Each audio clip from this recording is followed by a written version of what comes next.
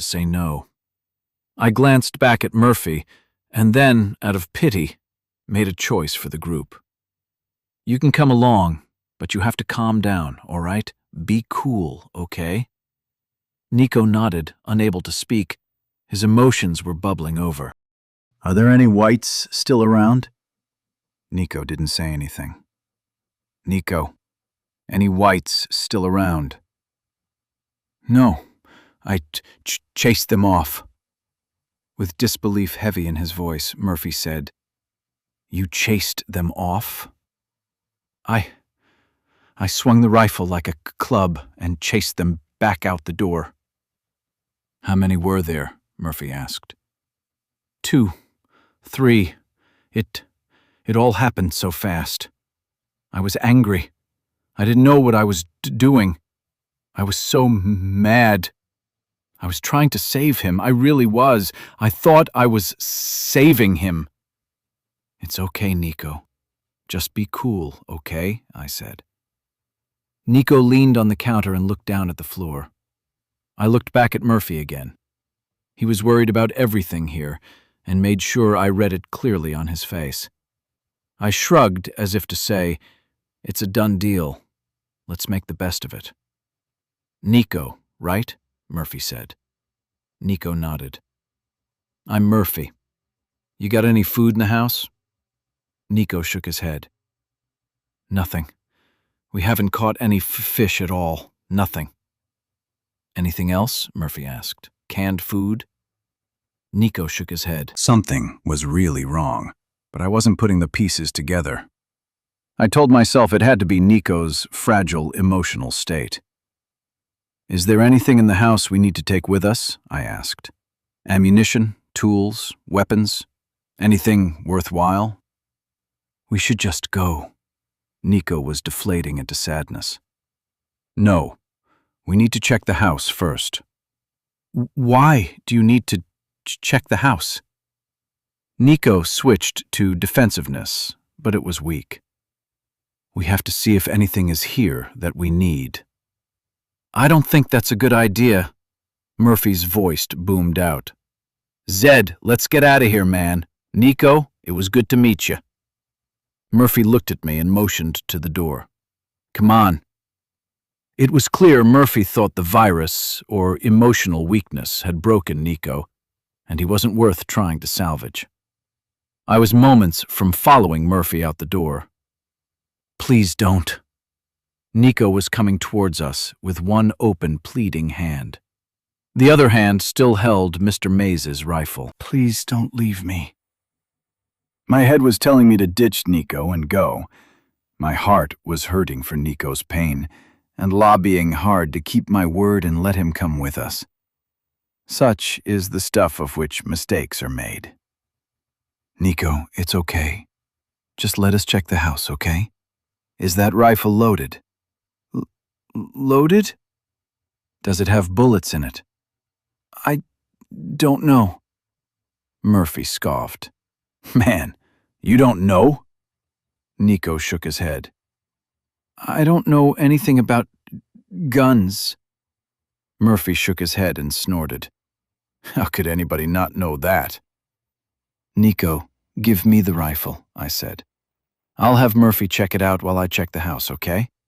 Afterward, we'll all get on the boat and head upriver.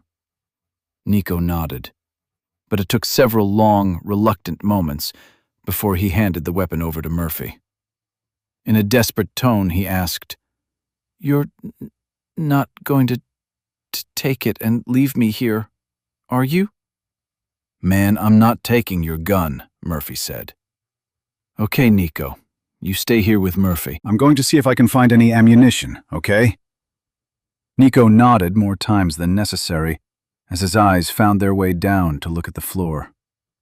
Trying to think of a way to get out of my promise to bring him along, I walked past Nico and went into the living room. A shapeless red stain covered most of the rug under Mr. Maze's body. He had bruises and gashes on bloody hands. His skull was smashed. His shirt was torn at the buttons. Underneath, his saggy skin was ripped to expose a thoracic cavity, empty except for the gore left when his organs had been eaten.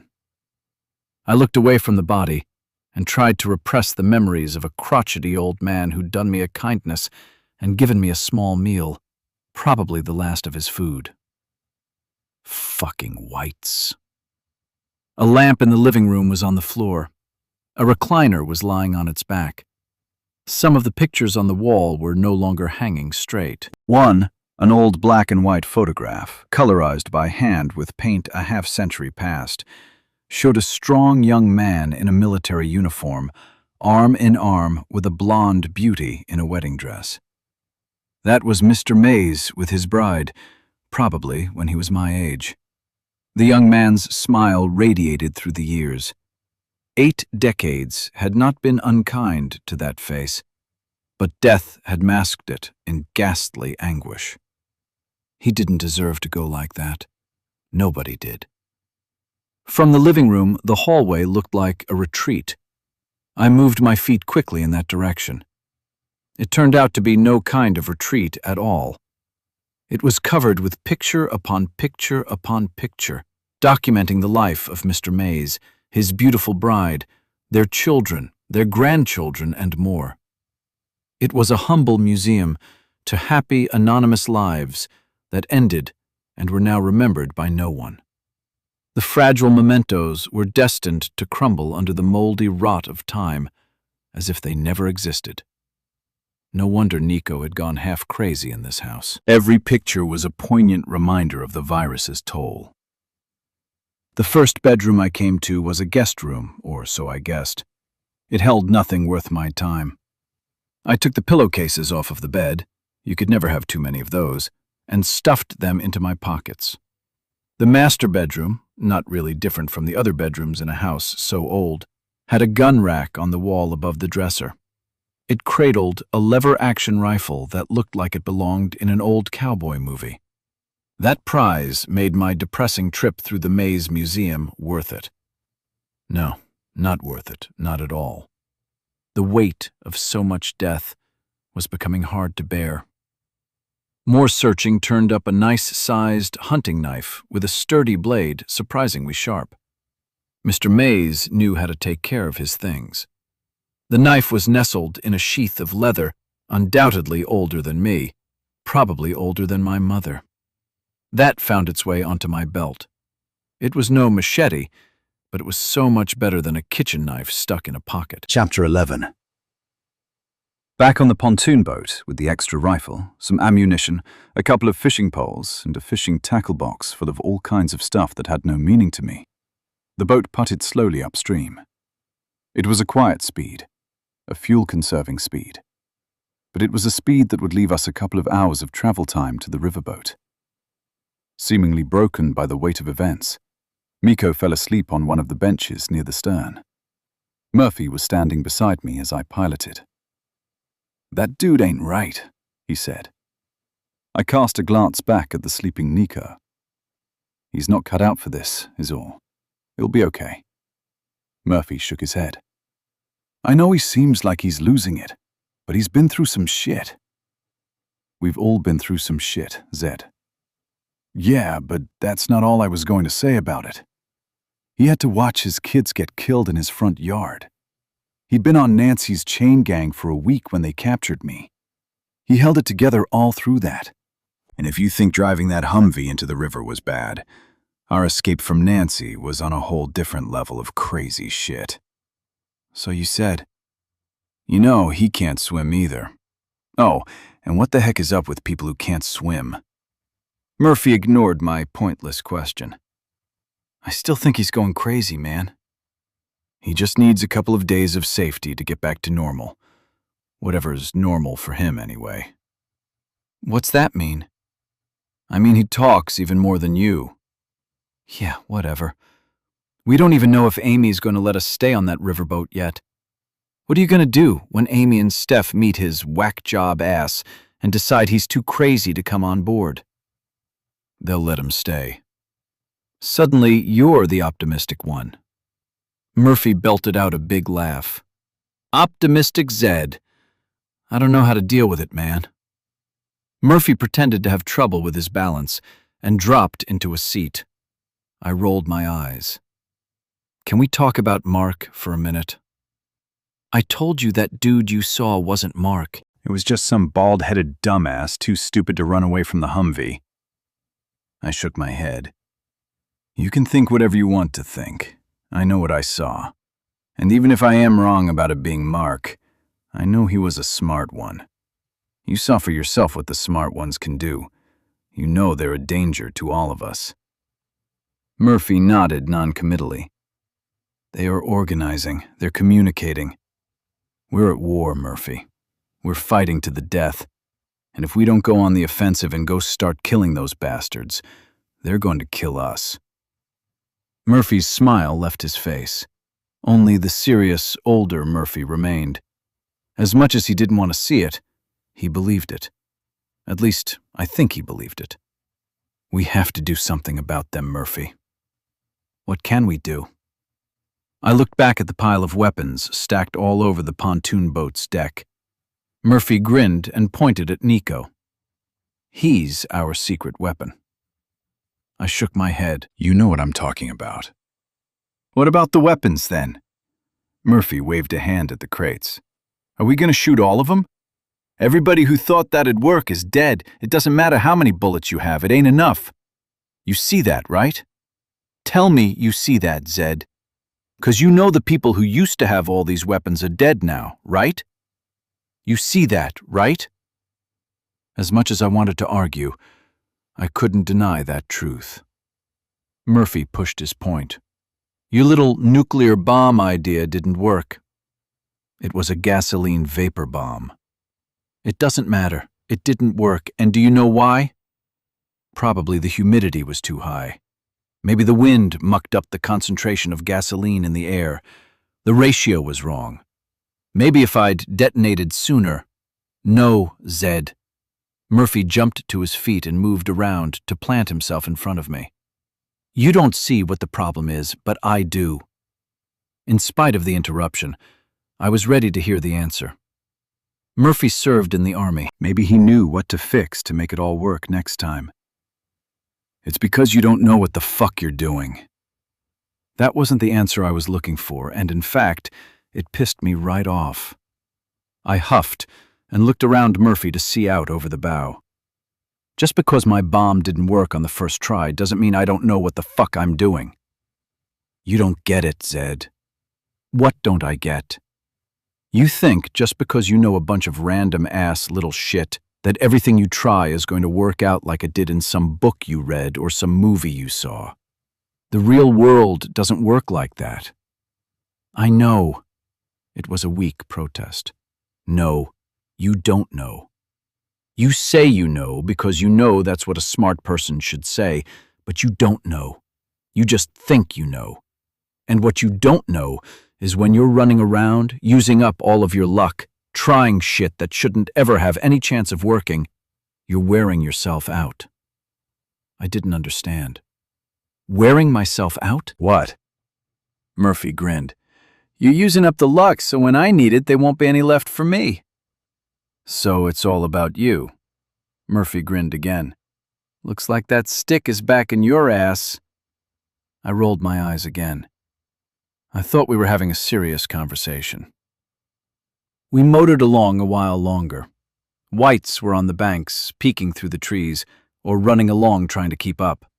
At least their numbers were thinning. Murphy, you know I believe we've got to do something about the smart ones. I know you believe that. And you believe it too. Yeah, but believing something needs to be done isn't the same as believing something can be done. You don't think we can kill all of the smart ones? I won't even talk about what a stupid hope that is, Murphy shook his head. Even if we could, we don't even know which ones are which until it's too late.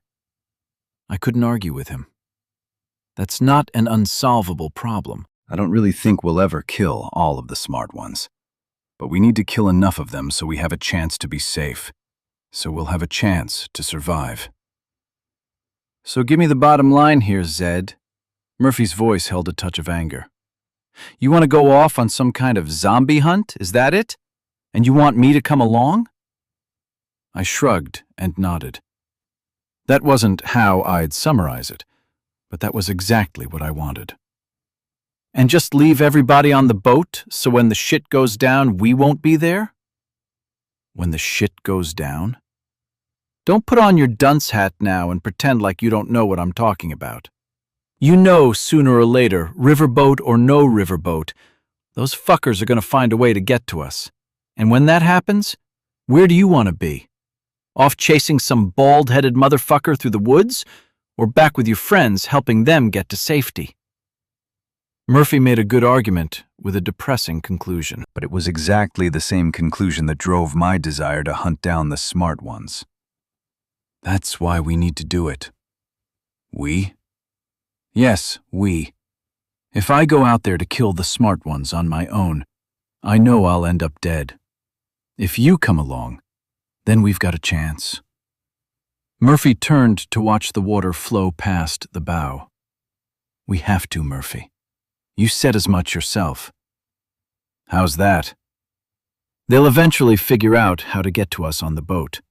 They tore up Dr. Evans's farm like it was nothing. They got into Sarah Mansfield's house in less than 20 minutes.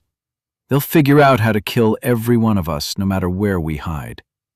Our only choice is to kill the smart ones first. But you're forgetting one thing, aren't you? Murphy turned to look back at me. He wasn't being argumentative. He was making a point. And being unable to immediately guess what it was frustrated me. What am I forgetting? You might be wrong about the smart ones. Remember, at first you thought it was... what did you call it? Emergent behavior? What if the smart ones aren't running the show? What if it's all just that collective intelligence thing? You know, a bunch of 20-point IQs adding up to genius level when they work together.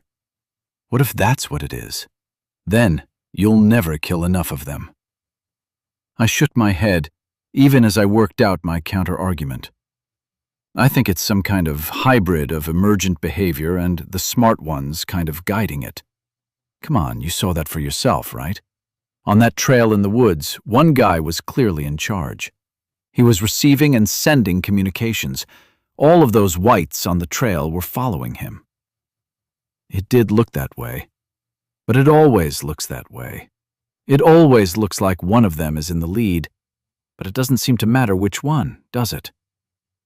I don't know if that's true, but I'm positive that is one of the things the smart ones take advantage of. They've figured out this follow-the-leader shit works. They do it spontaneously. The smart ones have figured out they can position themselves to be the leaders in that game. And when they do, they multiply their strength. It's not just them going out and attacking regular folks like us. Murphy laughed. Regular folks like us? You know what I mean. They get the dumb ones to do their dirty work. They get to have a meal of fresh meat and don't have to put themselves in too much danger. Be honest with yourself, man. We don't know. We just don't know. That's why you keep changing what you say is going on with them. I'm learning, and based on what I learn, I update my theory of their behavior. That sounds like a fancy way of saying you don't know what the fuck you're talking about. Because we'd motored past the riverboat under the anxious eyes of all of our old and hopefully new friends, giving them a casual wave, they knew Murphy and I were safe. Perhaps not as important as our safety, but significant, was that they'd seen the boatload of crates as well as our sleeping passenger. After going what seemed like a long enough distance upriver, we cut the engine and drifted the silent miles back. When we arrived, the rain was turning from a drizzle to a thick fog. Murphy tossed a rope over to Dolhover, who caught it and hauled us alongside. With our bow tied off, our stern drifted around in the current and swung up beside the big tourist boat. I jumped onto the boat's deck and tied it off. Nico slept. Murphy climbed onto the riverboat and into Mandy's waiting arms. Steph and Dolhover were in front of me when I stood up, after tying off the stern. Emotional and physical exhaustion were weighing on me, and I let my guard down. For the moment, I was safe. I was home. At our new home, if all had gone well between Amy, Steph, and the others. I found a smile for Steph and pointed to the crates of munitions on the pontoon boat's deck. We got a lot more than we planned. Steph put a hand to her forehead, reminding me of my gash. What happened? My fingers came back with some blood on them. I guessed I looked terrible. It's not as bad as it looks. Maybe you can patch me up later. Steph took her worried eyes off of my wound, pointed to Nico, and tersely asked, "Who's that?" Unprepared for anything but congratulations or possibly a hug, I was miffed. Nico. He's the guy I told you about, the one I escaped from the chain gang with. What's wrong with him? Worn out. Was I being interrogated? I don't think he's slept since the last time I saw him. You said you left him with an old man. I looked at Dahlhover, silently asking why Steph was in a bad mood. Dahlhover conveyed nothing. What a surprise. Mr. Mays. His name was Mr. Mays. Yes, where's he? Dead. Sure, I used the word dead, but I made it sound as much like fuck you as possible. Dahlhover chose that moment to diffuse the tension. Can't wait to hear how you guys got all of this. He jumped down to the pontoon boat's deck and started to examine the wooden boxes. You can't just bring in any stray you come across, Steph said. But you know how Freitag worked out. And that silenced me. I looked down into the pontoon boat as I thought about it. Sure, I'd let Freitag and her companions into Sarah Mansfield's compound. But what else could I have done? I'd ruminated on that mess so many times, searching my memories for clues that could have showed me how badly it would all turn out. I'd told myself 1,000 times that if I had been patient, Steph and the group would have come to the same decision. But I didn't wait. I was so certain at the time that I was doing the right thing. I was decisive. And because of that decisiveness, I bore the responsibility. Life's not fair. I don't know if Steph saw my clenched jaw and my combative stance, or whether she just came to the end of her own anger. Whichever it was, her tone softened. Zed, we need to talk about these kinds of things first, okay? One moment she was Captain Leonard, and the next she was just red-headed Steph. She could switch modes faster than I could keep up. I glanced back at her to acknowledge she spoke. I wanted to turn away, to immaturely express my unhappiness with her hard words. But it was difficult. I was in the neighborhood of infatuation, at least when I wasn't grating against her authority. I motioned toward Nico. He's an okay guy. I thought you said he was a coward. I probably said pussy. Steph rolled her eyes. Is he a liability for us? I don't think you're capable of seeing people in that way, Zed. I'll bet you fed every stray cat in the neighborhood. I never had a pet. Steph brushed past that. Please, don't take this the wrong way. But we need to be pragmatic, harsh if necessary, when we make these kinds of decisions. I know you won't understand what I'm about to tell you, but we can't risk our lives unnecessarily. I smiled. That was almost a joke, wasn't it? You were trying to make nice by being funny. You do have a sense of humor. Well, almost. I can be funny under the right circumstances. I'm sure. I looked over at Dahlhover, who was examining the crates. You know everything is different now. Steph chose to continue with her lesson. Captain Leonard mode again. You want to do the right thing, Zed. You're a good person. But that'll get all of us in trouble if you don't think about the consequences. I nodded, just because I'd already decided I was probably going to do whatever it was I was going to do. And the sooner she stopped lecturing me about doing what she thought I should do, the better. She put a hand on my shoulder to urge me to turn around and give her my attention. These are hard choices to make.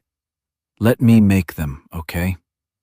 We can talk about it if you want. But you guys put me in charge for a reason, she said. I can make the hard decisions when it's necessary. I glanced at Nico. I was back in the conversation. You want me to tell him to hit the road? I sounded as though I was pleading. Listen, I'm not saying that. Let us talk to him when he wakes up and we'll all decide, okay? If he needs to go, I'll tell him. I'll do the dirty work, okay? We'll just send him back out into the world, alone? He was alone when you found him, right? He won't be any worse off if he needs to be alone again. If anything, he'll be better off. We can probably give him some food. And it looks like you've got enough ammo and weapons for a whole company. I'm sure we can spare some. I shook my head. I'd been through all of this with Nico already. I'd already made the choice once not to bring him back, and I'd left him with Mr. Mays. And Nico had paid the price. He was at the edge of his wits, and it was my fault. I was ready to make up for that by letting him join us. I don't feel good about this. Steph put her hand on my other shoulder and looked into my eyes. That's why you have to let me decide. Well, me and Amy. You and Amy? We've talked. They're letting us stay. That's good. I felt one of my worries slip away. I think this is the safest place for us right now, and they seem like good folks. We all agreed I'm still in charge, but Amy needs to have a say in whether we bring anybody else on board. Okay. Just give Nico some time to decompress. He was trapped in the house with Mr. Mays when we found him. The infected broke in and killed Mr. Mays. Nico's in pretty bad shape. Trust me, we're not monsters, Zed. You know that, don't you? Steph waited for an answer. Of course. We want to do the right thing, too. We just need to make sure we're all protected first. We have to come first. That's just the way the world is now, okay? Okay. Chapter 13. For such a large boat, there really wasn't much to it. Above the waterline, it was a big, squarish thing, with 2 white decks painted with red trim. The lower deck was a rectangular space, open on all sides except the stern. On both the port and starboard sides, a structure was built to look like housing for a paddle wheel. They were purely cosmetic. In the stern, on the main deck, was a kitchen large enough to cater 100 meals. In the superstructure above the kitchen, on the second deck, was the pilot house. Stretched out in front of the pilot house was another open deck. In the evenings, as the boat cruised up and down the river, the sunset tourists would stand under clear Texas skies, watching them change from blue to orange and red, while they sipped alcohol and pretended they were in love. Restrooms were below deck, along with the engine room. Outside of tables, chairs, and benches, nothing was on the decks. Before we arrived, Amy, Megan, and Brittany had put the pilot house to use as their sleeping quarters. The rest of us set up to sleep on the lower deck on seat cushions removed from the other boats. That's also where Steph chose to hold our first communal meeting between the faux paddle wheel housings to keep us somewhat hidden from curious eyes on the banks. Amy, Megan, and Brittany, the original tenants of the riverboat, were there, of course. Dalhover, Mandy, and Steph rounded out the 6 normals. Murphy, Nico, Russell, and I made up the infected 4. We sat in a rough semicircle around Steph, who was standing in charge. Steph started the meeting. First off, thank you, Amy, Megan, and Brittany, for letting us stay on your boat. Several of us added our thanks. We've all agreed I'll be in charge, she said. Sergeant Dalhover will be my second in command. I'll consult with Amy on major decisions, and we can all talk about them whenever we get together like this. Will this be a regular thing? Mandy asked. Steph nodded. The first thing we need to talk about is whether to bring anyone else into the group. Steph looked straight at me. Amy and I have talked about it, and we're reluctant, but we'll consider people on a case-by-case basis. That's the plan going forward. Nico jumped to his feet, looking plenty normal after having spent the afternoon napping. Thank you all for taking me in. Words can't express how grateful I am. I just want you all to know that I'll do my best to pull my weight." Frustrated with his new stutter, Nico took a deep breath before finishing. Speaking in slow, clear words, he said, "You won't regret it."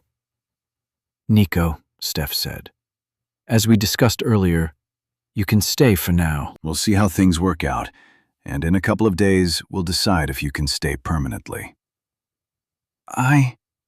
Nico seemed overcome with gratitude or frustration. He slowly sat back down in his chair and muttered, "Won't let you down." Did he say, "Won't I?" Nico's speech problem was more than just a stutter. "I've posted a duty roster outside the door to the kitchen," Steph said. "Please don't see this as tyrannical. If our goal is to thrive and not just survive, we need to work together. That means we all have to share in the duties nobody wants, like standing night watch, washing dishes, and cleaning latrines." Steph was nothing if not anal retentive about organization. Nods of agreement. "I don't have Russell on the duty roster for obvious reasons. He seems glued to Mandy for the time being and appears more than willing to copy whatever she's doing. I'll try and take advantage of that as I assign her duties so Russell can earn his keep along with the rest of us. Zed, Murphy, and Nico won't be assigned guard duty." Steph looked around at all of us to gauge our acceptance of this. "They'll be going out to collect food and whatever else we need. They'll have plenty of dangerous, strenuous work without also having to stand guard at night. Does that sound fair?" Mostly nods, but Nico jumped back to his feet again, shaking his head emphatically. No, please, I can't." He pointed at the shore and tears gathered in his eyes.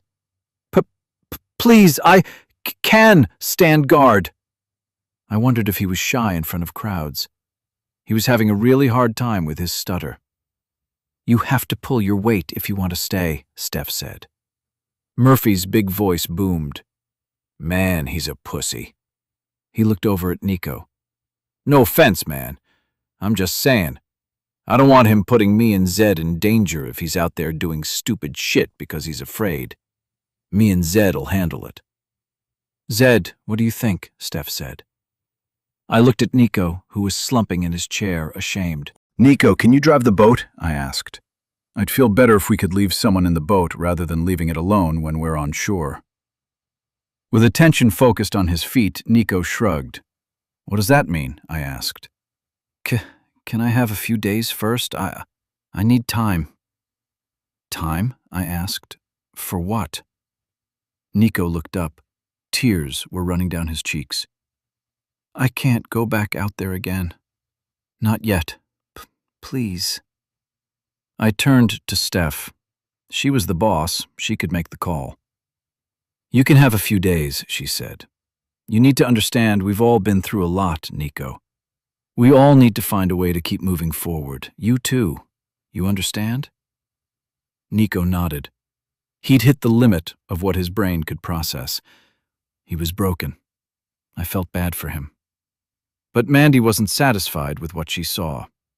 If Murphy and Zed can go out there and risk their lives, then so can you, Nico.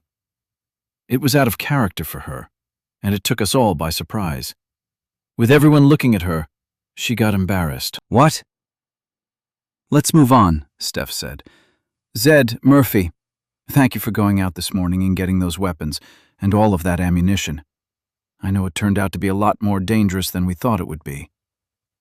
"That's just how Murphy and the null spot roll, man," Murphy said. Steph giggled. "I almost forgot about null spot." I rolled my eyes. Can't we all just forget about that null spot business? Steph gave me a smile and changed the subject. "Amy and I put together a shopping list." "A shopping list?" Murphy laughed. "It's a list of things we need, not really a shopping list," Amy said. "That's all right, I gotcha," Murphy grinned. "We have enough food for maybe a couple more days if we eat light," Steph said. But we could run out of propane at any time.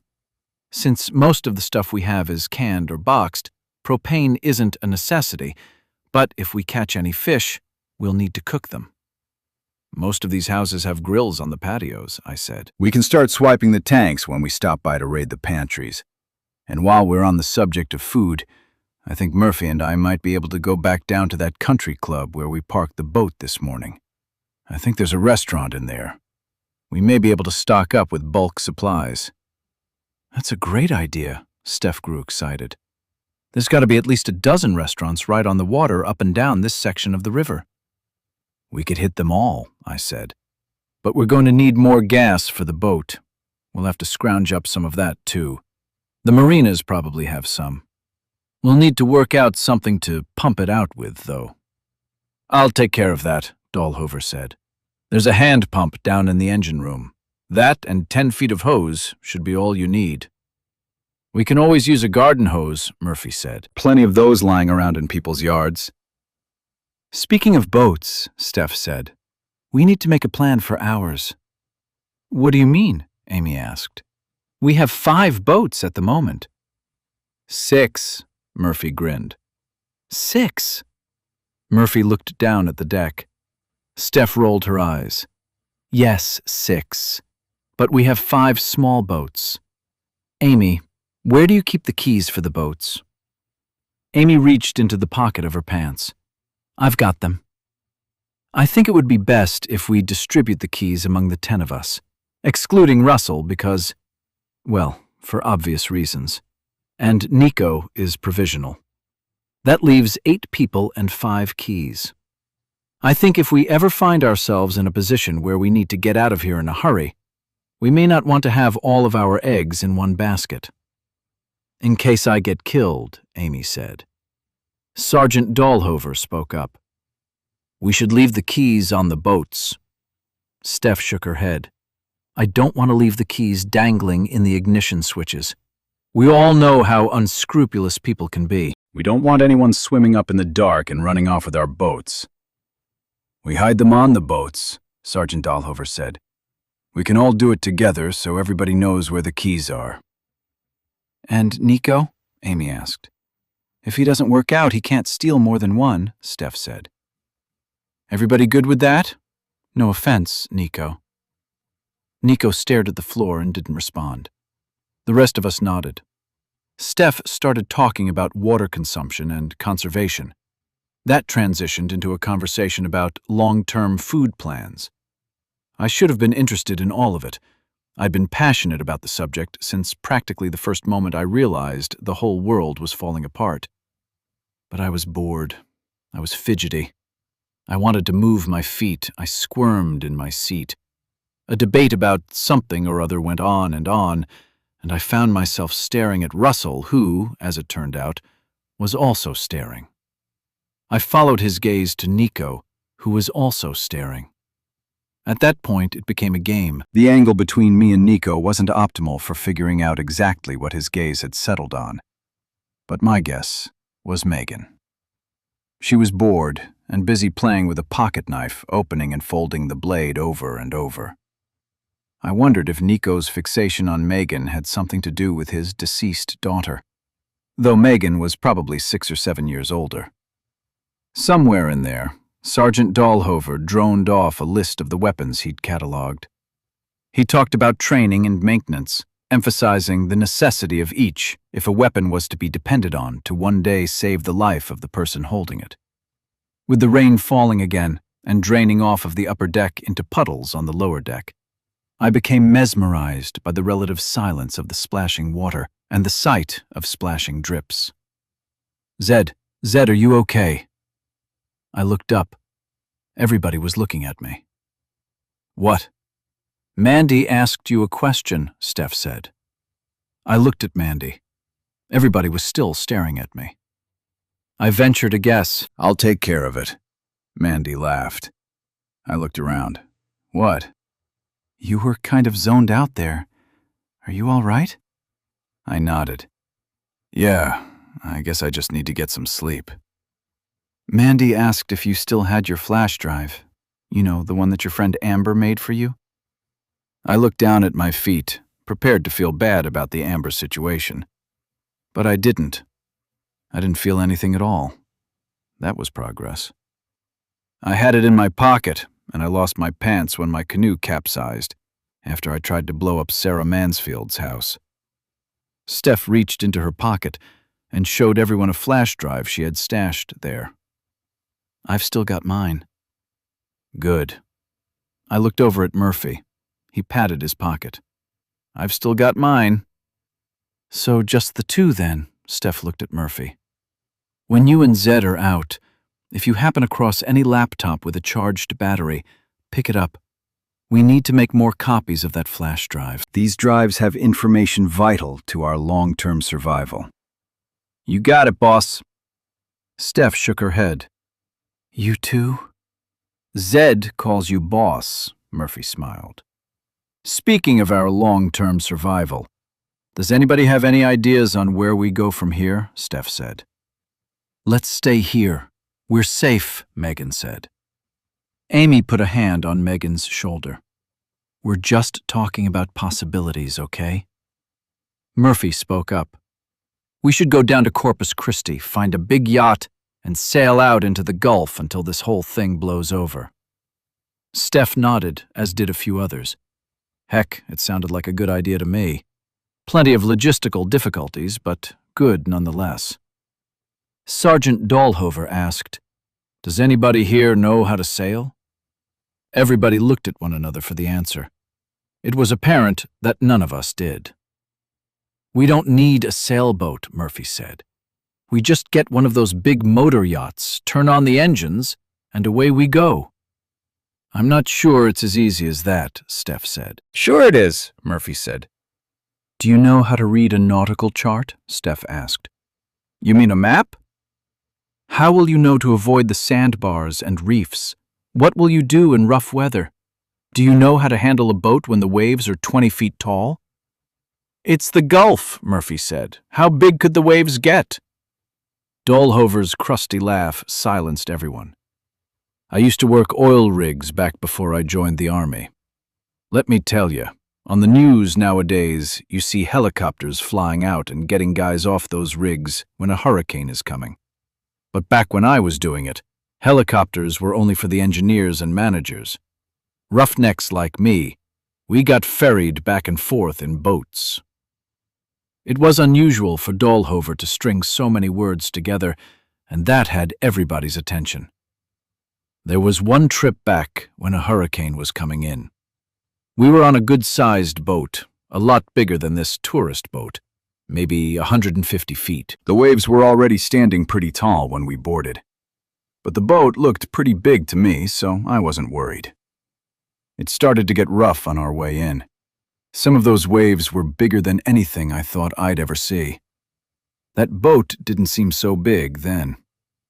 We were riding up the crests and crashing down into the troughs, and every time we did, that steel hull would slap the water so hard, it jarred all of your bones and felt like the keel would shatter.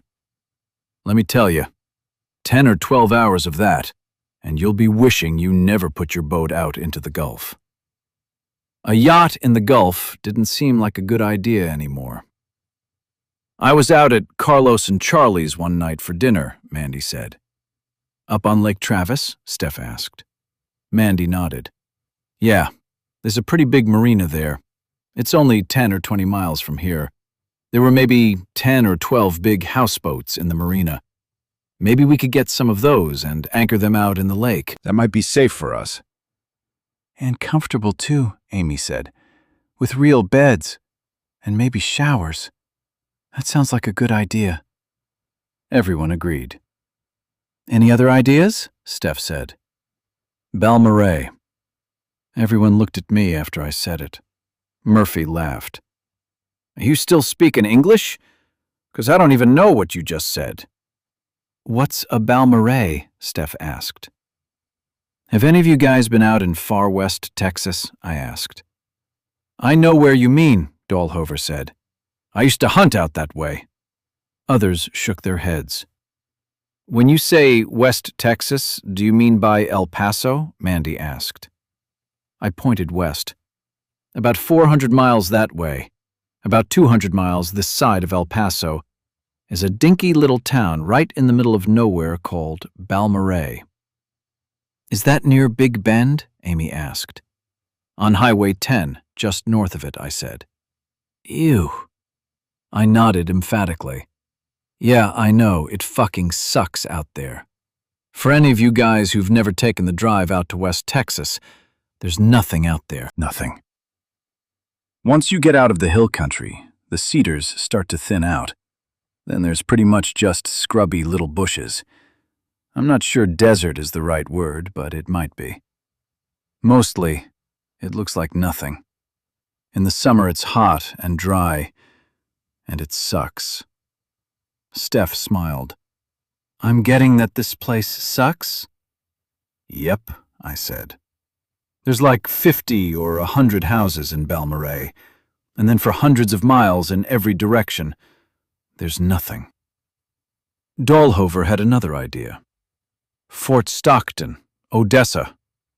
I shook my head. But not any big cities, and even those towns are a long, long, dry hike away. A dry hike? Amy asked. Yeah, I nodded again. I mean, if there are infected in El Paso or Fort Stockton or Midland, there's no way they could make the walk to Balmorhea without dying of thirst along the way. I think the place is safe. Mandy grimaced. It sounds awful. Yeah, it is awful.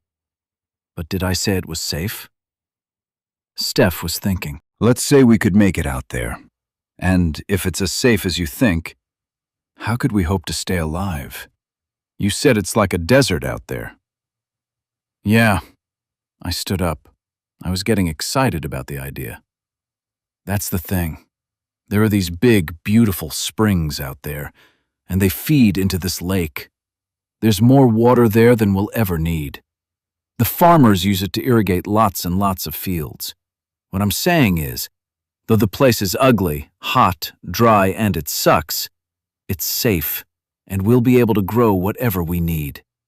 And even if every person out there is infected, Murphy and I picked up enough ammunition this morning to kill them all 100 times over. Silence followed. They were all thinking about it. It was Dahlhover who spoke first. It's a long way out there, but it could work. Yeah, I said. We could all go out there and stay for a year or two until the infected in the cities have time to kill each other off, and then we can come back. If we want to, maybe we can move back into Sarah Mansfield's mansion and live in the lap of luxury.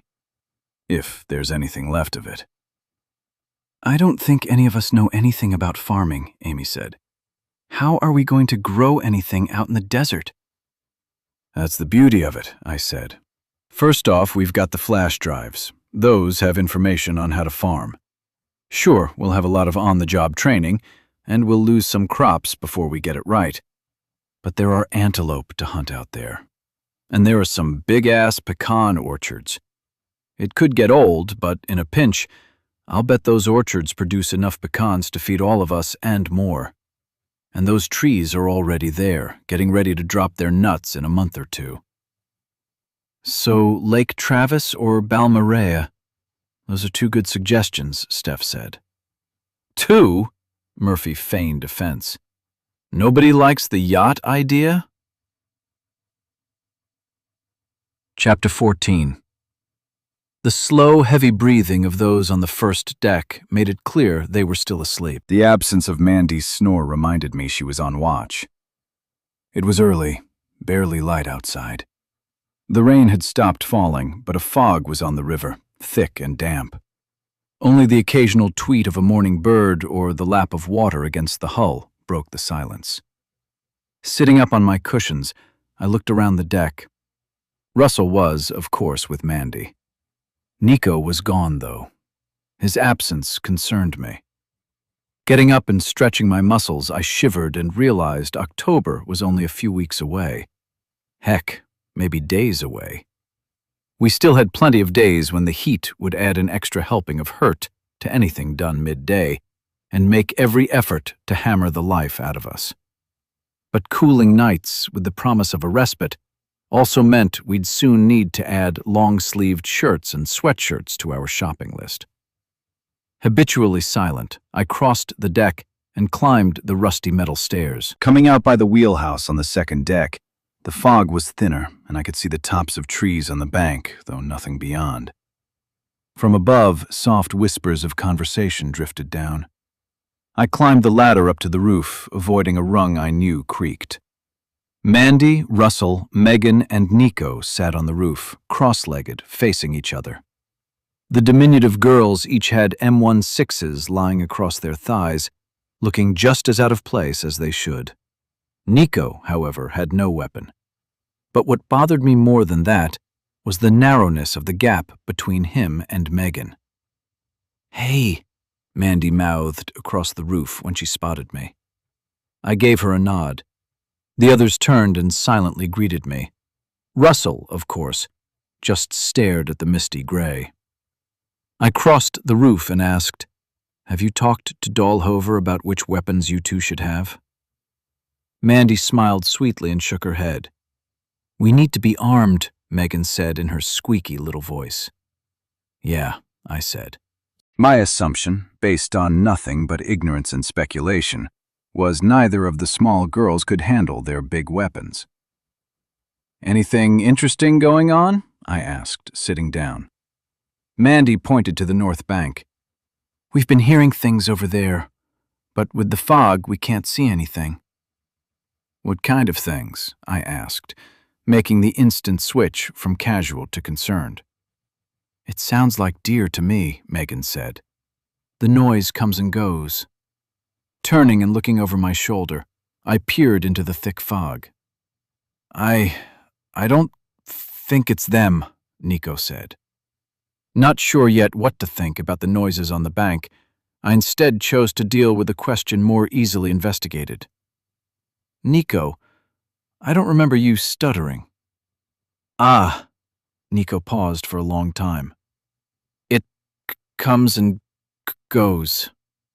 "Did it start at Mr. May's house?" It seemed like a fair question.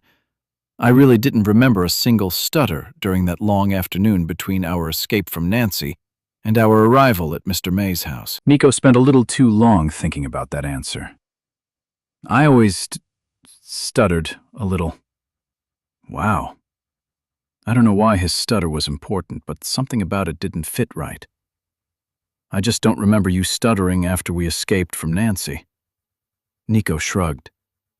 "Maybe because I hadn't said anything for 2 or 3 weeks. Grinning, Megan offered an explanation. "Like a bunch of words were built up behind a dam that burst." "Yeah," I agreed, but only as a way to change from a subject that didn't seem likely to lead to any explanation. The noise of rattling bushes carried across the water. "That's the noise," Mandy said. I was already looking at the bank. "What time do you guys get off guard duty?" "We have another hour," Mandy said. Nico's stutter was going to remain a mystery, but that noise on the bank needed to be identified. It could be danger. "Can I borrow Nico?" I asked, turning back to the group. "You don't need to ask permission," Megan giggled. I gave her a smile. What do you need?" Nico asked. I looked back at the shore. "Now that it's getting light, do you guys come down off of the roof?" "Yes," Megan said. "We try to stay out of sight on the decks during the day. That way the infected won't see us." "We should go down," Mandy said. "It is starting to get light out." "What do you need?" Nico asked again. "I need you to help me paddle one of the ski boats over to the shore. I want to check out what's going on over there." "It's deer," Megan said with exaggerated certainty, no doubt a trick she'd picked up from some long-dead adult in her life. "I'm sure you're right," I said. "I'm just a worrier. Should we go?" Nico was shaking his head slowly. I... Standing up, I slapped Nico on the back. "It'll be cool, dude. We're not getting out of the boat. We'll just paddle over until we can see the bank through the fog, then we'll come back."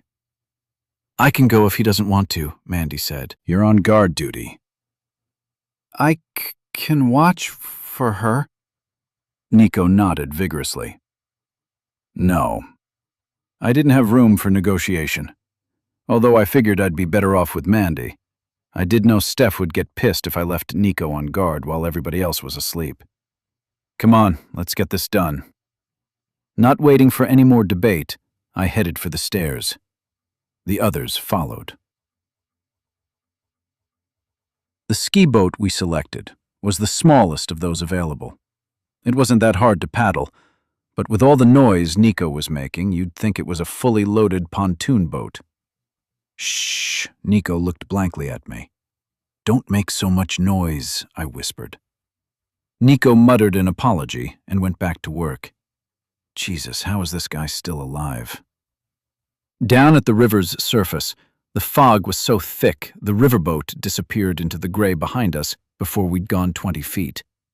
Around us there was only fog, the lapping of water against our paddles, and the disembodied sounds of something moving on the bank. Worry etched deep lines on Nico's forehead. He took to sitting up straight and looking around for danger after every stroke. Of course, all he saw each time was more fog. "Calm down," I whispered. "Just take it slow. We're still a ways from the bank." Rather than try to get Nico to put more effort into paddling, I instead continued paddling hard on my side. As a result, the boat angled upstream from where I thought the noise was originating. When we got close enough to shore to see the trees, we could drift back down with the current and give the shore a thorough check. Everything on the river seemed to involve drifting with the current. Eventually, dark green outlines took shape out of the fog on our right. I whispered, "Let's get a little closer to shore now and start drifting." Good. My arms are getting stiff." "Pussy." I nodded and tried to put on a sympathetic smile. We were less than a dozen feet from the shore before I was able to see among the trunks of the trees. Being that close, we were in danger of scraping the hull on the limestone riverbed. But with the boat's motor definitely turned off, I figured any scraping would only produce cosmetic damage. Besides, we had plenty of boats. I whispered, "Listen, you come over to my side of the boat. Help me look in case I miss anything." The shore held all of Nico's fears, and he made a show of his reluctance to cross the meager width of the boat. A squall line was coming toward us from upriver, announcing its impending arrival with a faint rumble of fat drops hitting the water. Both Nico and I instinctively looked toward the sound. So it was startling when I looked back at the shore and saw the bald, white head of a naked man staring at me from behind a thick tree trunk. Damn it! That white was the manifestation of a fear nagging at me since I'd seen the infected chasing along the bank after Murphy and I scavenged Camp Mabry. I was certain he was a scout. And if I didn't do something about his presence, the fog would soon thin. He'd see the riverboat with us on it, and he'd figure out where we were and lead the rest to us. He had to die. I turned to Nico to give him instructions, but his fear had backed him to the other side of the boat again. He was going to be useless. I laid my rifle on the deck, unsheathed my knife, and, to make Nico aware of my intentions, pointed at the white on the bank as I stepped up onto the gunwale. On a gust of strong north wind, the rain hit us. I knew the gap between the boat and the shore was well beyond my ability to jump, but I tried anyway. I splashed into the water 3 or 4 feet from shore. Making a lot more noise than I'd hoped, my foot found the riverbed in knee-deep water. It took 2 more noisy steps before I was able to land a foot on the shore. The white was already out from behind the tree and coming at me with a mix of aggression and trepidation. Lowering my knife to my hip, I held it with the blade pointing up. Laying a trap, I slumped into a cowering stance. The white's misgivings disappeared in a flash. Seeing what its simple brain interpreted as fear, he rushed me. At the last second, I stepped strongly toward him and shoved my blade up under his ribcage. His momentum drove his weight onto it. He made a sound like a cough and went limp. Thinking how lucky I was to have put the knife right where I wanted it, into his heart, I turned to the left so the white's momentum would carry him around rather than over me. To my surprise, it worked as though I'd practiced the move 1,000 times. The infected man splashed into the shallow water and didn't move. Nico screamed, turning my fleeting confidence into fear. Instinctively, I crouched and turned to my right, just in time to see a white blur and a silver blade. In a desperate move to dodge the blade, I fell to my left, way off balance. I rolled over the white I'd just killed and into the water as the blade was raised again.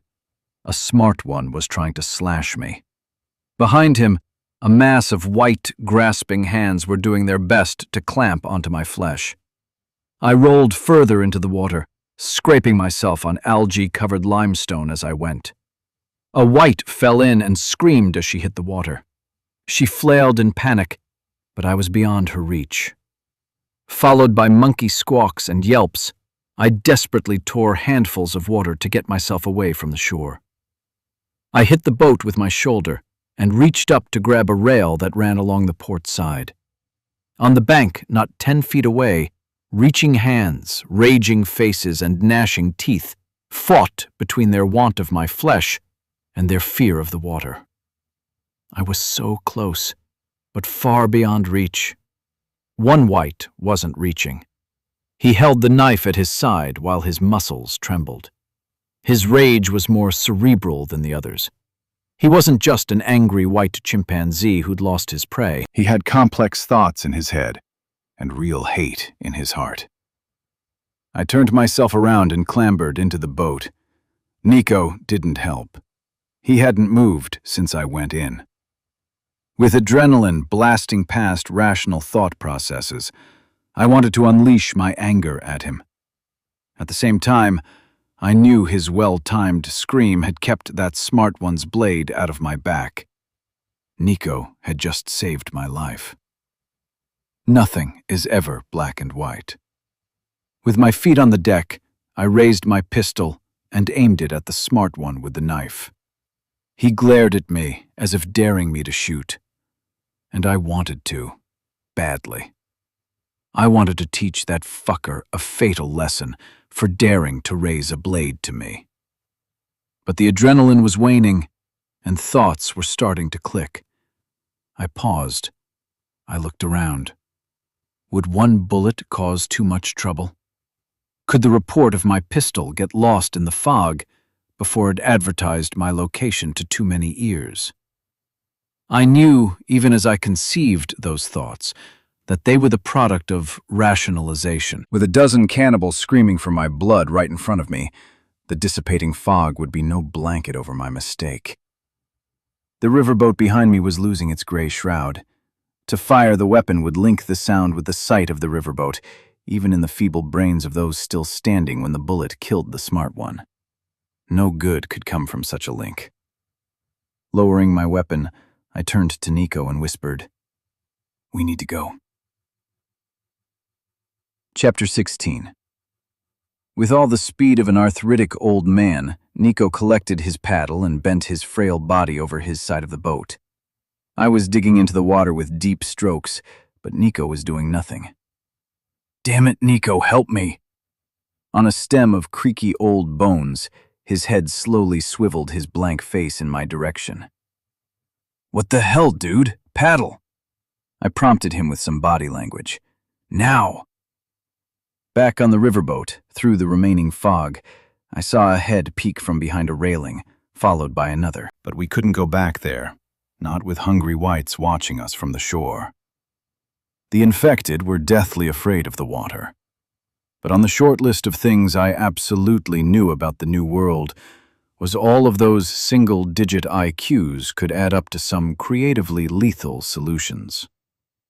At 30 feet from the shore, I pulled my paddle out of the water. Nico caught on to the change in sound and immediately pulled his paddle back into the boat, looking at me with a question on his face. I whispered, "We can't go back." "What?" he mouthed. I pointed at the whites on the shore. "Not with them watching." Nico turned and looked at the riverboat with a longing on his face that verged on tears. Jesus, being trapped in that house with Mr. Mays had really fucked him up. I waved at the riverboat, hoping that they understood from the gesture that Nico and I were okay. I pointed at the whites on shore and then pointed downriver. They'd figure it out soon enough. I dropped into a seat at the boat's helm, second-guessing my choice to leave the riverboat and check out the sound on the shore. But aside from cowering behind a railing on my knees and praying to a God who no longer seemed to care, no other solution came to mind. A choice to do nothing was a choice to passively die at the hands of a cruel future. I just wasn't wired for that. I had to do. I had to fight, even if that put me at risk of dying sooner. Nico dropped his weary bones on a seat at the stern and slowly fell into himself, a sandstone sculpture of sadness, comatose, wearing away in a coarse wind. The ski boat spun in slow circles as it drifted. The rain pounded us with heavy drops. We passed naked whites on the bank and drew their interest. Many followed along, hoping to be there when we made the mistake of coming ashore. Apparently, our use of mechanical transport overrode the sight of our white skin when the infected brain was deciding whether or not we were food. A mile or so downriver, with the tourist boat long out of sight, I said, "We'll probably be out here all day. With all of those naked whites on the north shore, I don't feel comfortable returning unless it's dark out." I... Nico pounded his fist on the seat cushion. "Damn." "Damn?" I calmly asked. "I just want to be able to talk." "Yeah?" Nico tore his stare away from his feet. "I was supposed to stay on the boat." I shrugged. He was being unreasonable, and I didn't feel like arguing with him. Shit happens. Nico turned away to look at the water over the starboard side. "We'll float for a while and motor back upriver later this afternoon. We'll drift back down to the riverboat tonight." "I'm hungry." "Yeah, me too, but life just sucks sometimes." "You don't have to be a dick, Zed." And that was the last we spoke for a long time. I thought about arguing that point, but didn't. Instead, I went through a mental inventory of our weapons. I had a rifle and one magazine, full. Dumbass Nico was unarmed. I had a sturdy Bowie knife and my pistol, also with a full magazine. I'd made the mistake of leaving the riverboat without a full load of ammo. And though Nico and I were in no danger at the moment, we likely would be before we got back to the riverboat. If anything, the morning's adventure was a reiteration of the lesson that danger lurked everywhere. Everywhere. To go into the world unprepared was to tempt tragedy. The morning wore on in silence. The rain stopped and left spotty gray clouds across the sky. Between those, the sun, seemingly angry over its exile, scorched through the gaps. As we were rounding a big curve in the river, City Park came up on the north shore. Nico decided he was ready for normal conversation again. He pointed up at one of the hills on the south side of the river and said, "That's Willie Nelson's house up there." I looked up a glass-walled structure at the peak. "That one with all the windows?" Yeah. "How do you know?" Nico huffed. God, he was touchy. "I don't doubt it's true. I was just curious how you found out." "Somebody told me." I nodded, as if rumor was sufficient proof. Hell, it probably was. No, of course it was, because it didn't matter. Willie was probably dead too, along with nearly everybody who ever gave a shit about him. Well, not everybody. In a weird way, I missed him. Maybe in the same weird way, I missed Sarah Mansfield. They were the faces of the culture in which I grew up. That culture was dead. Turning away from Willie's place, I looked back at City Park's acres of dead grass. Curiously, not a single white was there. As I looked right, then left, none were in sight, and I tried to recall the last one I'd seen. When was the last time you saw one of them? Nico was back in a pissy mood. I've been seeing them all day. Nico, chill. I haven't seen one for a while. I was wondering if you had. Nico cast a perfunctory glance at both banks. No. I gave some serious thought to walking to the back of the boat and giving him a smack. But the memory of Mr. Mays on the floor of his living room came to mind. Nico had been through more terror than he was capable of assimilating. So I put on my Dr. Freud cap, smiled sympathetically, and said, "That must have been some bad shit at Mr. Mays' house. If you need to talk about it, dude, I'll listen." Tears bulged in his eyes, but didn't flow. He snapped his head around and pretended to look at something of interest on the South Shore. After looking at him for several full minutes, I was about to give up and turn away when, without any hint of a stutter, he said, "I can't. Can't talk about it?" He shook his head. Taking a risk at confirming a suspicion, I asked, "Are you ashamed?" Nico shrugged and turned to the stern so I couldn't see his face. His shoulders moved, but whether the gesture was a shrug or a sob, I couldn't tell. I felt bad for him. At the same time, I loathed him. Perhaps loathe was too strong a word, but I felt a sense of blame boiling. Nico was a coward. I'd find out soon enough that wasn't the worst of it. We floated past the boundary of City Park. We watched the deserted shore as house after house went by. A small, dilapidated marina came into view.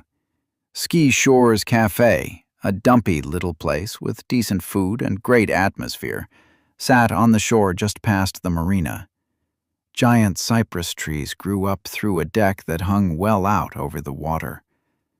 I thought about the times before the world changed when I sat on that deck with friends or with a girl whose pants I was interested in removing. We drank sweaty summer beers, ate greasy burgers, and listened to a raspy-voiced man strum a guitar and sing about a better life in another time and place. And life in those days was good.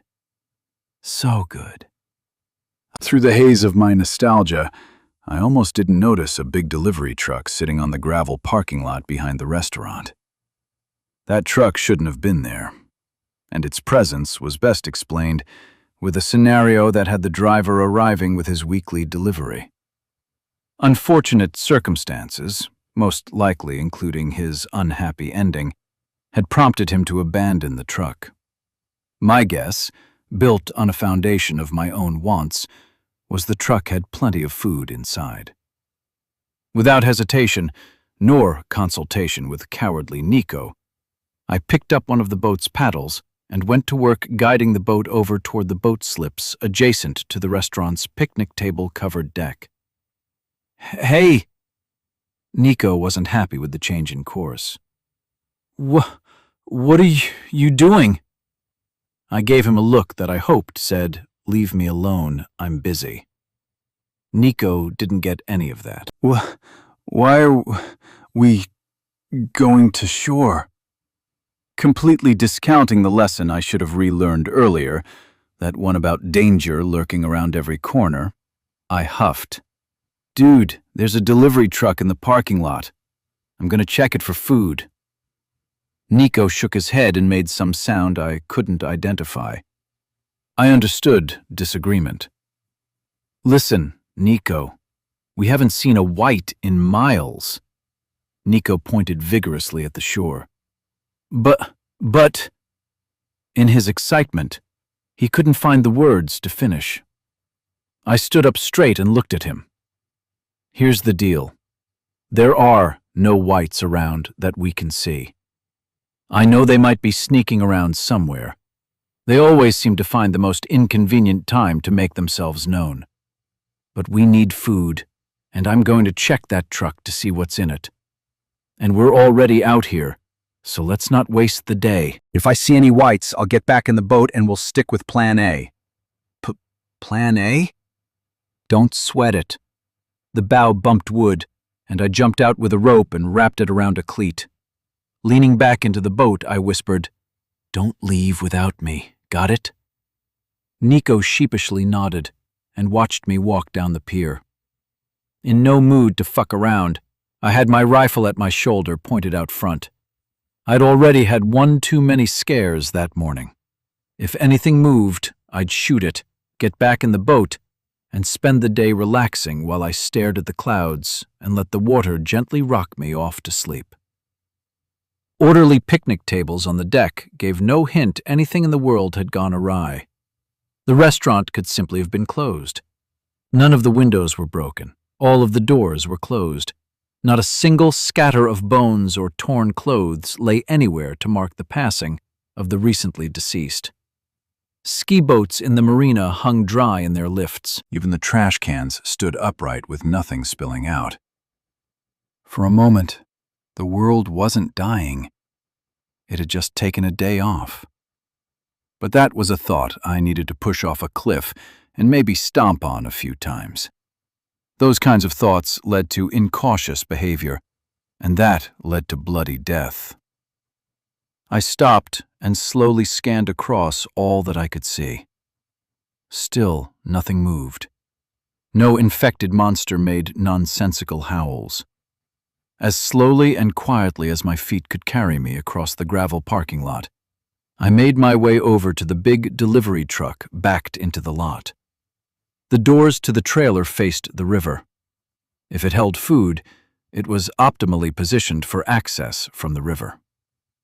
I could still see the ski boat. I could still see Nico, motionless and useless. He wasn't even looking at me. It was as though fear of what might be on the shore had put him into his catatonic state. At least he didn't seem to be thinking about starting up the boat's engine and ditching me. Coming up to the back of the trailer, I checked underneath. Nothing there. I looked right and left. Nothing. The situation was starting to have a too-good-to-be-true feel. With no whites around to harass me, the trailer either had to be empty and not worth the effort of checking out, or it was full of whites who'd pile out once I opened the door. With that in mind, I rapped on the trailer door with my fist and listened for noises inside. Again, nothing. I beat again, a little louder this time. Nothing. Taking one hand off of my rifle, I worked the overly complicated latching mechanism on the door. It was creaky with years of rust, but still failed to muster any sound from inside. Nevertheless, caution was my friend. I stepped as far away from the door as I could, braced myself, and swung it open. I jumped back and raised my rifle all in a single motion. The door arced around its path, exposing a dimly lit interior down the end of my barrel. As I examined the darkness, the door banged against the side of the trailer. Nothing inside moved. Despite the uncomfortably loud bang of the door, I smiled. Was it going to be easy? Really? I looked left and right. I checked beneath the trailer again. Still nothing. No movement, no unnatural sounds. Where was the pitfall? Cases of food were stacked neatly in a mostly full trailer, with no associated danger I could see. Had I, through some strange luck, stumbled upon the only place in Austin magically bereft of the infected? I steeled my nerves, climbed into the trailer, and got a clear view of everything inside. Holy crap. The truck had to have stopped here early in its route. Cases of canned chili, beans, condiments, and seasoning were stacked along one wall of the trailer, along with 50-pound bags of flour, sugar, and cornmeal. On the other wall, shrink-wrapped on pallets, were stacked green 5-gallon buckets full of sliced hamburger dills, cases of canned fruit, 50-pound boxes of lard, boxes full of fortune cookies, and dozens of cases of soda fountain syrup. The only thing missing from my post-apocalyptic gold mine was a rainbow and surly leprechaun. It was time to check my flanks again, so I hustled to the back of the truck and jumped down to the ground. I saw nothing but trees, bushes, a few parked cars, boats, and orderly picnic tables. Not a single, howling, angry wight. Fuck it. I climbed back into the trailer, grabbed a dolly strapped to one of the walls, and lowered it quietly to the ground. I then spent a short while stacking cases of food at the back of the trailer where I could reach them from the ground. Sure, I could have left it all and come back the next day with Murphy. That would have been the safer course of action. But who knew what the situation would be the next day? The trailer might have gotten ransacked by then, or the whole area might be swarming with the naked horde. No, it was better to take the food while the opportunity existed. Without incident, I carted 7 or 8 dolly loads from the trailer across the gravelly parking lot to the ski boat and cajoled Nico into helping me load them. I even took 6 heavy cases of the fountain syrup. I had no idea what exactly I'd do with them, but those, along with the lard, were concentrated calories. In spite of having little culinary value, those calories could keep us alive for a long, long time. When I was done, I stored the dolly back inside the trailer, closed, and latched the doors. I got back into the boat, which was sitting low in the water with all the extra weight. But it would float, and that's all that mattered. I loosed our rope from the dock and pushed the boat back out into the river. Once we were well away from the shore, I dropped the anchor. What are we waiting for? Nico asked me. No point in going downriver any further.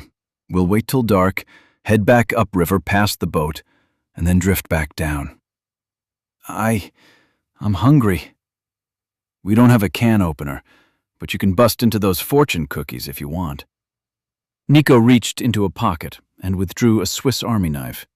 He fumbled with it for a minute or more, but didn't seem to be able to pull out the can opener blade. Here, man, I put out my hand. I'll get it. What are you hungry for?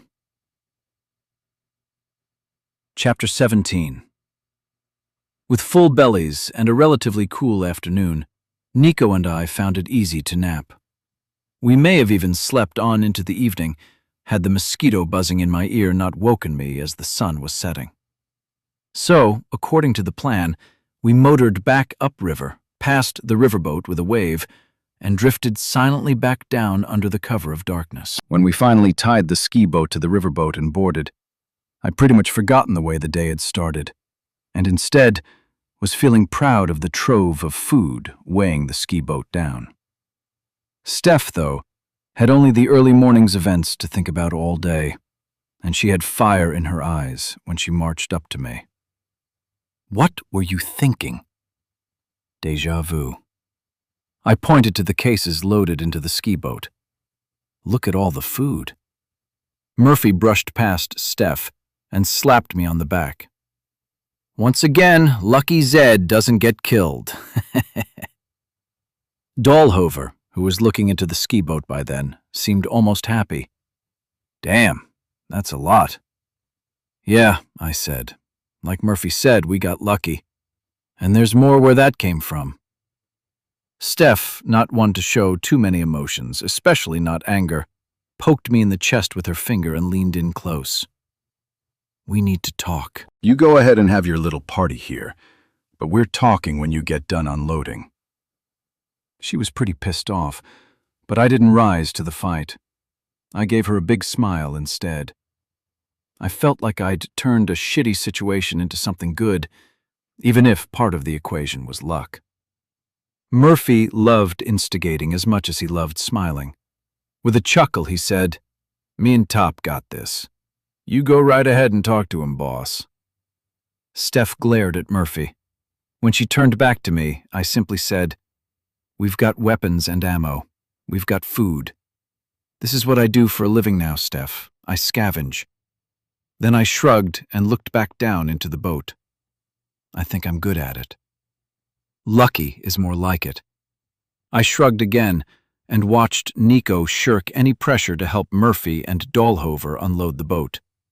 He sauntered past us to take a seat at one of the tables on the lower deck. Steph had an extra glare for him as well. "Look, quit shooting daggers at everybody," I said. "It's me you're mad at." Just slap my wrist and get it over with, okay? And for the first time since I met her, Steph's anger got the best of her. "Zed, you just don't get it, do you?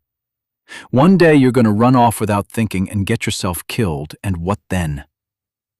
The question was rhetorical, but I was feeling like something of a smartass. I'll be dead. What will I care?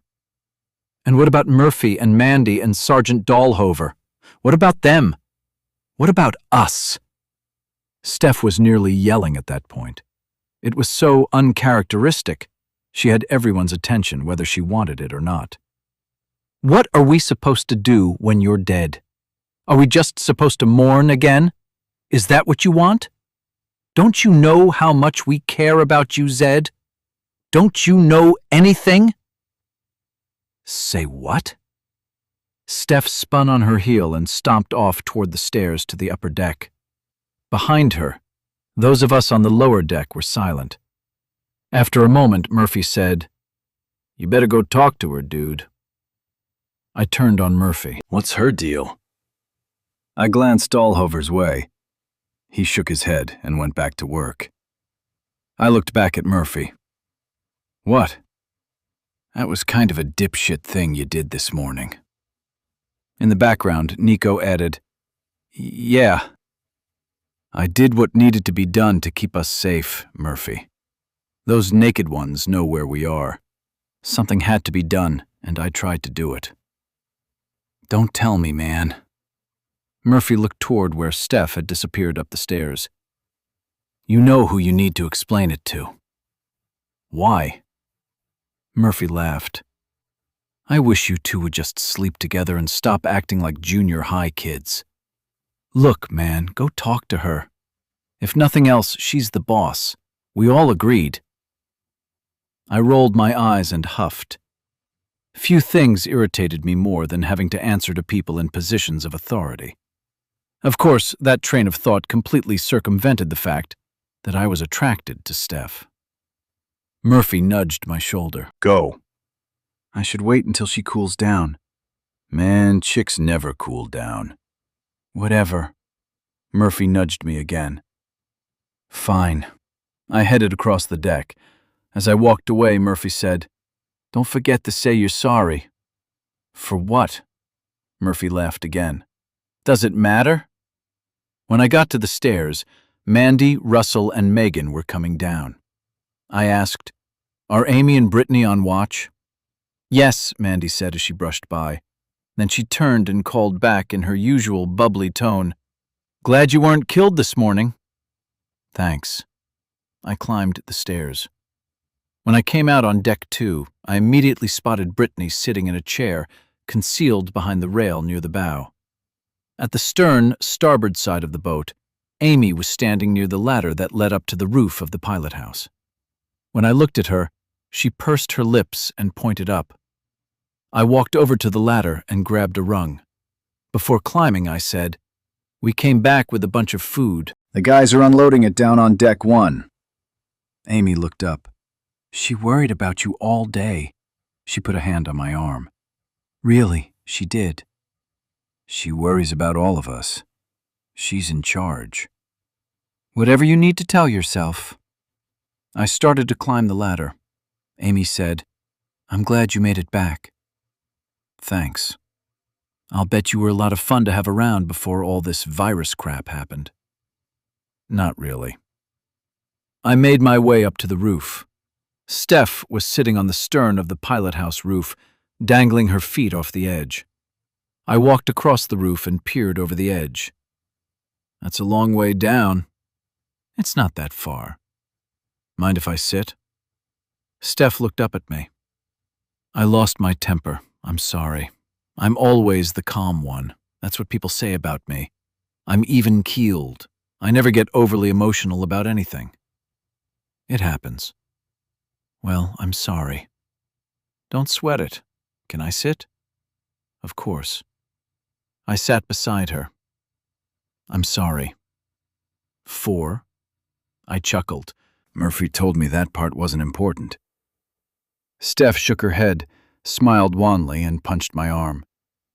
I'd hate to hear what men must really think of women. In your case, we all respect you. That's why you're the boss. I'm the boss because I'm bossy. At the risk of getting all long-winded about it, that's probably just one of those societal things. I think women— Stop. I looked at Steph. I'm not in the mood for one of your rambling sociological theories. I shrugged. It happens. Look, I'm sorry about going out on the boat this morning. I really thought I was doing what was best for us all. The girls heard noises on the bank. I thought it might be the infected, and I went out to investigate. I didn't mean to do something about it, but when I saw it was just one naked guy, I thought I might solve a problem at little risk to myself and keep us all just that much safer. Steph looked at me.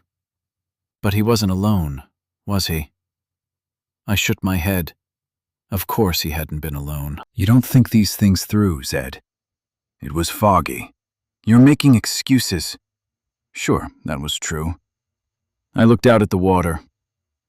I think maybe you're so good at laying your bullshit on people that sometimes you believe it too. Is that a compliment? It's nothing, Zed, just an observation. You knew more infected could be on shore. You acted on impulse, an impulse to do something for the good of the group, but an impulse just the same. Because you did, you put both you and Nico in danger. I took a few deep breaths as I tried to think of a good counter-argument, but it was always hard to argue against the truth. Yeah, but I don't know what else I could have done. I really just went out to investigate. When I saw that White was alone, I knew I could take him out. It happened so fast. I didn't think about the possibility that other infected might be there. Have you always been that way? What way? Impulsive. I shrugged. Maybe a little bit. You never think things through? I wouldn't go that far. Looking at her, I said, I think I tend to think things through, at least I used to, but things are different now. I don't always have time to think things through. Lots of times, I just have to react. Sometimes that's saved me. Would you say you've gotten more impulsive since you got the fever? I was taken aback with that. What?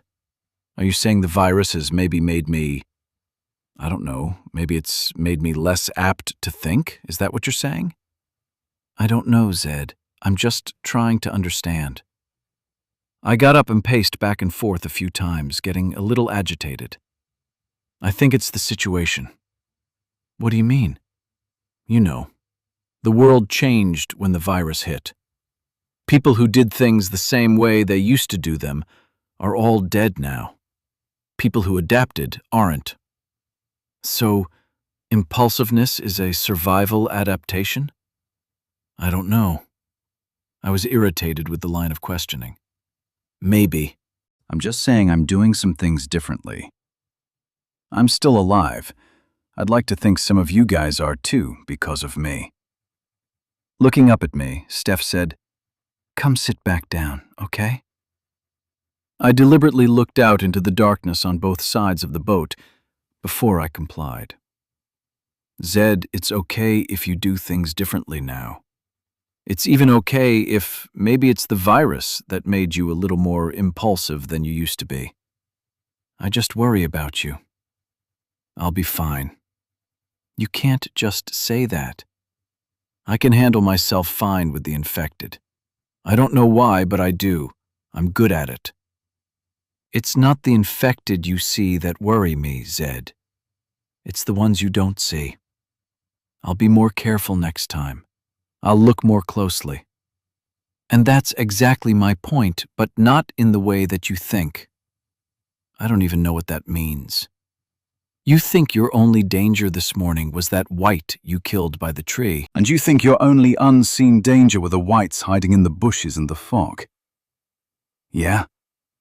Did you even think about Nico? I didn't know how to respond. Steph read that on my face and continued. I'm worried about him. Did you think he was going to go all Freitag on me? Steph shook her head, obviously trying to come up with the best way to say something. I'll just be blunt. Zed, his temperature concerns me. Is it high? Steph nodded. I looked for the right words, daring to ask a question I might not like the answer to. Higher than mine? Steph nodded. And Murphy's? His is higher than Murphy's. And Russell's? Close to the same. His temperature is close to Russell's. Yes. Holy crap. I wonder. What do you wonder? I looked over my shoulder as though I might see down through the deck. Do you think his temperature is going up? I'll check him again in the morning. Why do you ask? I wasn't sure if I wanted to share anything. I wasn't sure if anything I shared might somehow cast a pall on me. He's been acting weird since we picked him up at Mr. May's house. I agree, but what do you mean? It's hard to say, but before he was... I don't know. He wasn't emotional at all. Now he seems like he's a basket case. Trauma can do that, Steph said. Before, he wouldn't stop talking. Now, he doesn't talk that much. And he stutters. He didn't stutter before. I shook my head emphatically. Not once. He could say more in a minute than I could in a week. He definitely didn't stutter. You think his temperature going up is causing that? Steph nodded. But it could just be the trauma, right? It could be that. Steph nodded again, but her eyes told me she was just going along with me so I'd feel better. Crap. I feared what that implied about my future and lost all desire to say anything else. The black water behind the boat seemed like the most interesting thing in the world. Steph left me alone with my thoughts for a good long while before she put a hand on my thigh and said, Zed, don't worry about this temperature thing, okay? You've got enough to deal with when you and Murphy are out dodging the infected. I nodded, but didn't look at her. And I know you were just trying to do the right thing this morning. I appreciate that. I really do. We all do. But we all care about you, okay? I nodded again. I know you think you're some kind of self-sufficient, I don't know, whatever you think you are. And I guess maybe you are. But if you'll just trust the rest of us to work together, we'll help you the way you help us. Trust us all to work together as a team. That's the only way we're all going to make it, okay? I nodded again. I'm serious, Zed. I know you have a problem with the whole depending on other people thing. I've never said that. Anybody who pays attention can see it. I didn't respond. Steph put a hand on my cheek and turned my face to look at her. Trust us, okay? We can all help each other. If we work together, we'll survive. Our noses were just inches apart, and I could smell her, almost taste her. Something in the pressure of her hand on my face made me want it to stay there forever. But it was just pressure. It may have been the caress of a lover, but I'd never know. That kind of sensitivity was gone from my skin, robbed from me by a virus, rotting my nervous system from the inside out. That moment could have been romantic. Maybe in another time, months or years back, it would have. But with so much weight from other emotions, current problems, there was room for little more than a wispy thought of a kiss. I croaked, I'll try. Thank you. 18. Half of us were in the candlelit galley, eating like there was no long-term shortage of food to worry about. Amy and Brittany were still on watch. Mandy and Megan had taken food up to them and hadn't yet come down. I'd just made the ill-advised choice to take Murphy's dare and guzzle a large cup of straight Coca-Cola syrup and was spinning up on a caffeine and sugar buzz that might take days to wear off. And on that buzz, I figured I'd make an announcement. We've got plenty of ammo and weapons now. The others quieted down and gave me their attention. We've got plenty of food, and we've got a place to stay that's as safe as any we're likely to find anytime soon. And, Murphy asked, there's something I've been thinking about, and I think it's time that I go take care of it. That dampened the mood immediately. Oh no, Dahlhover snorted. I looked around at them. If we'd had silencers for your rifles, we could have just shot that smart one on the bank and wouldn't have had to worry about drawing any more of them in. Is that the excuse now? Murphy scoffed without breaking his smile. You just want to go out and hunt smart ones. Yeah, but we need the silencers for the rifles. Steph, with a worried look, turned to Dahlhover. He understood she was putting it to him to dissuade me, and smirked when he spoke. You've watched too many movies, Zane. Suppressors aren't silent. They won't do us any good. I shook my head emphatically. No, you're wrong. Dahlhover dispensed with any sense of conversational politeness. I'm not wrong. I nodded and pointed at Murphy. Me and Murphy, we watched our friend Jerome get killed with silenced weapons, and we didn't hear anything. Tell him, Murphy. I don't think I'd say he was our friend. Murphy looked at Dahlhover, hesitated, looked at me, and then back at Dahlhover. Top, we didn't hear the rifle shots. They were quiet. Dahlhover straightened up in his chair.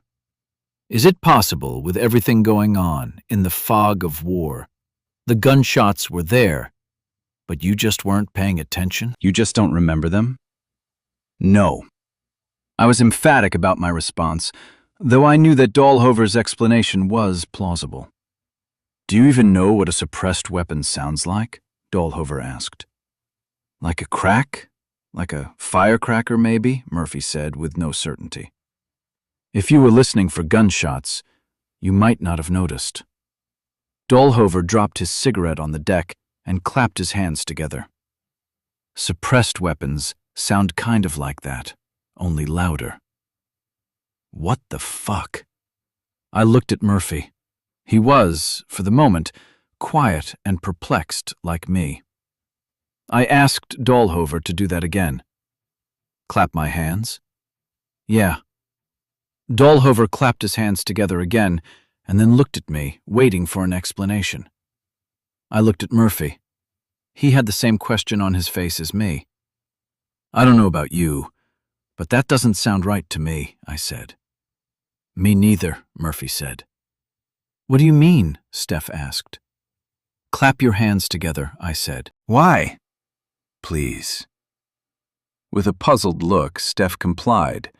She clapped her hands together. Harder, I asked. She clapped them again. I looked at Nico and asked, You hear it too, don't you? Or, more precisely, you don't hear it. Nico nodded. I wondered about that. About what? Steph asked, barely able to contain her frustration. After I woke up from the fever, I felt like I had cotton stuffed my ears, Nico said. Everything seemed kind of muffled, but not. You know what I mean? No, Steph said. I cut in. I can hear you guys clap your hands, but it sounds dull and distant. It sounds like you're clapping with gloves on. It's like the high-end sound frequencies are gone. When did you first notice this? Steph asked. I shrugged. I don't know. After the fever, my ears were ringing like I'd been at a concert the night before or something, But after a couple of days, I didn't really think about it. Maybe I stopped hearing some higher frequencies and I just didn't notice they were missing. Steph asked, Murphy, is that your experience as well? Man, I don't know, he said. When I woke up from the fever, shit was happening, if you know what I mean. I didn't have time to think about it. But you noticed the difference in the hand claps, right? Sure. It's like Zed said, it's like you're clapping your hands with gloves on or something. So you're both right, Steph said. Sergeant Dahlhover is right about the sound of a silenced weapon. But it seems the virus has damaged your ability to hear certain frequencies. So what sound you were able to hear from the silenced rifles was easily lost in the background noise. I picked up from there. So all of you can probably hear silenced weapons just fine, but for the infected in the world, they're out of our auditory range. Dahlhover scooted up on the edge of the table he'd been sitting on. I think he was almost excited. Silenced weapons might work for killing the infected. Suppressors might be worth their weight in gold right now. Or worth their weight in spam, Murphy said, expecting a laugh, which he got.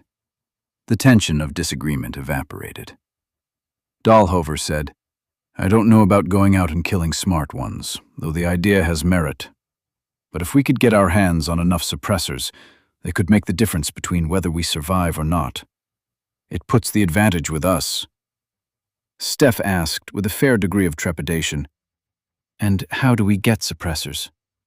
Dahlhover answered first. With the right materials, the right tools, and a workshop with some electricity, I could probably make a usable suppressor in a half hour or so. But we don't have those things, Steph said. I stepped in. There's a squad of soldiers over by the campus, probably all dead from the virus by now. I'm betting most of their weapons are lying right where they died, with silencers attached. And you're just going to go across town and pick them up? Steph didn't like that idea at all. I nodded. Yes, ma'am, Captain Leonard. I think that's what I should do. She shook her head. You're not 15, Null Spot. Don't act like it. Yes, boss. I looked at Dahlhover to see if he'd come all the way over to my side. He didn't nod nor shake his head. He just looked at me with his emotionless stare, but somewhere in there, I thought I saw worry. We talked for a long time after that, but the conversation circled around the same issues, with Steph not changing her position. The after-dinner debate broke up with the changing of the guard. Steph and Dahlhover had a shift together. It was getting late. Everyone drifted off to some other place on the boat and eventually went to bed. Chapter 19. A peculiarity of the riverboat's design created a wide ledge outside the railing on the upper deck that ran all the way around the boat except for the stern. Unsuccessful at sleeping, I got tired of staring at nothing and instead found my way up to sit on that ledge at the bow of the boat. With my legs dangling over the black water, I watched bubbly gray clouds flow south beneath a starry black sky. The three-quarter moon was rising and provided plenty of light for me to see 100 or so of the infected, squatting and sleeping among the trees and bushes on the north bank. They'd been collecting there for 2 days, unsettling all of us, and proving the futility of my efforts to kill that one. Murphy and I, along with Dahlhover and Amy, had made another run down to Ski Shores with the pontoon boat and a ski boat.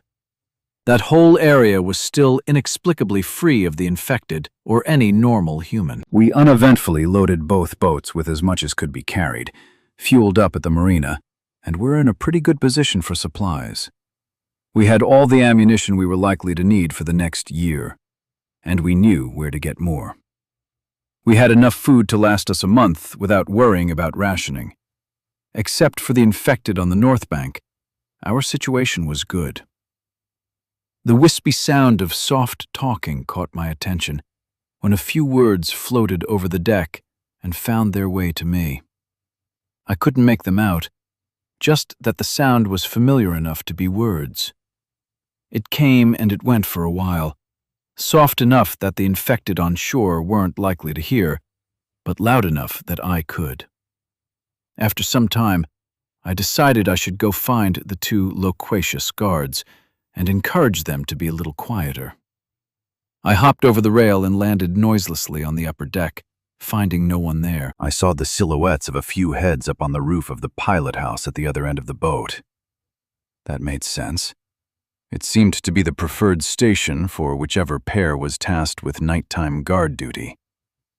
As I walked down the length of the boat and the sounds clarified a bit, I recognized the halting pattern of Nico's stutter. I heard a girl's giggle, and then nothing more. I was giving some thought to going back to my perch, as the talkers seemed to have silenced themselves, when it occurred to me that Nico should not have been up on the pilot house. He wasn't on the schedule. His odd behavior had not engendered enough trust with Steph to merit a night watch slot. Recalling the schedule, I realized the watch for the last half of the night should have been Mandy and Megan. It was possible Nico was suffering from insomnia, just as I was, and had found his way up to the roof of the pilot house. But just as Steph's trust for Nico was precarious, so was mine. I continued toward the stern. When I arrived at the ladder on the side of the pilot house, I stopped and listened. The conversation had not restarted, at least not loudly. But the sound of bodies moving in clothing, along with some dragging across the rough roof, mixed with whispers and drifted down to me. Something wasn't right, but I resisted the urge to climb the ladder and immediately insert myself into whatever was going on. It wasn't that I had any compunction about being rude. My intuition told me there was more to learn, especially about Nico. After a bit, the talking started again, mixed with whispers and periodic giggles. I started to doubt the validity of my suspicions, but at the same time, I didn't hear the sound of Mandy's voice at all. The volume of Nico's voice grew as the conversation went on, and I started to make out much of what he was saying. And mostly, it sounded creepy. He talked about how pretty Megan's hair was, and how he couldn't help but stroke it. He told her it reminded him of his daughter, Stacy, only Megan was much prettier. He asked her about the school she went to, whether she had played volleyball or was a cheerleader, and what she liked about it. He asked if she liked any of her teachers and, if so, which ones. He asked if she had any boyfriends yet, or if she'd ever had a crush on any of her teachers. For her part, Megan seemed embarrassed and giggled a lot. She may even have been thrilled to have the attention of a man who, though old enough to be her father, had a young look about him. But she was 13. He was in his mid-30s. Everything going on up on the roof of the pilot house was in the realm of inappropriate. I wrestled, choosing the right moment to climb the ladder and punch Nico in the face as I considered what I was going to say to Steph and Amy. Bringing him into the group had been a mistake. My mistake. Then he asked if he could kiss her. I was on my way up the ladder. In the seconds it took me to get both of my feet on the roof, Nico had pushed Megan over on her back, and though she was trying to squirm away, he was too strong. His face was buried in her neck. One arm was holding her close to him, and one hand was doing its best to explore places where it didn't belong. With frightened tears just starting to flow, Megan's squeaky voice pleaded, "No, no, don't do that." With my mouth closed tightly and my anger boiling, I took 3 fast steps over to where Nico was pinning Megan to the roof. I grabbed the wrist of the hand worming its way down the front of Megan's jeans and wrenched it savagely behind his back while I grabbed a handful of his hair and pulled him away. "Stop!" Megan scampered away in a crab walk, trying to cover her chest with her torn blouse, while tears streamed down her face. Her mouth moved, but no words came out. I pushed Nico to the pilot house roof and dropped a knee hard between his shoulder blades. He grunted loudly as all the air spilled out of his lungs. Turning to Megan, I asked, "Are you okay?" She didn't speak. Nico, though, started to babble a litany of stuttery bullshit, that only served to piss me off. With my hand still full of the hair on the back of his head, I ground his face into the rough wooden planking. "Don't say anything, you hear me?" I guess the anger in my voice was enough to convince him how serious I was, because he stopped talking immediately. I looked up at Megan. "Go downstairs and wake up Steph and Amy, okay? You don't need to wake everyone, but you get them to come up here." Megan nodded. "Are you okay?" I asked. Megan didn't look at me. She was looking at Nico. Her sense of violation had turned to anger. "You're an asshole, Nico." She got up and headed for the ladder. "Steph and Amy, okay?" "I'll get them." Without another word, Megan climbed down, making no effort to avoid the rungs that creaked. Nico pleaded. "I didn't do anything. Save it." I pressed his face harder into the wood. "You're hurting me." "No shit." Even with his face pressed against the wood, Nico managed to say, "It's not what you think." I took my hand off of his head, and he lifted it up and took full advantage of the opportunity to start saying something else. With my hand free, I drew my pistol and pressed the barrel to his temple. "Don't speak." Nico understood at that point just how serious I was. It didn't take long before Steph and Amy were climbing up the creaky ladder to join us on the roof of the wheelhouse. Steph was first up. "What happened?" "Did Megan tell you anything?" I asked. "No." Amy turned to look back down the ladder. "Megan, come up here too." "I don't want to," she called up from below. Brittany's voice called back. "She's not." Amy looked at the gun I had pressed to the side of Nico's head. She'd already seen Megan's torn blouse. She was doing the math. "You need to." I looked at Amy and said, "Amy, I brought Nico here. This is my fault. I'm sorry. I didn't know he was this way." Nico said, What way? I'm not any way." "Quiet." I put my weight on the handle of the gun, and the barrel pressed Nico's face back against the wood. Steph, in her businesslike calm, said, "Zed, let him up." I let go of the arm I held behind Nico's back. "Put your hands flat on the deck, out in front of your head." Nico hesitated and started to protest. "Do it now." Harsh talk seemed to work well on him, though the effects didn't tend to stick for long. Nico complied, and I used my free hand to run over his pockets where I found his Swiss Army knife. I took it. I picked up his rifle and stepped away from him. "Go over there." I pointed to the far side of the wheelhouse roof, where he'd be nearly 10 feet from us.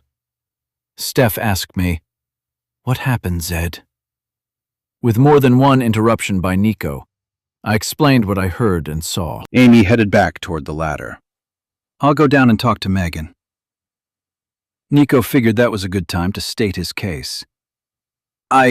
It's not true. I didn't know she was. I thought she was old enough.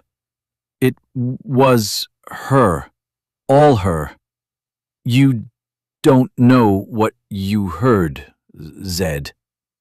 You have to believe me. Enough." Steph's tone was sharp enough to cut through Nico's protests. "Zed, keep an eye on him. Make sure he doesn't move." "But," Nico started again, but Steph's glare shut him up. She went over to the ladder, leaned on the upper rung, and listened to the proceedings downstairs. I heard tense whispers mixed with tears. Emotions ran high. Voices forgot the necessity to remain hushed. Brittany seemed eager to climb the ladder and deal with Nico herself. Eventually, Amy came back up. She and Steph stood at the opposite end of the wheelhouse roof, talking in harsh whispers. It was clear Nico's guilt was never in question. They were deciding what to do with him. Finally, Steph stepped away from Amy and said, "Nico, you're leaving here tonight. Zed and I will take you upriver somewhere and put you out on the shore. Don't come back around us. If we see you again, we'll shoot you." Nico collapsed on the deck and pleaded, and cried more. Steph looked at me. "Do you mind coming with me, Zed?" "Nope, not a bit." Steph said to Amy, "Will you girls keep watch until we get back?" "Of course," Amy said. Chapter 20. With some care, we got Nico down into one of the ski boats.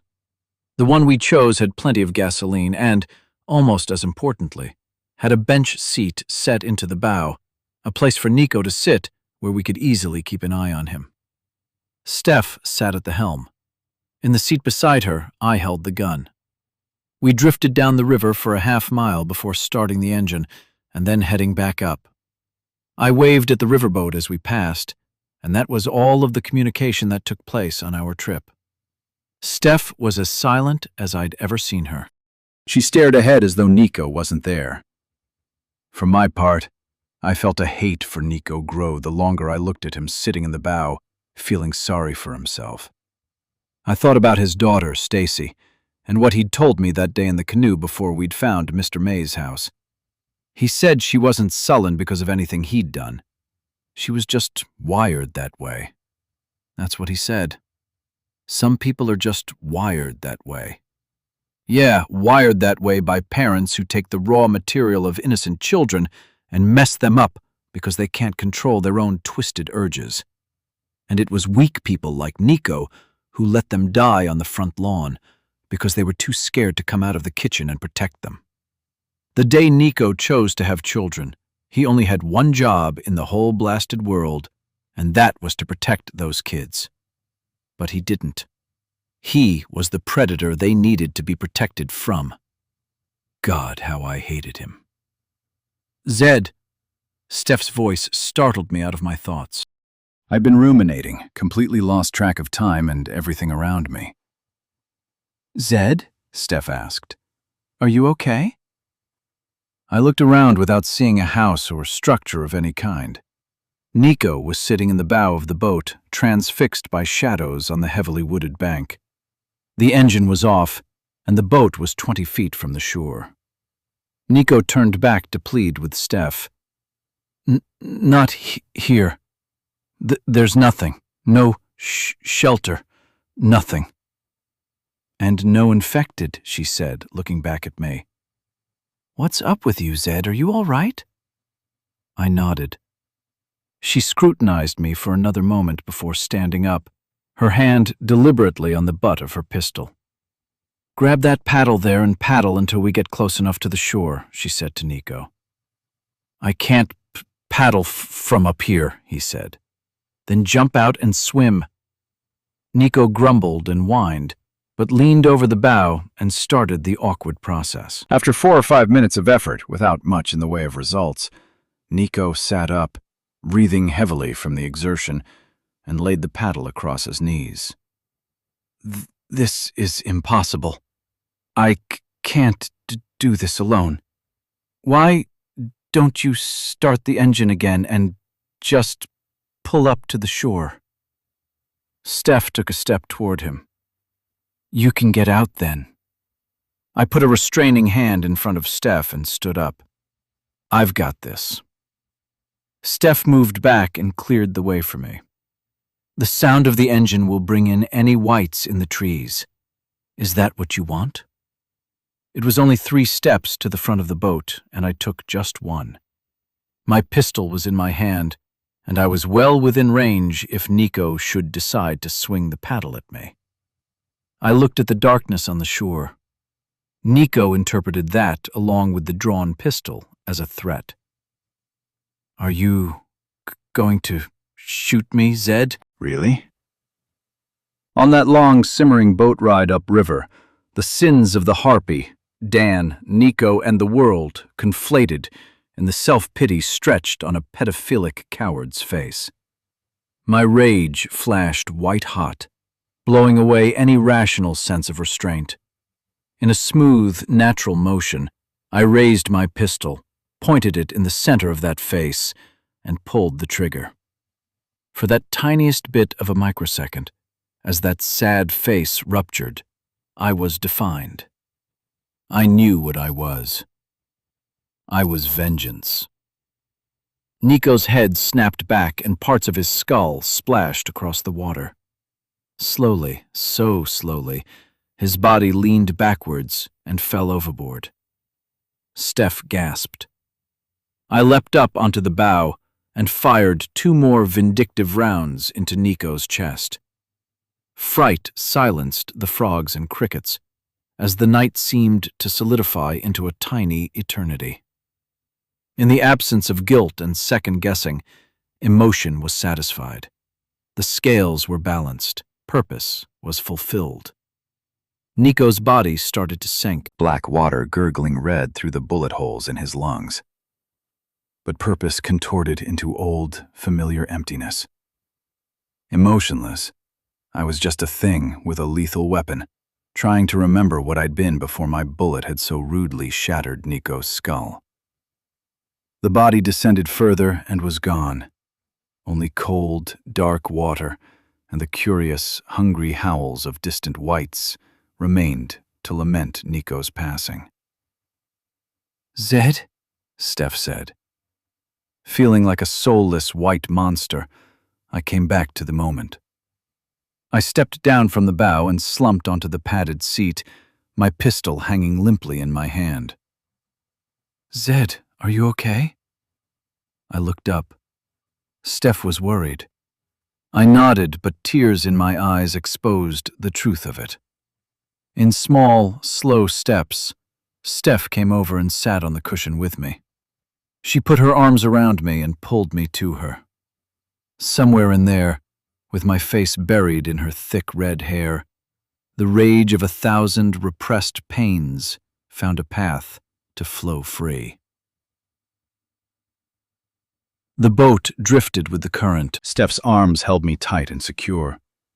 The cries of the infected faded into the distance behind us as the night sounds of the river took over. Black-windowed houses and cluttered docks drifted past. Silent trees ignored us, and dark gray clouds continued to flow across the sky. I finally found my voice. "I'm sorry." Steph put a hand under my chin and pulled my face up to look at hers. "Don't be." Wanting to stay there, feeling her heartbeat through our bodies pressed so close together, sharing the same breaths, wondering what it might be like to have Steph's embrace always there for me, I still pulled away. Too many other thoughts were bothering me. "What's my temperature?" I asked. Not quite letting go, Steph said, "You said I shouldn't tell you. Please." Steph's arm dropped off of my shoulder. She sat back on her cushion and took my hand in hers, concentrating on it as if the answer to my question was there. "Why is that important now?" I looked out at the dark shore, futilely searching for accurate words to describe the complexity of my emotions and thoughts.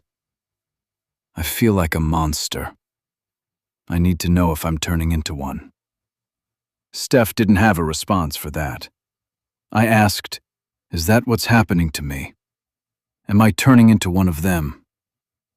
Said, "There isn't any good answer. You know that, right?" "What are you talking about?" Steph took a deep breath and looked into my eyes.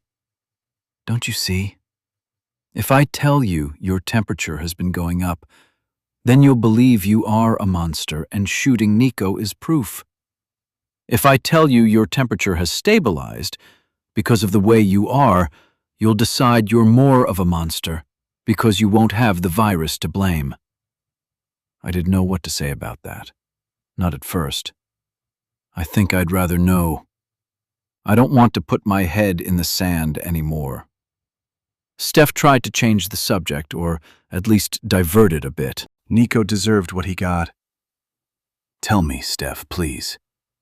"I'm throwing away the thermometer when we get back to the boat." "And?" Steph shook her head, dropped my hand and crossed her arms. "I need to know." She surrendered. Your temperature has been stable since we started checking every day. Mostly. Maybe it's gone up a little, but it's hard to tell whether those are just normal fluctuations or not. I leaned over, put my elbows on my knees and my face in my hands. I realized she was right. I did feel like more of a monster. I was a civilized, thinking man, yet I'd let my temper run away with me, and I'd chosen to kill Nico. I chose to murder him. Deserving or not, he paid for a lot of sins with his blood. I'm sorry. It was all I could think to say. Steph put an arm back over my shoulders and pulled me close. The excuses I was telling myself seemed important enough to share. Steph, I can't tell you I know that he hurt his own daughter, but I think he did. It's not important, Zed. It is to me. I guess I suspected it all along. I just didn't want to believe it. People like that don't change. You know that, right? No, yes. I think I read that somewhere once. Something having to do with recidivism rates among predators or something. None of it matters. I don't fault you for what you did. Maybe in a way, I wish I had the courage to do it myself. I'm not sure courageous is the right word to describe what I did. It doesn't matter what anyone calls it. It doesn't matter why you think you did it. Nico earned what he got. Besides that, nothing else means anything. None of this changes anything about what I think of you, if that's what you're worried about. You're a good man. A good man? My laugh was mocking. You're a good man, Zed. Learn to take a compliment. I sat up and leaned my head over on Steph's shoulder. The emptiness started to fade, and it felt good to be in her arms, doing little more than watching the stars between the clouds.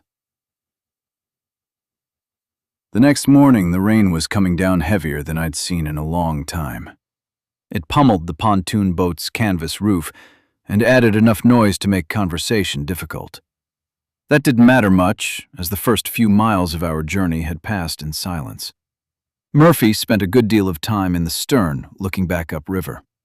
I think the more attached he got to Mandy, the more he hated to leave.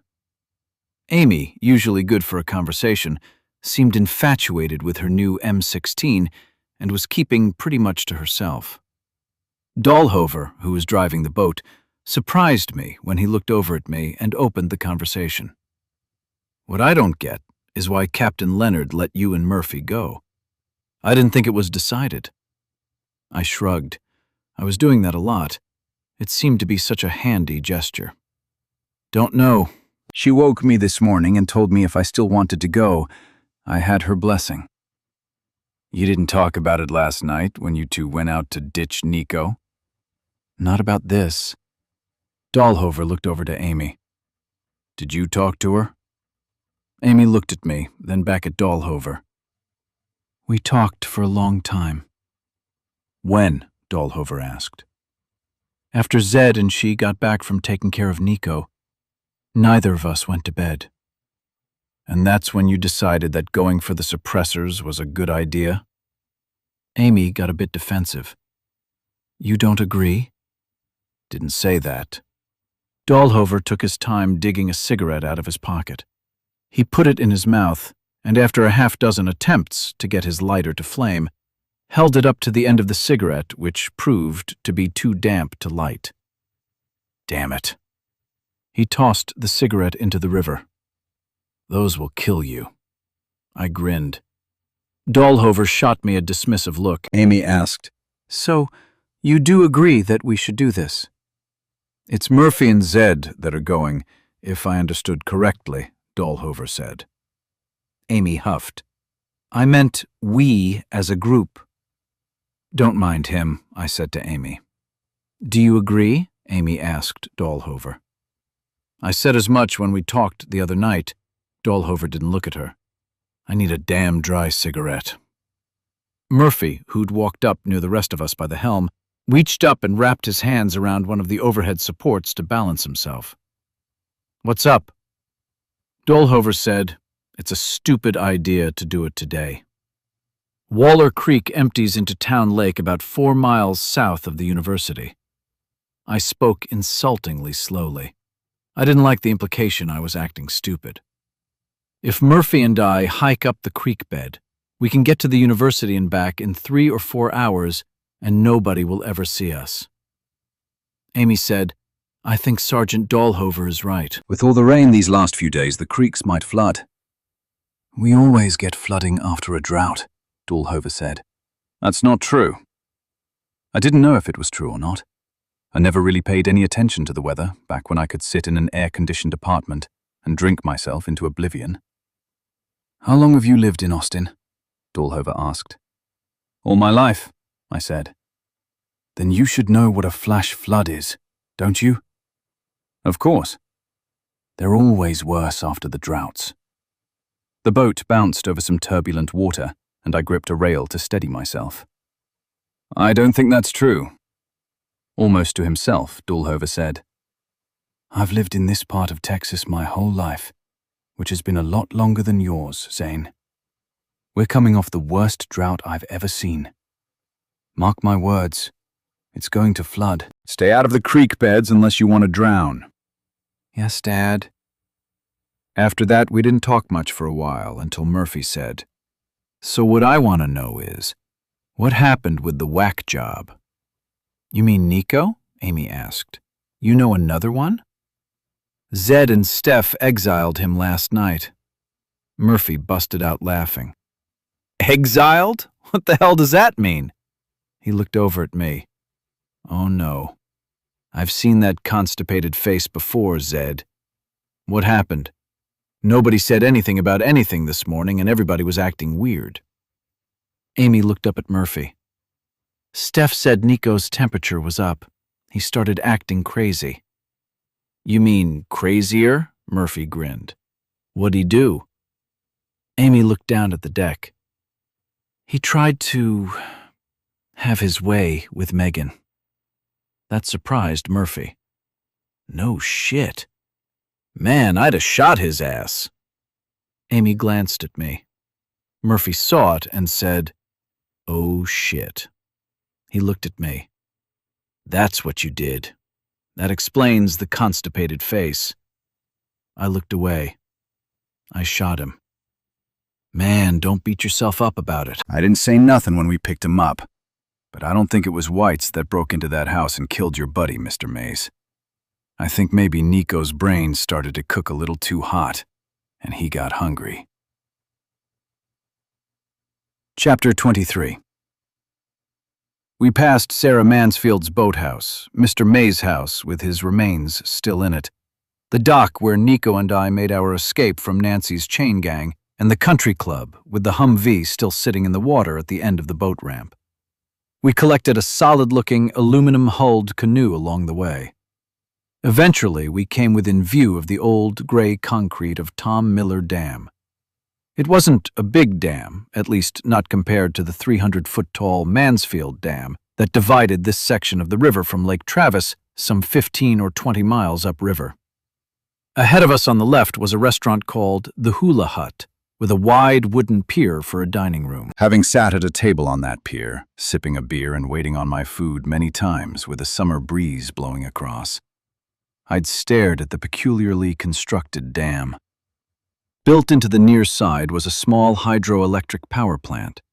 On the far end, a spillway effectively limited the level of the river.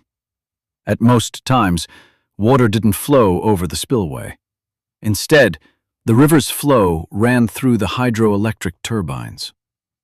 Through the center section of the dam were 9 more spillways, taller than the main spillway, each topped with an enormous floodgate. If those gates were opened, the level of the river behind the dam would drop 10 feet. I'd never seen them open. I'd also never seen the water running over them. But the water was roaring over them that morning. I said to Sergeant Dahlhover, "We shouldn't get too close to the dam. It looks like the current gets pretty strong." Sergeant Dahlhover nodded. I pointed to a building on the southern bank where Bee Creek added its flow to the river. It would be nice to be closer, but Why did you drop us off over there? Is that close enough? Amy asked. You'll have to carry the canoe for like a mile to get below the dam. I smiled. I'll make Murphy carry it. He's a big dude. Hey man, Murphy said. It won't be more than a half-mile. Dahlhover took a long, hard look at the building and the thick trees growing down to the edge of the bank. Don't see any of 'em over there. Murphy looked intently at that part of the shore. Looks clear to me, man. Let's hit it. Dahlhover caught my attention. Listen, Zane. Yeah? Be careful going through the trees. I know, I said. You guys will be carrying the canoe. You'll be vulnerable. Don't rush. Take your time. Be careful. Yep. A low bridge is a couple of 100 yards downstream from the dam. With the river as high as it is, the water may be running over. If not, it'll probably still be too high to go under. That made sense. I gave him a nod. Stay in the trees until you get past the bridge and the rapids, then put your canoe in. The water on both sides of the dam was normally smooth, with only a gentle current that could be felt, but seldom seen. But the water wasn't usually flowing over the dam either. Okay. Don't rush to get back tonight if it's not safe. Take your time. It was all good advice. We'll be careful. Murphy slapped me on the back. I wish. I shot him a hard look. We'll be careful. As careful as we can be. Chapter 24. After stumbling through the fast-moving water between the pontoon boat and the shore, Murphy and I were soaked. We trudged up the steep bank, wrestling the canoe through tree branches along the way. Reaching level ground, we stopped for a breather. Looking into the damp shade beneath the oaks and between the cedars, I whispered, "We can't keep going this way. One of us needs to have a gun in hand." Murphy gave me a nod. I can carry the canoe. You be the guard.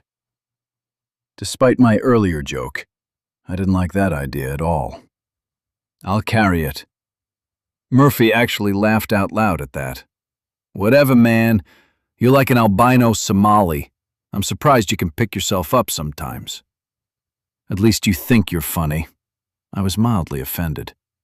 Look, man, put your end down. You know I can carry it easier than you. I huffed and looked at my wiry arms.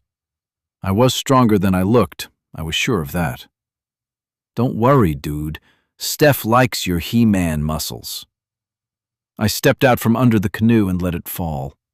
Murphy lost his balance for a moment, but to his credit, caught the weight before the canoe hit the ground.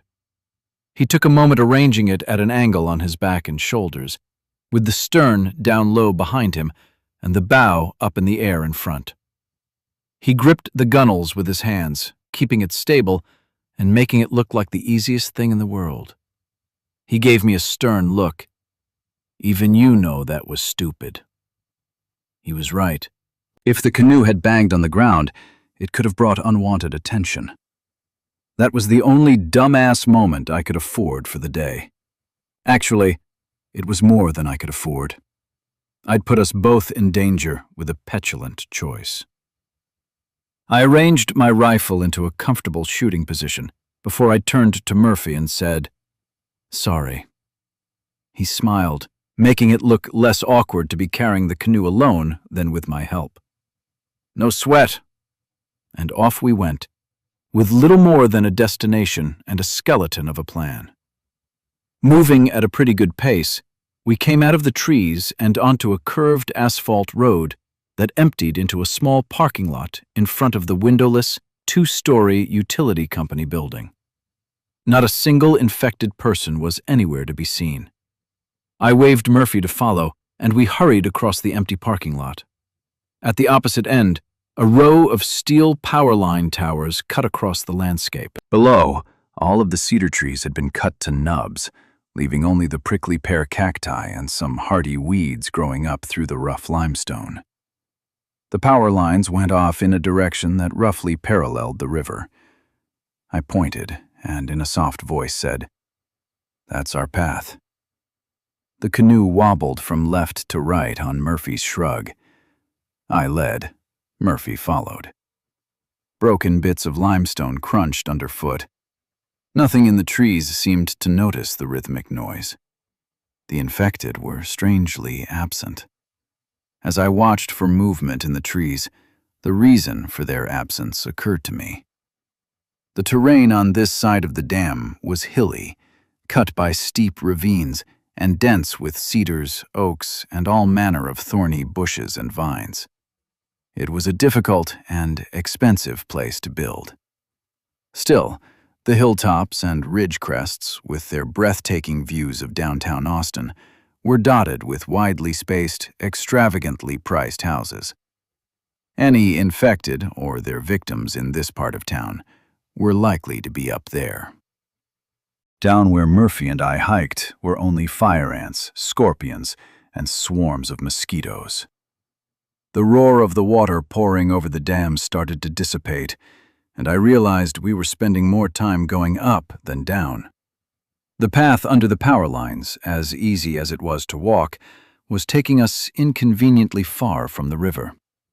I started examining the woods to our left, looking for a game trail that might lead back to the water.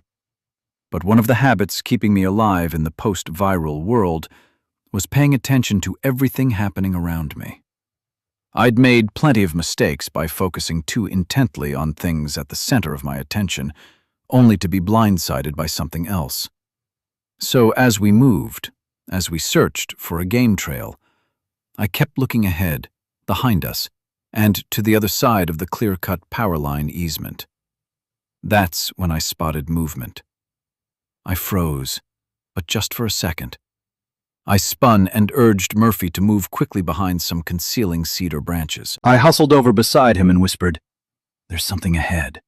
I'm going to sneak up through the woods and see what's up. You wait here." "Wait here? Why? Ain't like somebody's going to come and steal the canoe if I leave it. Besides, my arms are tired." "Sometimes I think you live to be contrary." "Talk about the pot calling the kettle white." Murphy grinned, amused with himself. "White?"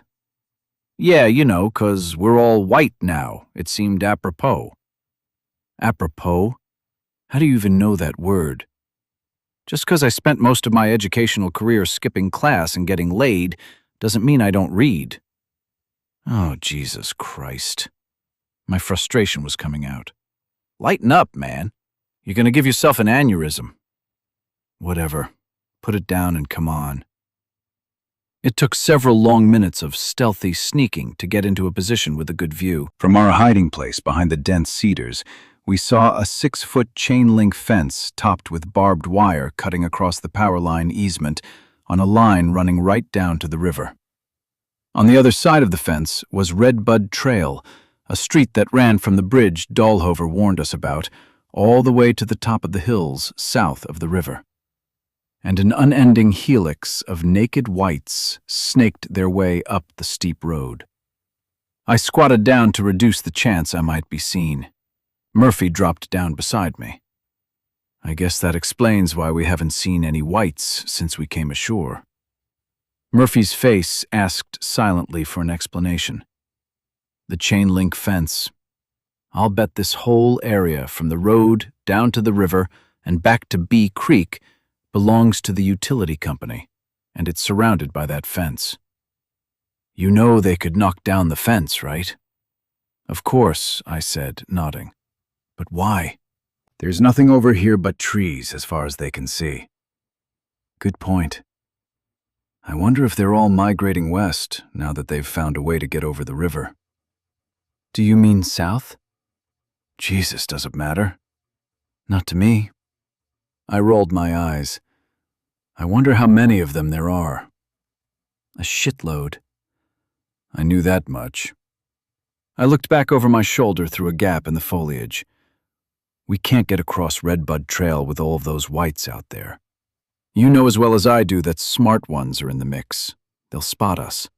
With the canoe, we won't be able to evade them. Murphy peeked around the tree.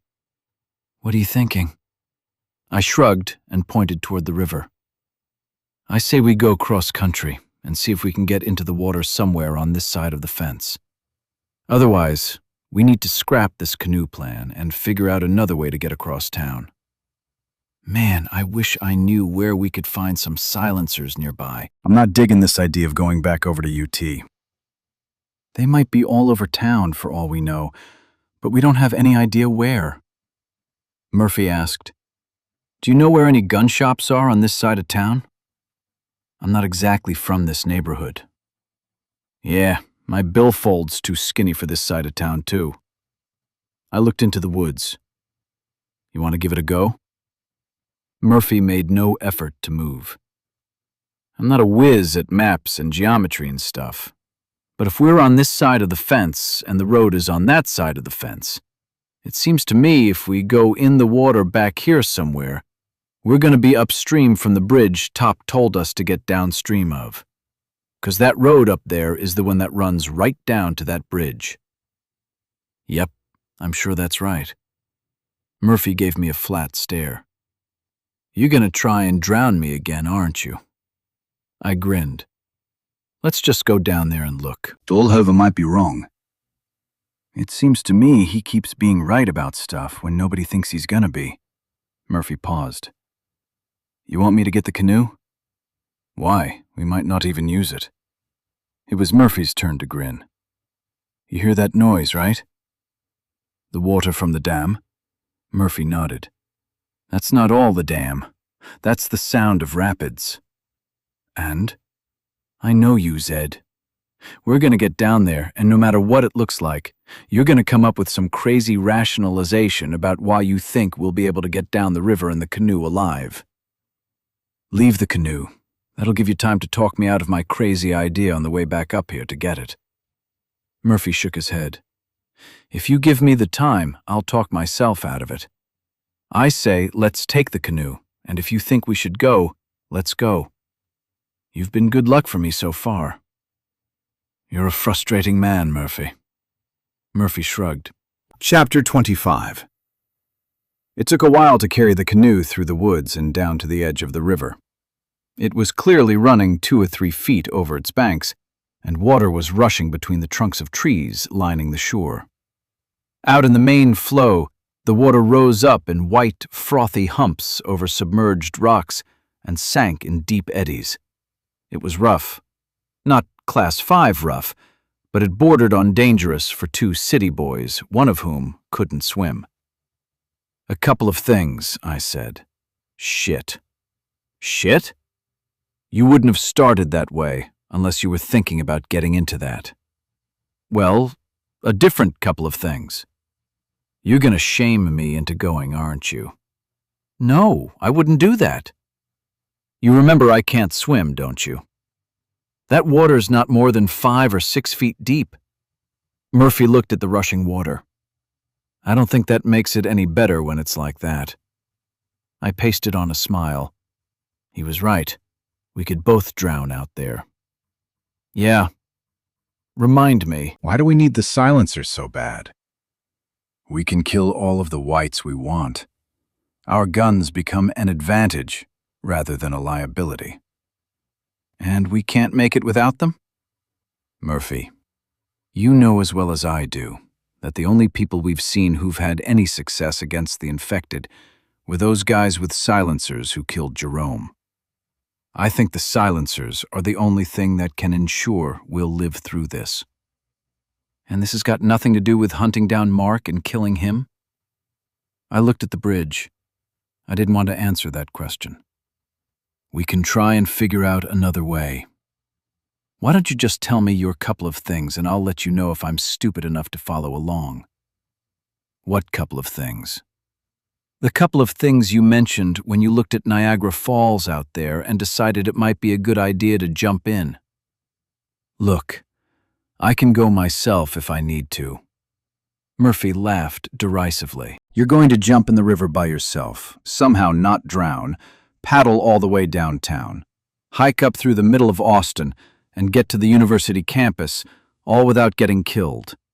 And then you're going to find those silencers, like you even know what one looks like, pick them all up, again without getting yourself killed, and find your way all the way back across Austin to the riverboat." I nodded. Murphy finished. "And you base your optimism about being able to do this by yourself on what?" "I'm not dead yet." Murphy rolled his eyes and shook his head. "If we go together." "Fine." I pointed inside the canoe. "First off, those bungee cords holding the paddles to the benches will keep them from floating away." Murphy's face turned to worry. "Why would they float away?" I turned and pointed to the bridge. "Because the canoe will be upside down." This plan already sucks. The water is only about 2 feet below the bottom of the bridge. We can't be in the canoe and go under. Murphy scrutinized the bridge and nodded. "I'll give you that. But why upside down? Why don't we just hang on to the canoe's sides and float down with it that way?" "We could, but if we're going to be in the water anyway, it doesn't matter if the canoe is upside down or not. It'll sink." Pointing at the bow of the canoe, I asked, "See this compartment at each end of the canoe? Let's go back to that basic fact that I can't swim, Zed. I don't swim. I don't canoe. I don't kayak. I don't ski. I don't scuba dive. I don't like it when you drive the Humvee into the river without warning me. I'm not into water sports, in case you haven't deduced that yet. You don't need to get all pissy about it. I'm not. Just stop asking me stupid questions." I decided to put the conversation back on a productive track. I pointed at the bow. Lots of canoes have those watertight compartments at the bow and stern. This canoe won't sink whether it's upside down or right side up. Sure, it'll fill up with water and swamp, but it'll never sink. Murphy gave the compartments a long, hard look. "Are you sure about that?" "Positive. I'm thinking if we turn the canoe over, it'll work better for us in a couple of ways. First, we won't have to hang on to the sides with one hand. We'll be able to hang on to the cross braces with both hands. That reduces the chance the current will pull us away from the canoe and drown us." "Okay. If we're beneath the canoe, we'll have a pocket of air to breathe, and the whites on the bridge won't ever see us. If they don't see us, they're not likely to follow us downriver and fuck with us when we try and get out." "You think they'd follow us all the way into downtown?" "Murphy, I don't know what they'll do. All I really know is every time I make an assumption about how safe I'll be around them, they surprise me, and I end up in danger." "I heard that." Murphy examined the river again. "So you really think this'll work?" I shrugged. I thought it would be easy, though I should have known better. "As long as we stick with the canoe, we'll get wet, but I think that's the worst that'll happen. Back to that point about me not being able to swim. You know if I lose my grip on the canoe, I'll probably drown, right?" "I'm a good swimmer, Murphy, and if I lose my grip on the canoe, that water is rough enough that I'd probably drown too. So we're even." "I'm not sure if that makes you dumber than me or not. If I didn't think we could both hang on to the canoe, I wouldn't suggest we try." "And how sure are you that this'll work?" 99%. Murphy laughed. "That's bullshit." "Yeah," I said, grinning. "I'm pretty sure we'll be fine." Murphy shook his head. "Fuck it. Let's do it." We spent enough time on shore to make sure everything we had was secure. I laced my shoes up tightly. I buttoned the flaps closed on the big pockets on the thighs of my shorts. Those held 4 magazines for my rifle. 2 more magazines were stuffed into one of my back pockets, but they were long enough that they prevented me from buttoning the flap closed. I worried I'd lose those in the rough water. My other back pocket held a few magazines for my pistol, but I was able to stuff those in sideways. My knife was secure in the old leather sheath on my belt. As for the pistol, I'd been carrying that in a front pocket, but didn't want to risk losing it. Tucking it into my belt wouldn't work. So I set the safety, undid my canvas belt, rolled the end, and pushed it through the trigger guard before lacing it back through the loops on my cargo shorts. You should take the magazine out and make sure there isn't a bullet in the chamber. I looked down at the gun dangling on my hip. You don't want that safety getting flipped off when the river is dragging you over some rocks. You could shoot your dick off. I grimaced. I like my dick. After that, Murphy helped me adjust my sling, so my M4 was strapped across my back rather than dangling by one end, and we were ready to go. Together, we lifted the canoe over our heads and carried it beside an outcrop of stone and bushes that would keep us hidden from curious eyes on the bridge. Knowing Murphy would not be the first to step into the river, I led the way. By the time I was knee-deep, the current was tugging chaotically at my legs. It was strong enough to be a worry. When the water was up to mid-thigh, I was having trouble keeping my balance. Murphy was just stepping into the river behind me. "Be careful with the current." Murphy grunted something. All of his concentration was focused on making himself do something he must really have hated. At waist deep, bracing myself on the outcrop, I could proceed no further without getting washed away. "Damn!" Murphy cursed as the canoe lurched to my left. I bent my knees and prepared to go in, but Murphy caught his balance. For the moment, we weren't moving. Looking back over my shoulder, I saw Murphy was well into the water, mid-thigh. With our heads inside the upturned canoe, I said, "This is our last chance to bail out of this." Murphy grumbled something to underscore his reluctance, but he was willing to go forward with the plan. "Hold on tight. We need to take a couple of steps to our left and just drop down into the water. Then we can let the current carry us. Don't fight it, okay? If you do, you'll lose your grip, and then you'll be fucked, if you know what I mean." "I know exactly what you mean. Let's do this before I change my mind." "Here goes." Not waiting for a response, I shuffled to my left, going deeper as I moved. The current pulled exponentially harder the more I submerged my body. Just as my footing slipped and I knew I was going, I shouted, "Now!" I sank into the water and lifted my legs as the canoe torqued and jostled. With a big splash behind me, Murphy fell into the main current.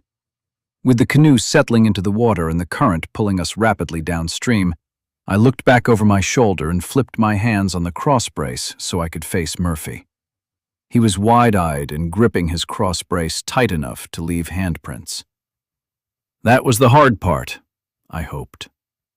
My voice echoed oddly over the water and under the canoe's aluminum hull. "Relax and flow with the water.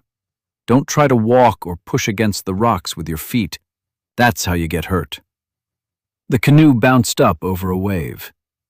"How do you know this shit?" Murphy asked, urgency heavy in his voice. "I'm guessing." We started to float sideways in the current. "I'm gonna punch you in the face when we get out of this." I couldn't tell if Murphy was serious. More jostling. The canoe jerked hard to the right, and I almost lost my grip. Water splashed my face. Murphy cursed. The ride was much worse than I expected. My feet dragged through some underwater bushes and got caught. I panicked. The canoe jerked out of my hands. I got pulled underwater. All of those moments over the past month, when I'd chanted my calming mantra, taught me how to quickly stuff my panic into a little black box and ignore it. Panic was the enemy of clear, quick thought, and clear, quick thought was what I needed more than anything. Murphy's knees hit me in the face just as his boots kicked me in the gut. But that was okay as things were going to get. I threw my arms around his legs and hoped his grip on the boat was stronger than the bush's hold on my feet. The current bent me back and jerked my feet against the bush, but I didn't come free. My arms slipped down Murphy's legs and stopped on his boots. All I could hear was the bubbling thunder of rushing water. The situation was momentarily static as the river tested Murphy's strength against the bush's grip on me. But I was the weak link. I was only going to last another 30 seconds more without a breath. As I was thinking rapidly through my alternatives, the bush gave way and the water jerked me downstream. Thank God. I needed air. Using Murphy like a ladder as the current twisted me around behind him, I crawled my way up, gripping anything I could as the swirling water pulled me in every direction. Miracle. Nearly punching Murphy in the back of the head as I reached above the water's surface, my hand caught onto the edge of the canoe's rear seat. I fished my other hand around above the water's ill-defined surface, caught onto Murphy's shoulder, and pulled my head above water for breath. Thank God for real. God damn, Zed. I got my other hand on the back edge of the seat and pulled my head as far up out of the water as I could. With my chin against Murphy's shoulder and our skulls bouncing together with each rough wave, I shouted, "Thanks for not letting go." Murphy said something, but I couldn't tell what. The current jostled us some more, and just when I thought it couldn't get any worse, metal shrieked on concrete. The canoe lurched to a near stop, and our bodies jerked forward in the current. It was time to hang on for all we could. Shit. It was my voice. It was Murphy's voice. It was the cry of the metal wailing on and on and on until I was sure the canoe's bottom had been ripped from its frame. The bow of the canoe bobbed up, the stern bobbed down and dunked me. But the canoe's buoyancy compartment popped back to the surface and pulled me and my head up into the air inside the canoe, just as the screeching stopped. "We made it!" Murphy hollered, with all the joy of a man coming out of a near-death experience. We hadn't made it, at least not yet. But we'd gone under the bridge. The river would only deepen the further we floated, and the rapids would diminish. No, we hadn't made it, but the hardest part was behind us. Lady Bird Lake was what they called the usually placid section of the Colorado River, between the Tom Miller Dam and the Longhorn Dam, 6 miles downstream. But placid isn't what it was that day. The water in the lake wasn't dangerous, but it was swift. Keeping a hand on one of the canoe's cross braces, I submerged and came up on the outside of the capsized boat. Murphy did the same. The river was expanding up the wide, flat banks, and the water's surface was relatively calm. Well ahead of us, a concrete pillared bridge spanned the river 100 feet up. Giant cypress trees lined the banks between enormous old oaks, with fat trunks and long, crooked branches. Behind those trees, on the south shore, was some of the city's most expensive real estate. On the north, the neighborhoods were giving way to short buildings, giving way in turn to taller buildings. Downtown Austin was only a few miles ahead. Coming up on the south shore was a kayak and canoe rental business built on the edge of the river. It had several floating docks secured to the bank and the river bottom by steel cables.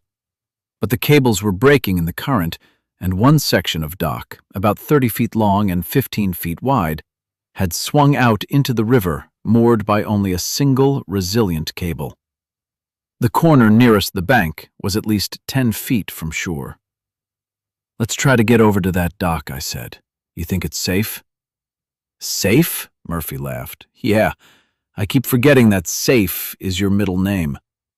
"No, it's careful." "Whatever." I pulled myself along a submerged gunwale until I came to the bow of the canoe. I grasped a metal eye built into the bow and started to swim toward the dock. "Keep holding onto the canoe and kick," I called back to Murphy. "Just because I can't swim doesn't mean I'm stupid." Murphy and I had spent so much time together, we were starting to talk to each other like a grouchy married couple. "Just kick, I'll steer." After swimming hard to pull the canoe across the current, I managed to grab hold of a bare cleat bolted on the edge of the dock before we were swept past. The stern of the boat swung around with Murphy holding on. "Give it a sec," I hollered. A few seconds was all it took. The aluminum hull banged against the floating dock, and Murphy grabbed onto a swim ladder. Not in any hurry to move, I caught my breath and looked at the trees to make sure we wouldn't have any company. Despite the wide gap of water between the dock and the shore, I still worried. Who knew what a crazed wight might do? I turned to Murphy. I can hang on to the canoe if you want to climb up on the dock. You sure you've got it? No problem. Murphy hauled himself up out of the water a lot more quickly than he could have a few weeks before. The weight loss was doing him good. Once he had both feet on the deck, I said, "Hey, see that yellow rope over there?" Murphy looked toward the other side of the dock. "Can you cut a length of it and tie it to this eye hole on the canoe? I can't get out of the water until we tie it off." "Gotcha, boss." In no time, Murphy chopped a length of rope with his hatchet, tied it to the canoe, and secured it to a cleat on the dock. I climbed out of the water. Murphy gave me a head-to-toe look. "You all right?" "Yeah." "You lost your shoes." I shrugged. "They were free. Let's get this canoe turned right side up real quick. That last cable might give way." Murphy looked at the cable. "So? The dock floats." "I suppose you're right." Can you give me a hand anyway? Murphy knelt down at the stern of the boat. I leaned over the edge of the dock near the canoe's bow. With a stable dock underfoot, riding the canoe was a snap. Doing so in the water was always a pain, left water in the boat, and presented the difficulty of getting back inside without recapsizing it. I hope we didn't put a hole in the canoe under that bridge. I examined the bottom to see if any water was bubbling in. "We're already wet." Murphy grinned. Satisfied enough with the seaworthiness of our boat, I stood up and looked back at the trees on shore. Still safe. I looked at Murphy's equipment. "Looks like you didn't lose anything." Murphy ran his hands over his molly vest and weapons. "I'm good." "And you're all right? No broken bones, no major cuts?" Murphy shook his head. "Surprised I lived through that, but I'm good. A few bruises is all." "Good." I ran my hands over my pockets and checked my weapons. My pistol was still on my belt. I had the knife. All of the magazines from my back pockets were gone, and one of my front pockets was empty. I was back down to a t-shirt, shorts, a usable rifle, and a little extra ammunition. We'll have to scavenge on the way if that's cool. I don't have any other appointments today. Did you get punched a lot in school? That reminds me, I need to punch you in the face. I rolled my eyes and looked back at the woods. I'll tell you what. Next time I come up with a stupid idea, like jumping into a flood-stage river with a shitty canoe, punch me in the face. Maybe it'll bring me back to my senses. With a little too much enthusiasm, Murphy said, "Yeah, I can do that. You want to get going?" "I don't see any point in staying here. You take the stern, I'll take the bow." "You got it, boss." Moments later, we were back in the canoe, right side up and moving quickly with the current. I craned my neck so I could see Murphy. With the water moving this fast, we don't need to paddle to keep the canoe moving. We'll be there before we know it. We just need to steer ourselves over to the north side of the river. Works for me. I resituated myself in the canoe and went to work keeping the bow pointed roughly at the north shore. The rain was coming in squalls by then, with drizzle in between. Thunder was rumbling in the distance. It wouldn't be good to stay in the water too much longer. With the kayak rental business receding behind us, the Loop 1 bridge dominated my attention. The closer we got, the more it looked like a contested bridge from the last World War. Two sand-colored Abrams tanks with their severe angles and 120mm cannons squatted on one end of the bridge, daring anything to cross. As intimidating as they looked, they were no more than armored skeletons of dead beasts, as dead as the soldiers inside. Nothing moved on the bridge among the carcasses of exploded vehicles, with their burnt innards and metal skin flowering out on rusty petals. The concrete and steel rail at the south end of the bridge was broken through. The rear ends of two cars stuck vertically up out of the water. As we floated under, I looked up and wondered how many bones of how many people lay on the concrete above. Ahead of us, trees grew thick on both banks, and a slight curve in the river kept the North Lamar Boulevard Bridge, the next one we'd pass, hidden from sight. Tall downtown buildings peaked above the treetops, far enough away that it was impossible to tell that anything was amiss. Birds squawked in branches. Ducks swam in twos and threes near the shore. Turtles piled themselves on exposed logs and larger rocks, hoping the hot sun would return. Even the sound of rifle fire and the howls of the hungry infected were absent. Only the rain and thunder remained. The temptation was heavy to forget that beyond the trees was a broken world full of dead humans and white monsters. Succumbing to that temptation, my paddle found its way out of the water and across my lap. I looked up at the sky and closed my eyes, letting the light rain between the squalls drip on my face. I stayed that way for a long time. I realized how tired I was, not just physically, but emotionally. I'd been blazing away for weeks in full survival mode, riding a tsunami of rage, vengeance, and fear. How long had it been? It was so easy to lose track of the days when all of the calendar-based events in life fell away. The virus hit in mid-August, and now it was mid-September, I guessed. I'd survived a month. According to Jeff Aubrey's equations, I only had to make it another 11 months to earn a real chance at staying in this world long enough to see my hair turn gray. But I doubted I could make it. Thinking about all that happened, I wondered why I was still alive. The wooden paddle across my lap nagged at me to pick it up and put it to use in the now onerous task of pulling it through the water. The weight of my world, so precariously dammed behind my anger, burst through and smashed every bit of desire I had to move forward.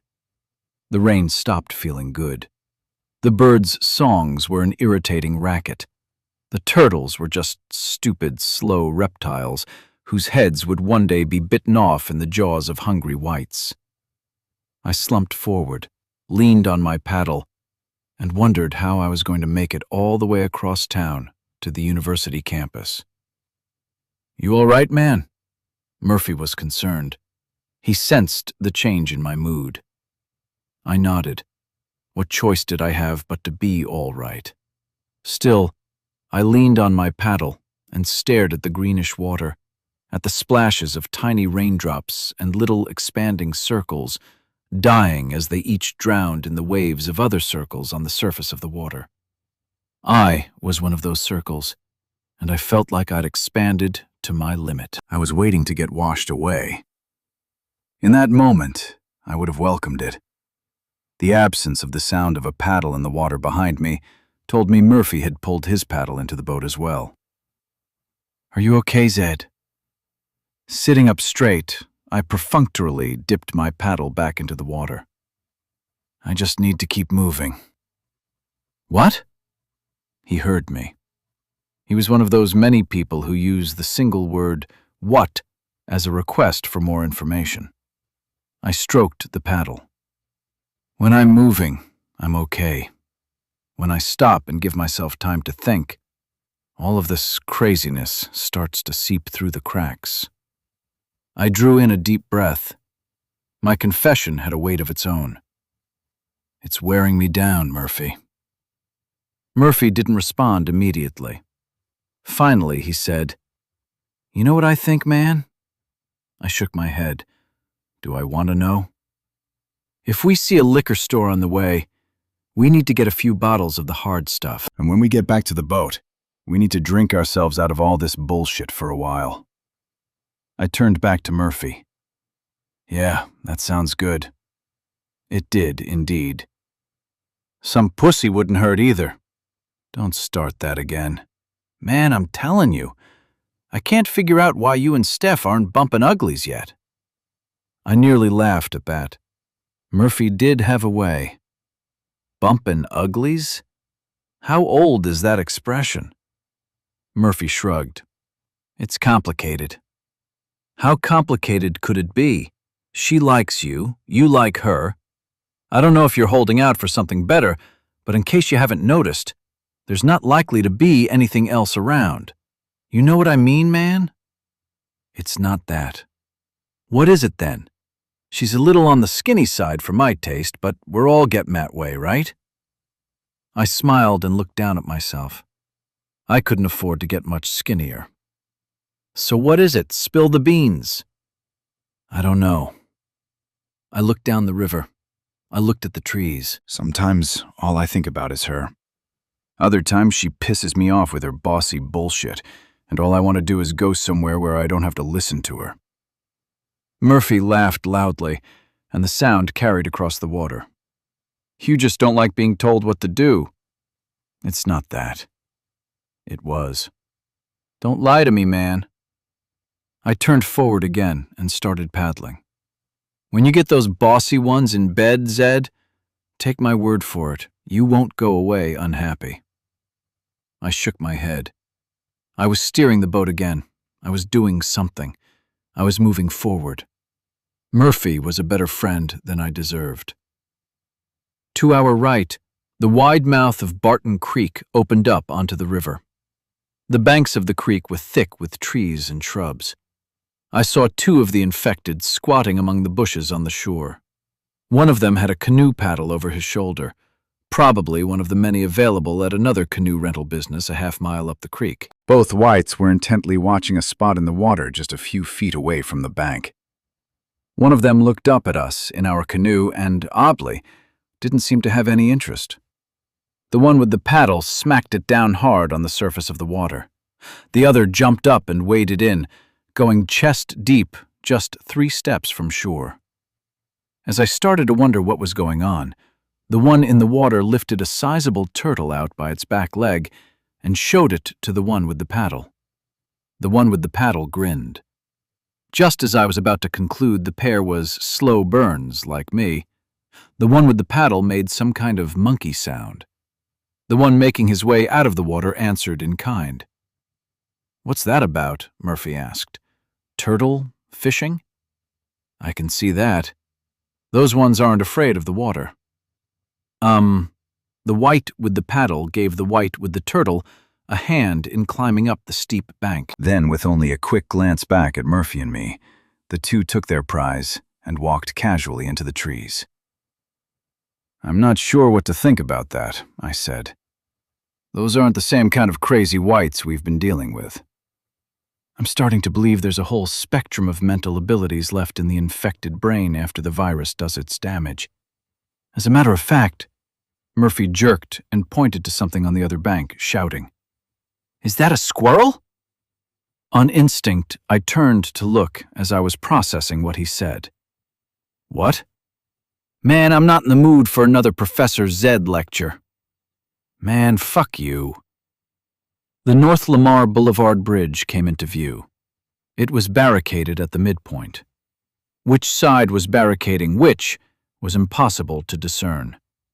Cars were jammed up, pointing in both directions. Evidence of the intense fear that drove people to flee without the barest knowledge of whether the destination was any safer. Anywhere but here. Anywhere but here. What a desperate fear those people must have felt. To race off in the family car filled with crying children, teddy bears, and a few insufficient bags of canned goods hurriedly gathered from the pantry. Anywhere but here. Most of those cars were burned black, probably with blackened skeletons, large and small, lying across metal springs of seats whose cloth and cushion had turned to ash. The wide footbridge just downstream from the North Lamar Boulevard Bridge was blocked as well and packed with cars. None were burned, but most had broken glass. Below the barricades, a body hung from the bridge.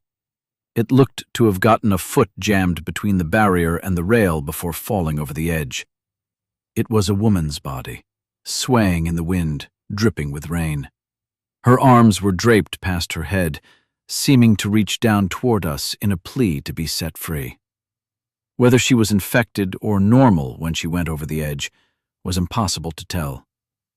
She'd been there a while. The image of her dangling body stuck in my head. I barely noticed the railroad bridge until we had to steer the canoe around one of its footings. Shortly after, the roar of rushing water drowned out most other sounds. Shoal Creek flowed into the river through a wide gap on the north bank. Murphy pointed.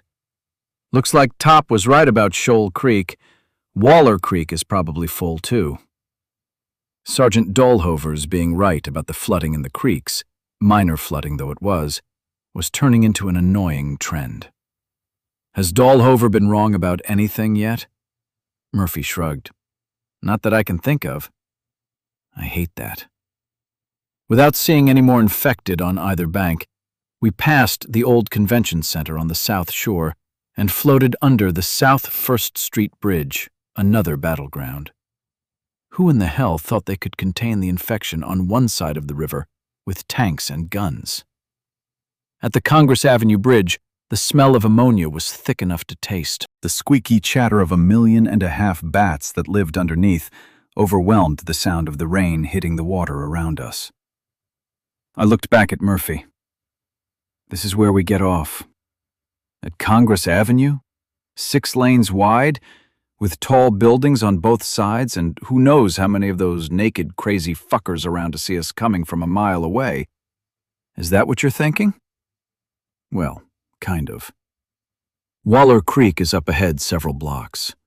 There are places right here where it'll be easy to get on shore. Not so much up there. I'm thinking we can get up to street level and walk over to the creek. I wasn't planning on going up Congress Avenue. That'll work. Chapter 27. Downtown wasn't quite a ghost town, but it was creepy as hell. Wails of the infected, individually and in groups, echoed between the buildings. Cars had run up on curbs. Some had collided with each other, trees or light poles. Some intersections were jammed solid with abandoned vehicles.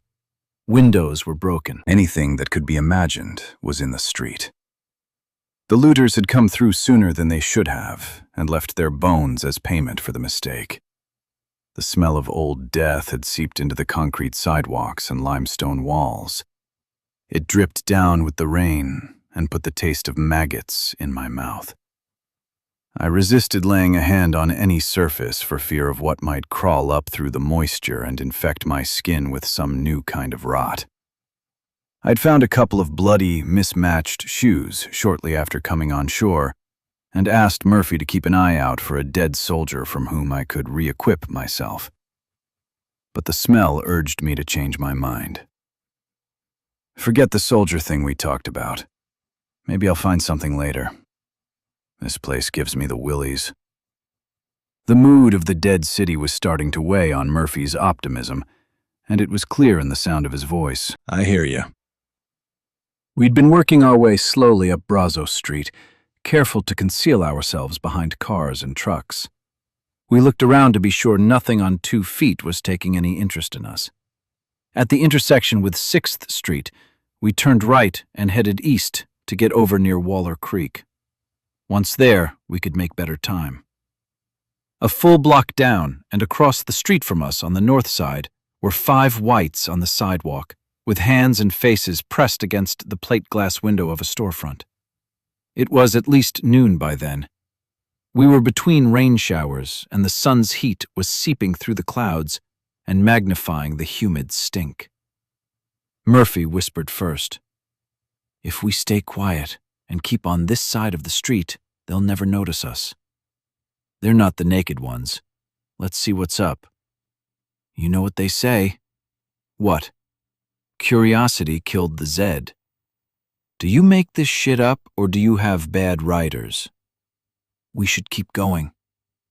I just want to see what's up. Besides, we're going that way anyway. Murphy shook his head. Dahlhover would tell you this is a bad idea, and he'd be right. Dahlhover isn't here. Whatever, man. I snuck over to hide among the wreckage of 2 cars. I didn't get so much as a glance from the 5 whites. Looking over my shoulder, I watched Murphy come reluctantly after. I checked to make sure the safety on my rifle was off. Not that I wanted to use it in downtown Austin and draw in every white that still lingered. A quick check in all directions assured me nothing was taking an interest in me. The next best spot for cover was a clump of a dozen cars near the center of the block. The first of them wasn't more than 30 feet away, but once among those cars, I could sneak right up on the 5 whites. If I stayed quiet about it, they'd never know I was there. I gave Murphy a glance to let him know I was moving. He was not happy. I took off at a sprint. Once at the clump of cars, I found myself a snug spot between 2 pickup trucks that afforded me a place to stand and see out through the truck's windows in all directions. In seconds, Murphy was by the pickups, harshly whispering, "Damn it, I can't fit in there." "Sorry," I mouthed. Murphy rolled his eyes, bent low, and hurried down to find a place between 2 other cars. I pulled out of my tiny gap and followed. When we finally came to a stop, we were directly behind the 5 whites, but exposed to any prying eyes from the other side of the street. "Look and see what you can see," Murphy whispered, and turned his back to the whites and the storefront holding their interest. He'd appointed himself lookout, so I could indulge my dangerous curiosity. So I looked. It only took a moment to see everything, but the situation hadn't become any more understandable. The 5 whites were in front of a tattoo shop. Shoddily attached inside the window with what looked like duct tape were wrinkled and sagging tattoos on stained, moldy paper. The things the whites found fascinating. I shook my head and turned to look up and down the street. Was there anything to be learned from that? Was there any behavioral rule I could generalize? A noise behind me startled me back to full attention, and I spun around to see a skinny man, white with the virus, but in a rumpled suit and tie, come storming out of the shop. In one hand he had what looked like a policeman's baton, in the other hand, a blind man's red-tipped cane. The man in the tie growled something harsh and poked the nearest white with the cane. The white jumped back and yelped, a cattle prod. The tie-wearing man swung the baton at another of the whites and used the cattle prod on the third. Before I knew it, he had all 5 running away. He stood in front of his shop, made some kind of pissed-off monkey sound, and stomped back inside. "What was that?" Murphy whispered. "They're all crazy, dude." Murphy seemed intently focused on the tattoo shop. He shook his head angrily and quickly slunk away, squeezing between 2 cars to get closer to the storefront. Something had his curiosity. After checking up and down the street, I followed. By the time I was beside Murphy, he was squatting between 2 parked cars at the curb in front of a piano bar next door to the tattoo parlor. "Curiosity killed the Murphy," I whispered. Murphy ignored me, stood straight up and walked over to the window. What the fuck? Readying my rifle for action, I looked nervously around. "Murphy!" He ignored me and started examining the tattoo designs hanging behind the glass. From my hiding place, I whispered, "Murphy, what are you doing?" The man with the tie and the cattle prod came stomping noisily out his front door again. He made a threatening gesture with his police baton and jammed the cattle prod at Murphy. But Murphy wasn't a stupid animal. He knew exactly how a cattle prod worked. He knocked it aside and caught the shaft in his hand. The man in the suit lost his temper and smacked Murphy on the shoulder with his baton. Then he tried to hit Murphy a second time. In a blur of motion that sent the man falling back on his butt, Murphy took both weapons from him. He tossed the police baton away and pulled the axe out of his belt, simultaneously using the cattle prod to beat his assailant. I jumped to my feet. The man in the tie scrambled on his hands and knees to get back inside his shop, while the heavy handle of the cattle prod came down on his back again and again. Through all of this, Murphy was silent, but he was boiling with anger. The kind of blazing, silent anger I'd seen only one other time, when we were at his mom's house. Unrelenting, Murphy herded the man into his shop, and the noise of things being knocked over and broken rattled out through the open door. That was the kind of noise that would bring attention. I cast a quick look around and hurried inside. The rotten smell was palpable. Flies buzzed on windows. Maggots crawled on the tattoo art, which wasn't just on the window, but all over the walls, held there by silvery tabs of tape. The beating continued amidst sounds of whimpers and crunching bones. The guy Murphy was beating to death was infected, and he had to be a slow burn like us. But that didn't seem to matter to Murphy. He had to have his reasons. I decided one more murder didn't matter to me either. Fuck that dude. I pushed the shop door closed. Chapter 28. The body lay in a pool of blood. The skull was broken, and bits of brain were stuck to the handle of the cattle prod on the floor beside him. It was a gory mess, but it didn't faze me. Perhaps I was getting used to it.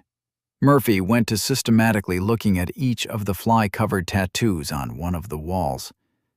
I didn't ask him what he was looking for. I figured he'd tell me the reason for his murderous tantrum and his weird little search when he felt like it. It was my job to cover his back when he lost track of his senses. I had no doubt he'd do it for me. Brothers in arms. Brothers in sin.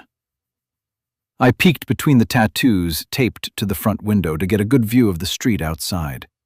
Only the inanimate carcasses of cars lay out there, some shiny again in the rain. Murphy's escapade seemed to have no consequences, yet. I reached up to push one of the pieces of tattoo paper out of the way, hoping to get a glimpse of a blind spot down the street. Eek! I jumped back from the window, nearly stumbling over my own feet. Holy shit. The tattoos were all on human skin. I ineffectually rubbed the finger that touched the dead skin on my pants again and again and again before bounding across the room to kick the sick, dead fuck on the floor. The big front window and every wall inside were decorated with tattoos skinned from whites, and, judging by the variance in skin color, from normal people as well. As gut-wrenchingly wrong as that was, most of the skin was just skin. But hanging in the center of one wall was the eyeless, tattooed skin of some man's face, stretched out and surrounded by a starburst of tattooed patches of skin, each with a human nipple in the center. I stomped on the dead man's skull. And that was that, at least for me. The shop was a monument to uninhibited human depravity, the kind that scars souls with permanent shadows. I had enough shadows on my soul.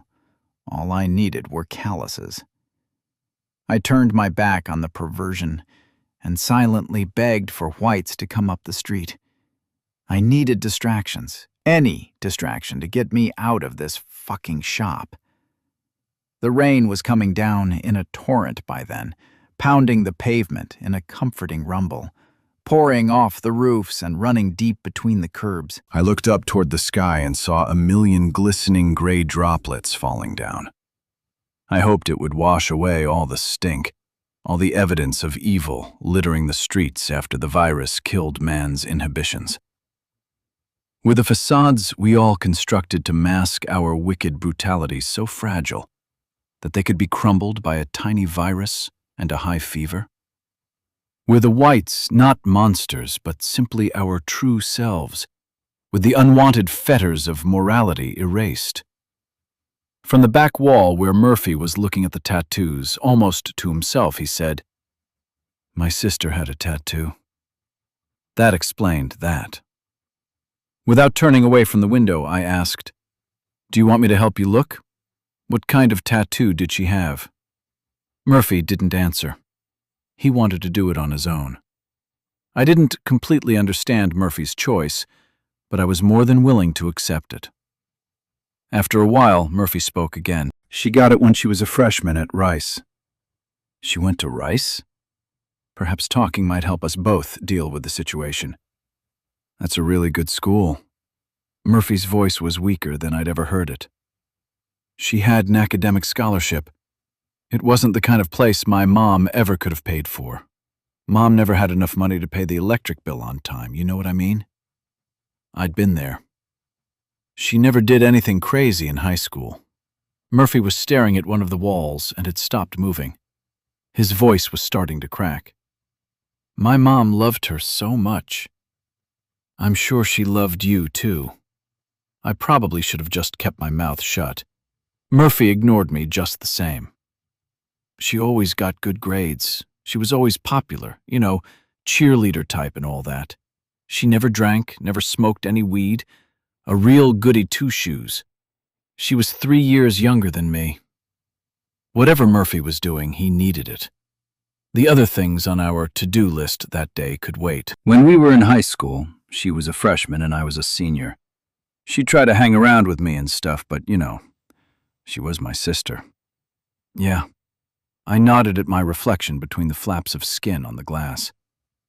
I was too busy being cool, I guess. I'd hang out with my football buddies and do stupid shit, drink too much, smoke too much weed, skip school, dumbass stuff. Murphy drew a long, slow breath. It was close to the end of the school year, and I was about to graduate. I was going to this party one night down on the east side. She begged and begged me to come, and I kept saying no, but she wouldn't let up. So finally I told her if she could get one of her friends to come, I'd let her tag. I figured, if she had a friend with her, they'd be safe together. 'Cause, this party was down in far east Austin, and that ain't the best neighborhood, not even for a black dude. And it really wasn't the kind of place for a freshman girl to be hanging around. But when you're that age, you don't know shit about life. You're still invincible, and bad shit only happens to other people. I started to have my fears about where the story was going. I didn't know what happened that night. I got so wasted. I remember going to the party. I remember some things, but somewhere in there, I don't know what happened. I woke up the next day in my bed, in the same clothes I went to the party in. I've been there too. Man, haven't we all? For a moment, Murphy's laugh came back, but in it, you could hear tears in his eyes. So that next week, Rachel's friend, she stops coming round. And I mean, this is unusual, 'cause she's always at our house, like every day. And Rachel, she's not herself. You know those girls who never stop talking? I nodded. Yeah. Rachel was like that, always talking. I mean, always talking, always smiling. Well, she wasn't talking, and she wasn't smiling. At first, I figured she got a B in chemistry or something. But one night I was making a Chef Boyardee pizza for supper 'cause my mom was working at her second job. It had been like a week since Rachel had said much of anything, so we had dinner and I ate, and she mostly just stared at her food and didn't say anything. I mean, not one word. I craned my neck to see up and down the street. It was empty except for the 5 whites that the sick fuck had chased off earlier. They were getting their nerve up to come and drool again over the human skin on display in the window.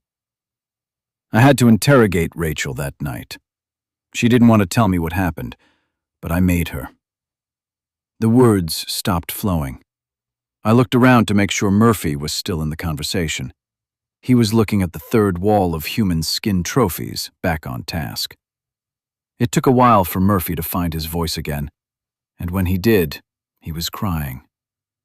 Her friend, Keisha, the one I made her bring to the party, she lived a couple of doors down.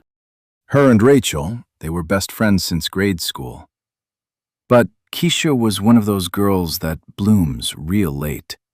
15 years old and still looking very young, if you know what I mean. Skinny as a 2x4. She looked like a tall 5th grader. Not that bright. She did foolish things all the time. Well, she went to this party and started drinking and doing whatever else was there. These 3 bullies took an interest in her and decided they wanted to cause trouble. She was dressed like a girl, but she was so small. They started picking on her. These 3 cowards attacked her and caused a scene. They laughed at her when they saw how scared she was. That's when she ran away. Can you imagine how she felt, Zed? How humiliated? A hard pause followed. That was my fault. Keisha's dad was a real weak man, you know? I mean, he was a scrawny little dude, smaller than you, Zed. I shrugged. Sure, I was skinny. Regular meals were hard to come by. He was afraid to go to the police. They never do anything to really help anybody, not on the east side. Hell, the wannabes didn't even rape her. The cops wouldn't have done nothing. And I think Keisha's dad was afraid the wannabes would retaliate if the police got involved. So what was he gonna do? I turned and gave Murphy my full attention. Me and Rachel went over there that night to see Keisha and her parents. I was going to apologize to her dad for getting her into that situation. I did that. But you know, when I saw Keisha, one of her eyes was still swollen shut, and she had a big cut on her face with like 30 stitches. She hadn't been to school in a week. I got mad. I got really mad. Somewhere in there, the girls and the mom were all in the kitchen talking round the table, and me and the scrawny old man were in the living room, and he goes on to tell me how he's all broken up about it. And he was. You could see it in his eyes. It's like the last little bit of pride the man had was gone. He tells me he's got this unregistered gun he bought, and he's been taking it and cleaning it every night 'cause he can't sleep. And he's been going over and over in his mind how he's going to kill these dudes. But I'm thinking, that's not going to end well. He won't be able to do it. He'll puss out when they start begging for their lives, and he'll either get himself killed or fuck it up so bad he ends up on death row. Murphy stopped talking after that. He gave me a long, appraising look before he said, I told the old man it was my fault and my responsibility to make it right. I wasn't expecting that. A few days later, I found those 3 motherfuckers that did it. They were hanging out behind a 7-Eleven, not 2 blocks from where that party was. They were selling rocks to little kids and toothless welfare hags. I went back there, and I didn't say nothing about nothing. I told them I wanted a rock, and I held out my money. They figured I was just another crackhead customer. I mean, they kinda knew me, and I kinda knew them. So one of them sticks his hand in his pocket to get my rock, while another one is sticking my money in his pocket. And I pulled that gun out and shot him. I shot one right in the face, and he never had time to do anything but look surprised. The second one started to back up and beg, and I shot him twice in the chest. The third one was starting to run away, and I shot him in the back. They all died at the scene. At least, that's what the newspaper said. They said it was gang-related or drug-related or something like that. I threw the gun in the river. After that, I joined the army and got the fuck out of town. I didn't come back for 4 years. By then, Rachel was already at Rice. And you know what she shows me the first time I see her after 4 years? I shrugged. I was out of guesses on that story. Rice's mascot is an owl. She had a tattoo of that on her ankle. And when you saw the tattoos, you thought hers might be here. It was a stupidly obvious thing to say, but I felt like I needed to say something. Murphy shook his head. Not really. Maybe. I don't know. I had to look. I'm guessing you didn't find hers. Murphy shook his head and went over to the front window. He started lifting and looking at each flap of skin taped to the glass. For a long time after it happened, I felt bad about it. Keisha? I asked. Mostly the killing. Murphy put on a smile that was little more than a mask. You and me, we've done a lot of shit since the virus hit. Yep. I don't know how I feel about all of it. I was continually troubled by it. The things we did were necessary. Do you think me killing those boys was necessary, Zed? Do you think I did the right thing? Murphy, I don't know if it was right or wrong, but I'm proud of you for doing it. Proud? Murphy didn't turn away from his work, clearly thinking about how that word applied to his choices. It bothered me for a long time. Matter of fact, my first couple of years in the Army, I was kind of a dick, like you. A dick like me? In spite of everything, I almost laughed. You know what I mean.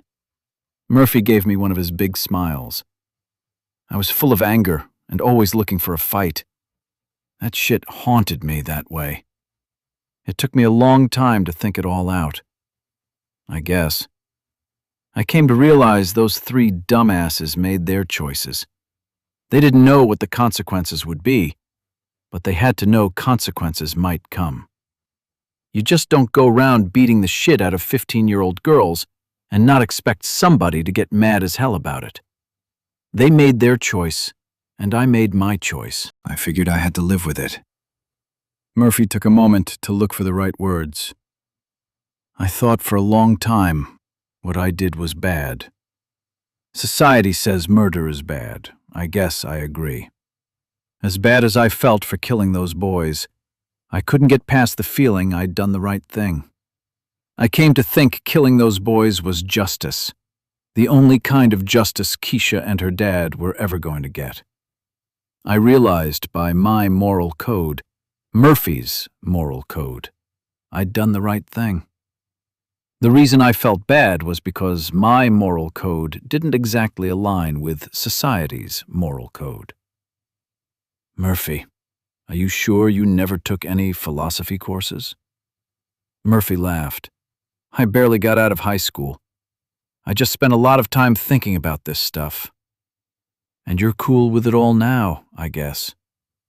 I made my peace. I made my peace with lots of stuff. That's when I came to realize we're all where we are in life because of our choices. Sure, shit happens we can't control, but that's exactly what it is. Shit you can't control. You can't control what it is, or sometimes what it does to you.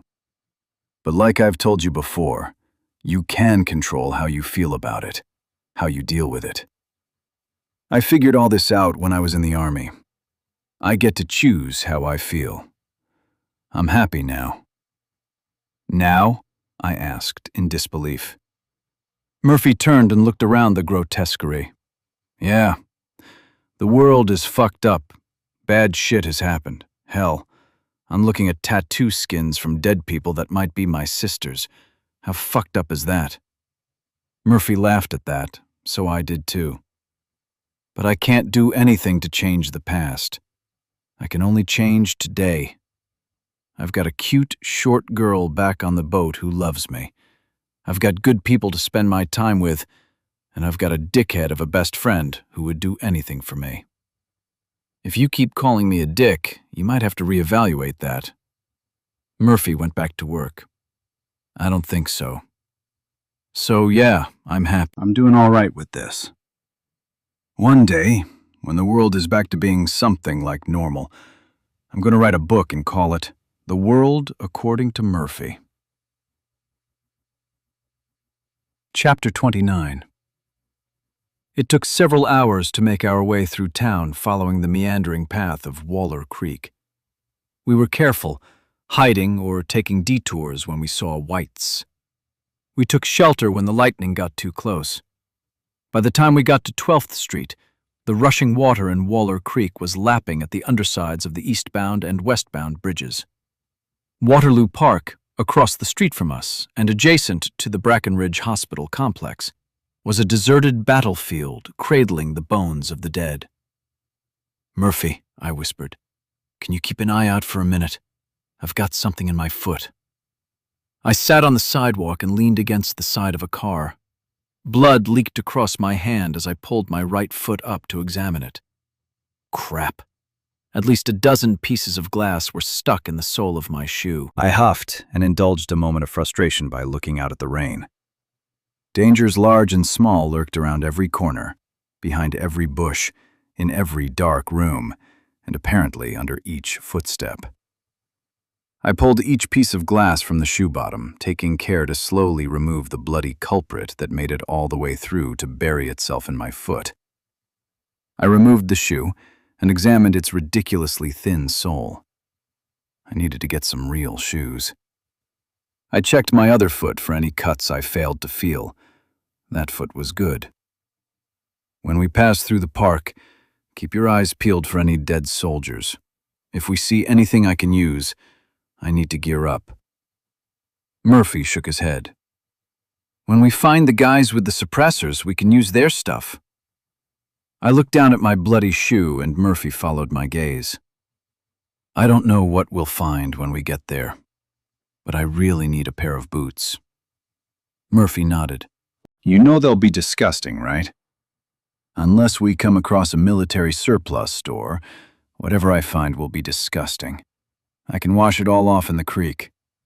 Okay, but this is taking a lot longer than I thought it would. It's a long, long way back to the boat. I really didn't want to have to find a place to hole up out here tonight. That's cool. I have an idea. Oh, shit. Don't be that way. You're kidding, right? Do you remember that story I told you about the parking garage by the hospital? Yeah. I pointed at a multi-story parking garage up at the north end of Waterloo Park. That's the one. Murphy gave it a look. I thought for sure you made up the part about sliding down that banner, but there it is, hanging on the side of that garage. It probably still has some of my skin stuck to it. Murphy grinned. You know what else? I asked. Murphy shook his head and took a moment to check our flanks. The habit was ingrained in us both. There's one of those armored Humvees up there, one with a machine gun on top. Murphy nodded wickedly. I'm thinking we get our silencers, stroll back down here and drive that Humvee back over to the river. We'll be home for dinner. And if all the whites are chasing us when we get there, we just drive it into the river like we did the last one. That's what I thought you'd say. It worked. Murphy shook his head. I'm driving. Whatever. You ready to get going? I stood up and scanned the area for movement. We'd just crossed 12th Street and weren't 10 steps into the park when I found a Molly vest with 5 full magazines. I pulled one out. Will these fit my rifle? Murphy nodded. After taking the vest over to the rushing creek to rinse off all of the gnarly bits, I was inspired to put some effort into a search for the pants and boots. Pants would be easy. I was way skinnier than the average American, and baggy pants could be cinched up with a belt. Boots pretty much had to fit just right. With insufficiently masked impatience, Murphy stood watch as I worked my way through the park, picking through the remains of bodies. A few whites timidly crept out into the rain to root through the bones and clothing for scraps of anything that might ease the rumbling in their bellies. They were as intent on keeping some distance between us as we were them. After spending a half hour on the endeavor, I had a pair of pants but no boots. I led Murphy across Red River Street and onto the hospital campus. The closer we got to the main hospital building, the more thickly the ground was scattered with the remains of the dead. Murphy whispered, "There's lots of shoes. Do you really need boots?" I looked around. None of the whites I could see were paying us any attention. Give me 10 more minutes. If I don't find some boots, we'll go. Murphy checked his watch. 10. I gave him a nod and went back to walking among the gnawed bones, kicking over pieces of clothing, looking underneath for the prize. The main hospital building loomed large on my right. The remains of the dead were still piled thick around the bottom of the glass stairwell I'd shot up with that .50 caliber machine gun. No dismembered and scavenged remains of soldiers lay among them. Of that, I was sure. Bypassing that trove, I headed toward the far northwest corner of the complex and walked toward a large, collapsed military tent. "Do you remember that tent?" I asked. "No." Murphy wasn't liking the heavy rain. He kept looking at the sky when it rumbled thunder. He was nervous about the creeping whites and didn't have any patience for memory lane. "That's where we went when we first got to the hospital."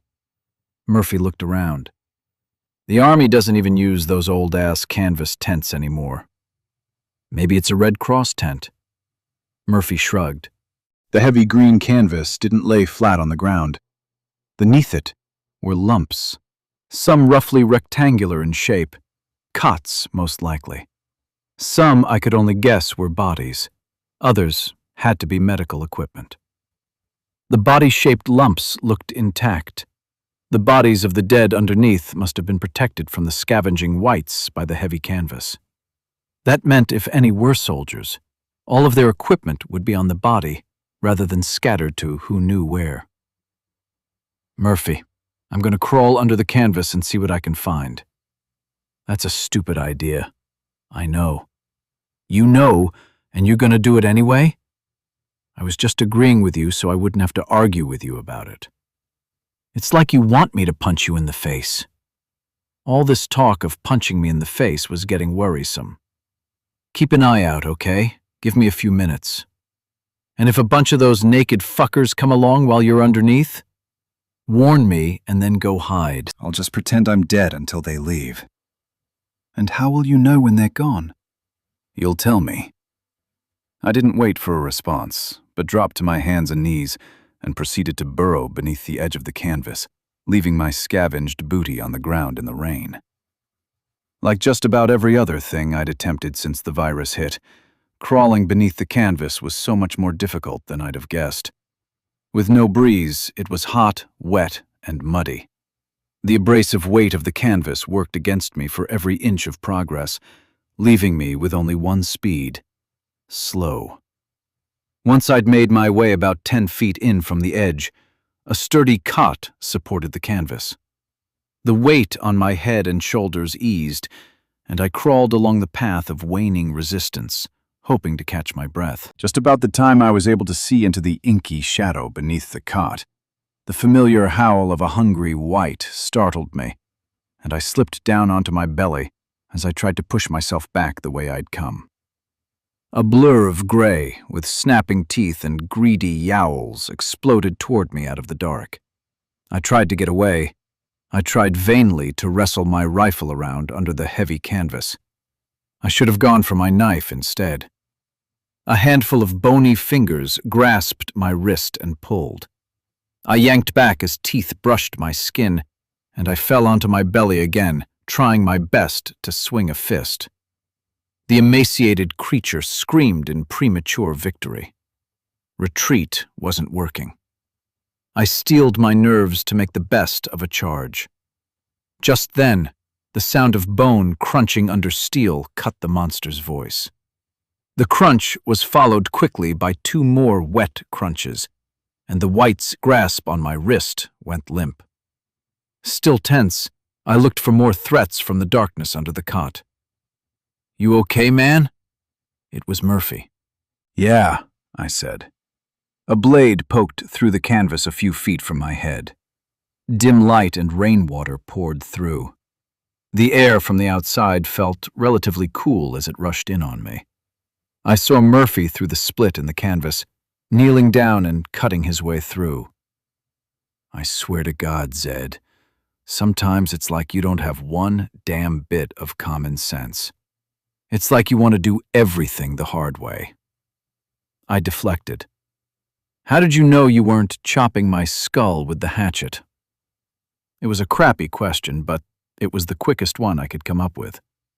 Murphy let me know just how crappy it was. "Because I'm not retarded. I saw your dumb green lump ass crawling along the whole way."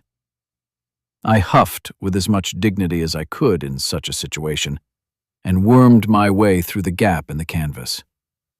"Thanks," I muttered. Murphy stood up and looked around. "No biggie."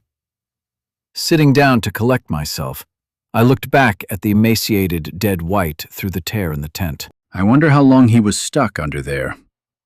Murphy looked down and grinned. "He's not much skinnier than you." I noticed then the white was wearing a military uniform. I got up on my knees and grabbed him by the shoulder and tugged. His body came a few inches out of the hole. I pulled again and again. Perhaps bored of seeing me struggling to pull the corpse out, Murphy reluctantly knelt down and gave me a hand. It only took a few more seconds to pull the body out into the rain. "See," I said, "he's got a full kit." After a glance at the infected soldier, Murphy looked around for anything that might show an interest in us. I did too. It amazed me how natural it was to build that particular habit.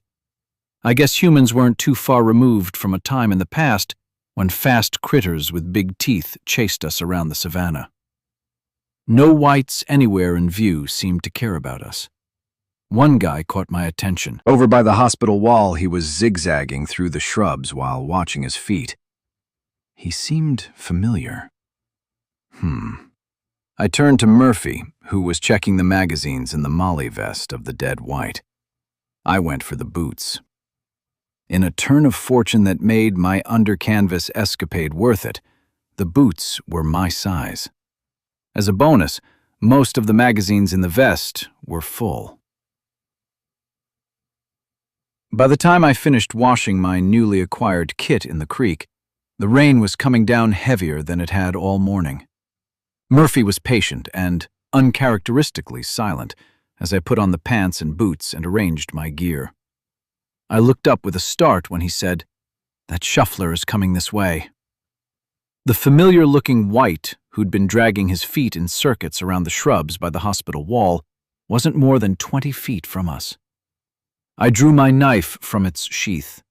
Murphy had his hatchet ready.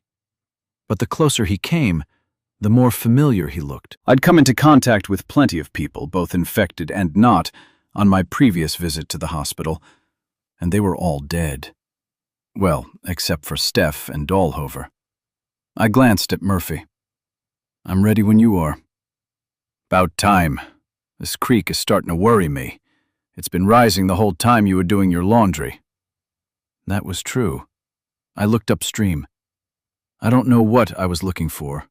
Maybe a wall of water from a coming flash flood?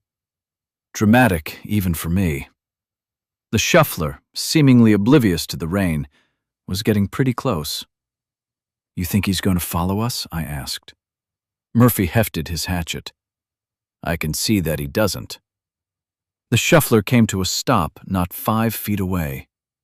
He smiled. What the hell? That meant he had to have some degree of brain function. The worst of them never smiled. Holy crap. The shuffler looked at me and said, "Zzz." Murphy turned to me. "You know him?" Dumbfounded, I nodded. It was Jeff Aubrey. He'd survived. Murphy shook his head and lowered his hatchet, but he didn't put it away. "Jeff?" I took a step forward. Jeff's grin widened. Zzz. Murphy's face turned to worry, and he put a hand on my shoulder to stop me from getting closer. He took a quick look around to make sure nobody else was close enough to hear. He's not right. That much was clear. I met him in the hospital. He was passed out with the fever when we escaped. We locked him in one of the rooms. Murphy went from worried to confused. And? He was Steph's fiancé. Murphy shook his head in disbelief and laughed out loud. "Jeff, can you speak?" After a pause, he answered. "Yes." "Yes?" I said. "Yes." Murphy leaned in close to me. "Whatever you're thinking, it's a bad idea. Let's ditch this dude and get the hell out of here." Sorely tempted to heed Murphy's wishes, I said, "We can't." "Hell yeah, we can. No good's gonna come from this. I know what you're thinking." "You're thinking you need to do the right thing and reunite Jeff here with Steph. But that stupid little good angel that sits on your shoulder doesn't know shit." "Ansel," Jeff interrupted with another grin. "He's harmless," I said. "You don't know that." Murphy was getting a little bit pissed. "You don't know anything about this guy. You met him before the virus fried his brain. Now you want to reunite him with Steph?" "I didn't say that," I said. "You didn't need to. I know you. I know you always want to do the dumbass right thing, but it's going to get you killed one day." I shook my head. "Kills," Jeff said. "Kills." Murphy raised his eyebrows, as if to emphasize Jeff's choice of words. "Jeff, what have you been eating?" I asked. "Hungry," he said. "Have you eaten anything?" "Hungry," he said again, as his smile melted away. "If you bring him back, you know you can kiss any chance of getting into Steph's pants goodbye," Murphy said. You know that, right? It's not about that. It's always about that. I know you're not like that, Murphy. Murphy smiled wickedly and shook his head. Man, you want to bet? The rain was coming down so hard, it was flowing off of us. Hushed conversation was impossible. I can't leave him here, I said. You can and you should, but you won't. I didn't see any point in responding. Fine. I'm only going to say one more thing about it. You won't be doing anybody any favors, Murphy said. How's that? That, Jeff said. We were already ignoring him. First off, he seems to be doing fine right here on his own. I shrugged. I didn't agree, but I couldn't argue. He was alive. Nearly everybody else he knew from the hospital wasn't. You're not going to get any pussy. I shrugged again. Whatever, Murphy said. And how do you think Steph is going to feel when you bring him back? I started to say she'd be happy, overjoyed maybe, but Murphy's question made me give that some real thought. He read my hesitation correctly and nodded. You see, don't you? Ask yourself how you would feel if your old girlfriend showed up and she had the IQ of a frog. You'd take care of her out of obligation like we do with Russell, but how could you still love her? She wouldn't be the same person, Zed. This dude isn't either. He can barely speak one-syllable words. Zilble. All you're gonna do is make Steph feel bad and saddle her with a responsibility she can't handle, and that will probably get her killed. That's if he doesn't decide to kill her himself when he sees her. You gotta remember, Zed, you and me are whites like him. He doesn't see us as food. He might be just as crazy as the rest of these fucks. Fugs. We stood there in the rain for a bit, Murphy letting it all sink in. Thinking about these things was bothersome. It was so much easier to just act on my whims. What's Steph going to say when I tell her I saw Jeff and just left him? Dude. Murphy looked around at the rain. You don't have to tell her anything. All that knowledge will do is make her feel bad. That's it. There's no upside to this situation unless we turn around and leave Professor Syllable right here and forget about him. Murphy was right. Jeff couldn't make anything better for anybody. He was a burden at best, but the idea of leaving him felt bad nevertheless. The wind started to blow heavy, fat drops against my face in little slaps that irritated me before the drops ran down through my soaked clothes and filled my new boots. The world had turned to noisy gray. Damn, it's coming down. Murphy had to raise his voice to be heard just a few feet away. I looked around. The rain was so heavy it was getting hard to make out the shapes of nearby buildings. Water ran ankle-deep across the ground where we were standing. Waller Creek was visibly swelling over its banks. It was a flash flood in the making. I shouted, "Fuck!" Murphy brought his rifle to his shoulder and spun around looking for targets. His head jerked left, then right. He looked back at me, confused, tense. I pointed at the creek. I had to shout, "It's going to flood! Who cares? Let's get out of here!" That intersection we're headed to is only a few blocks off Waller Creek. Murphy's brows knit. You think? I nodded vigorously. Floods in Texas came and went, usually a few feet here or there when a creek overran its banks. Carpets in nearby houses would need to get replaced. The drywall would need to be rehung. Sometimes the floods washed down the creek beds with the wrath of God behind them. Twisted steel, piled masonry, and smashed cars were left when the water subsided. Murphy, if the water rises too fast, it might make finding those silencers impossible. I was getting hoarse from shouting. I think we should go get that Humvee I left up on the roof of the parking garage and drive over there. Drive? Murphy's face showed just how bad he thought that idea was. He looked around for any whites that might materialize out of the gray sheets of rain. With it coming down like this, I looked at Jeff and doubted what I was about to say. All of the whites with half a brain are hiding inside. They'll never even see us drive by. Chapter 31. On the top level of the parking garage, adjacent to the hospital, the Humvee was exposed to the rain. And just as I'd left it, the machine gun hatch was open, providing the only way to get back inside the vehicle. All of the doors had their battle locks set. I'd set them before I used the .50 caliber machine gun to shoot up the stairwell on the side of the hospital. Climbing up on top of the Humvee and getting back down inside was easy enough. I went in first, leaving it to Murphy to close the hatch in the face of Jeff Aubrey, who'd followed us up through the parking garage's 5 levels. He was tagging along, that was clear enough. I realized he'd understood so little of our conversation, he didn't get that we were going to ditch him. The virus had left his brain too addled. At least, that's how I rationalized it. The last I saw of Jeff was him watching Murphy and me drive away, crying out loud, reaching his hands toward us, though his feet took no steps to chase.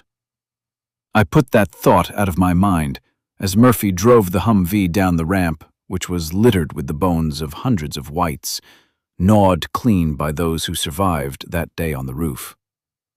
The Humvee's big tires rolled over them like so many bumps on the road.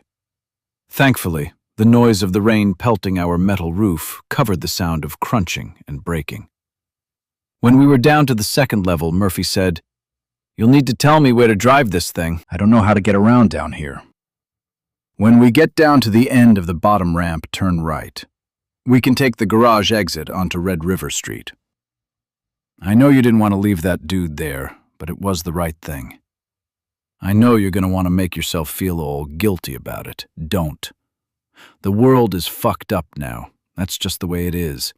You can't fix everything. You can't save everybody. We got to the bottom of the last ramp, and without a word, I pointed right. Murphy drove slowly to push some barricades out of the way, and then we were back out in the rain. The pounding on the roof made conversation impossible without shouting, so we didn't talk, mostly. I pointed, and Murphy turned the wheel. On Red River Street, the water in the road had filled it to the tops of the curbs, and still the intensity of the rainfall did not let up. Things were starting to float with the current in the road. It all flowed toward the creeks, which flowed south toward the Colorado River, which ran through the center of town. I hollered, "This thing will do okay with all the water, right?" "Oh yeah." We drove past the circular basketball arena and crossed over Martin Luther King Boulevard. We were back on the campus. The road veered off to the right. Looking at the maze of abandoned vehicles in and along the road, Murphy gave me a look. He was wondering whether we could get through. Several weeks before, I'd driven that big motorcycle down Red River on the way to the hospital. I knew it was clear enough for us to pass. I motioned for him to head up the road. Slowly, we went north. IH-35's upper deck loomed out of the easing rain on our right. Several heads popped up to watch us. They were whites, making a living off of scavenging rotten meat from the carcasses of motorists who died in the highway traffic jams. Those whites probably still had bellies full of putrid flesh and little motivation to come after us. As we passed between one of the football practice fields and the LBJ library, the road dipped down. Before I could form the words to shout, the Humvee was in a couple of feet of water. "How deep can we go before we're stuck?" Murphy shrugged. "I don't think it gets that deep." "I thought you were afraid of water." "I can't swim, but I'm not neurotic." We reached the bottom of the dip between the two hills, and the pavement angled back upward. When we reached the top of the hill, The sky had opened up again and the rain was coming down as heavily as before. "When you come to the next street, that's Dean Keaton," I shouted. "Turn left. That intersection where Jerome got shot is a few blocks down." Murphy stopped the Humvee halfway through the turn onto Dean Keaton Street. Looking at me, he asked, "What do you think?" "Hell if I know. We've come this far. Let's just drive over there and see what happens." "And if those dudes are still there?" I rapped on the glass in my door. "Will this protect us?" "It should, but if they are there, I doubt they'll shoot at the Humvee. They'll wait until we get out. I'm sure they're all dead. I mean, what are the odds of any of them making it through the infection?" "Pretty slim." "Yeah.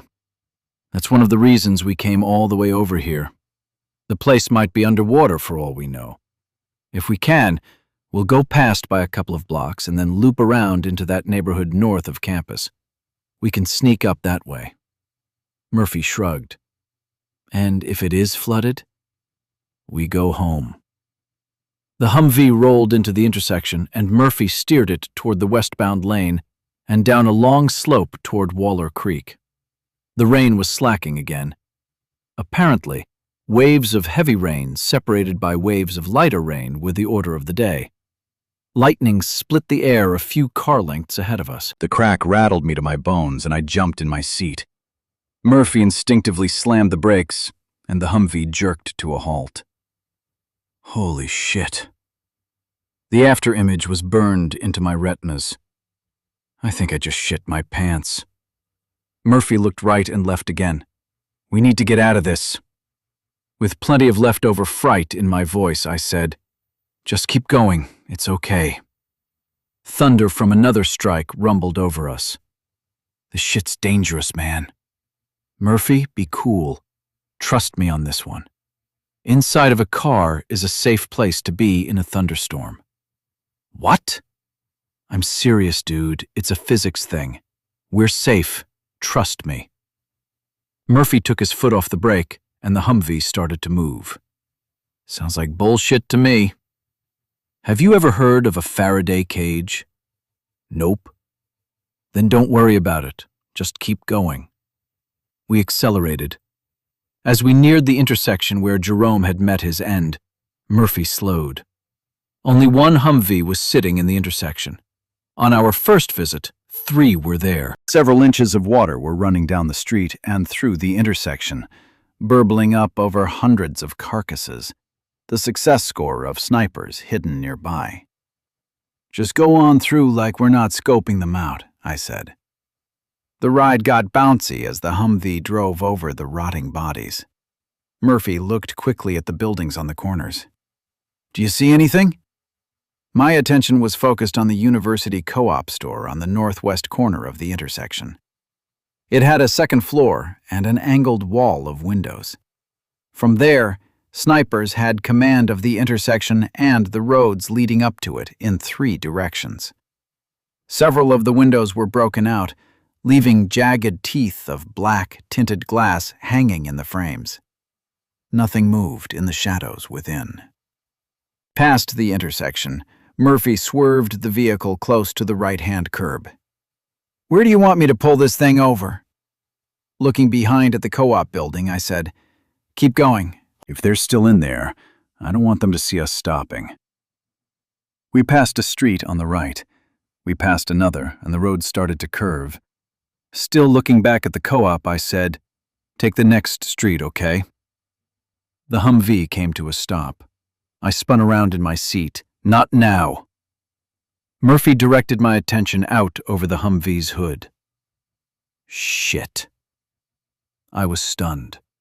Waller Creek, a deep, crooked ditch before the rain came, had turned into a river 200 feet wide. The bridge ahead of us was completely immersed. Not even the rails were visible. Only the water rising up to flow over the submerged obstacles provided any evidence of their existence. "This is a lot worse than I thought it was going to get." "I'm worried about Mandy," Murphy said.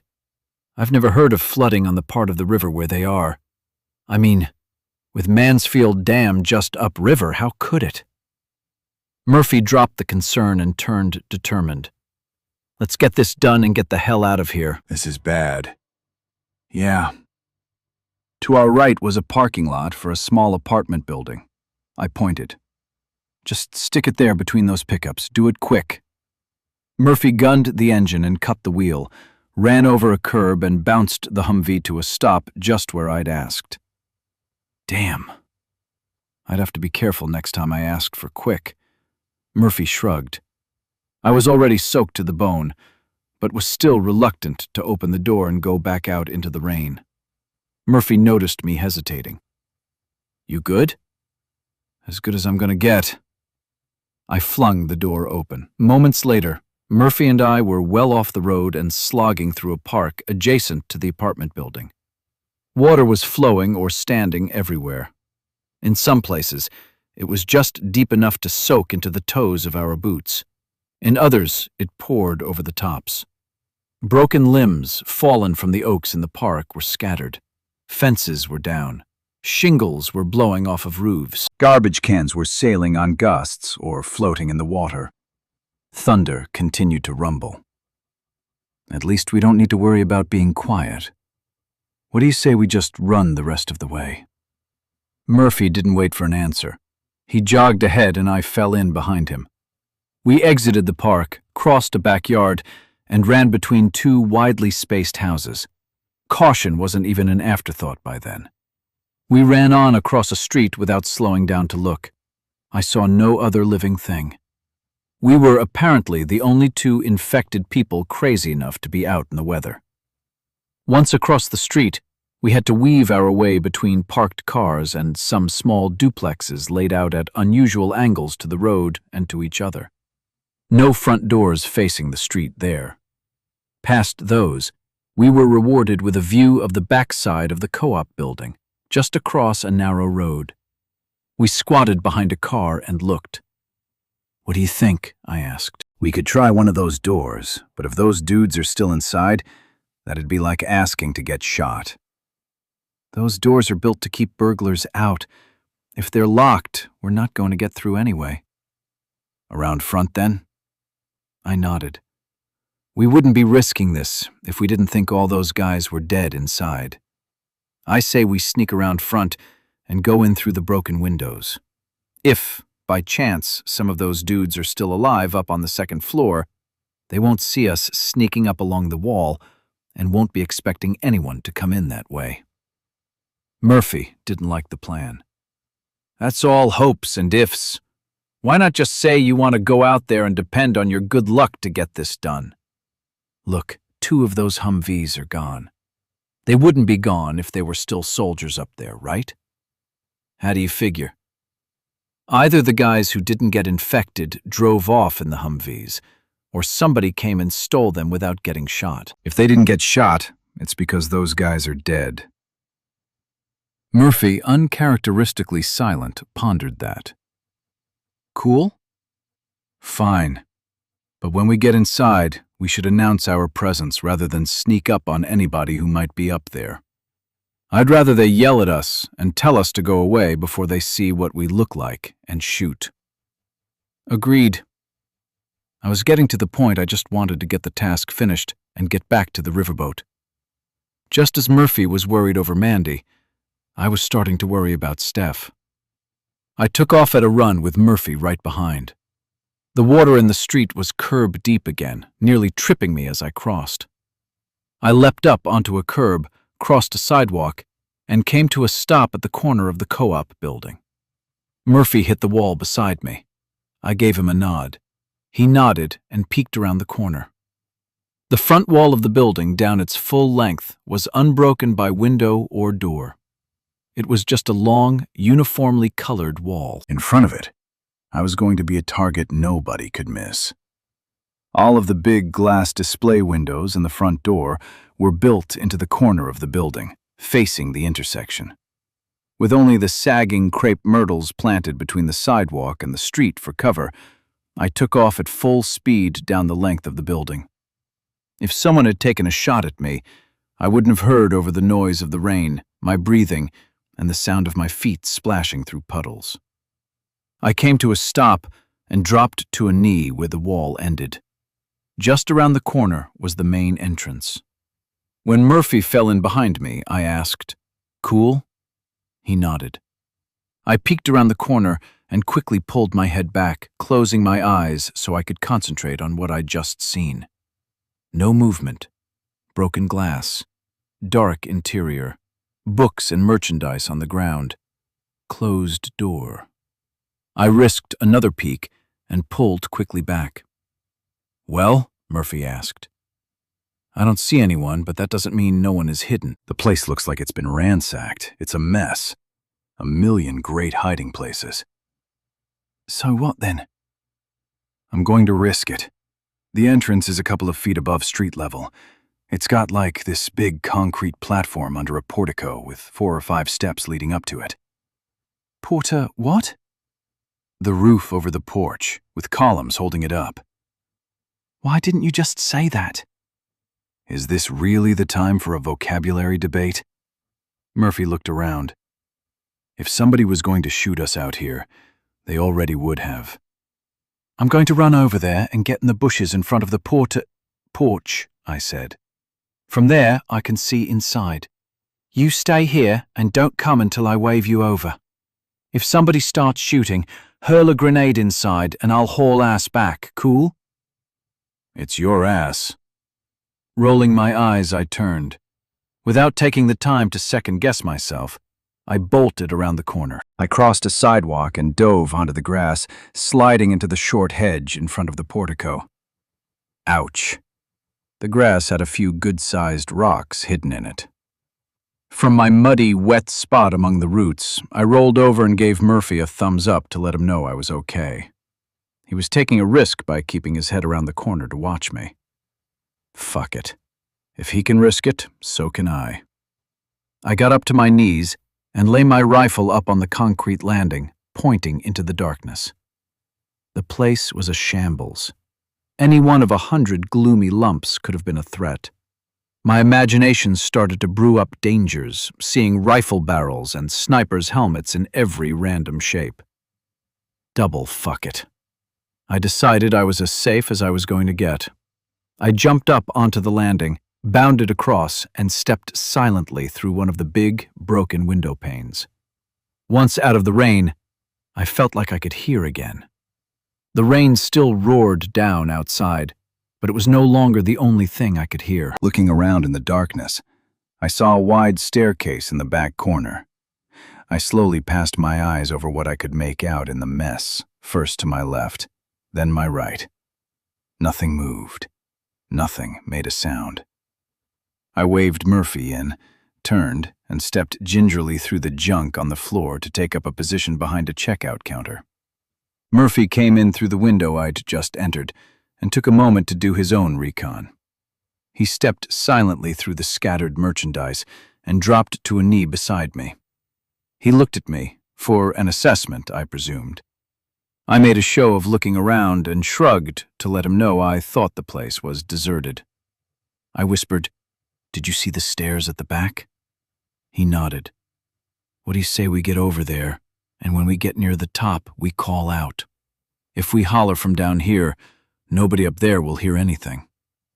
Murphy shook his head emphatically. "Let me take the lead on the stairs." "Yeah, whatever." I shrugged. With his rifle at his shoulder, panning from left to right, Murphy led the way through the ruined merchandise, clothing, books, and souvenirs. He was tense, and his tension kept me on edge. He clearly wasn't as convinced as I was that the soldiers were all dead. We were halfway across the store and making our way through the remnants of some kind of glass shelving units, full of long-horn doodads and trinkets. The kind of shit parents put on their desks at work to let their friends know their kids were students at UT. It started out as a scraping sound. Before I knew it, Murphy's feet were slipping out from under him. He reached a hand out to catch himself as he fell, and instead cut his palm open on a piece of the glass shelving unit. God damn it! He hit the ground. And that was a mistake. A body doesn't make much sound when it stands, except for the sound made by brushing against something nearby, or the sound of shuffling feet on a messy floor. Even the exhale or draw of a single breath isn't that noticeable, especially when all the rain in the world seems to be falling outside. But when 30 or 40 whites jump to their feet to investigate an unexpected utterance of human speech, it makes a peculiar swoosh, distinct even under the noise of the rain. If anything, the seemingly ubiquitous whisper made it that much more frightening.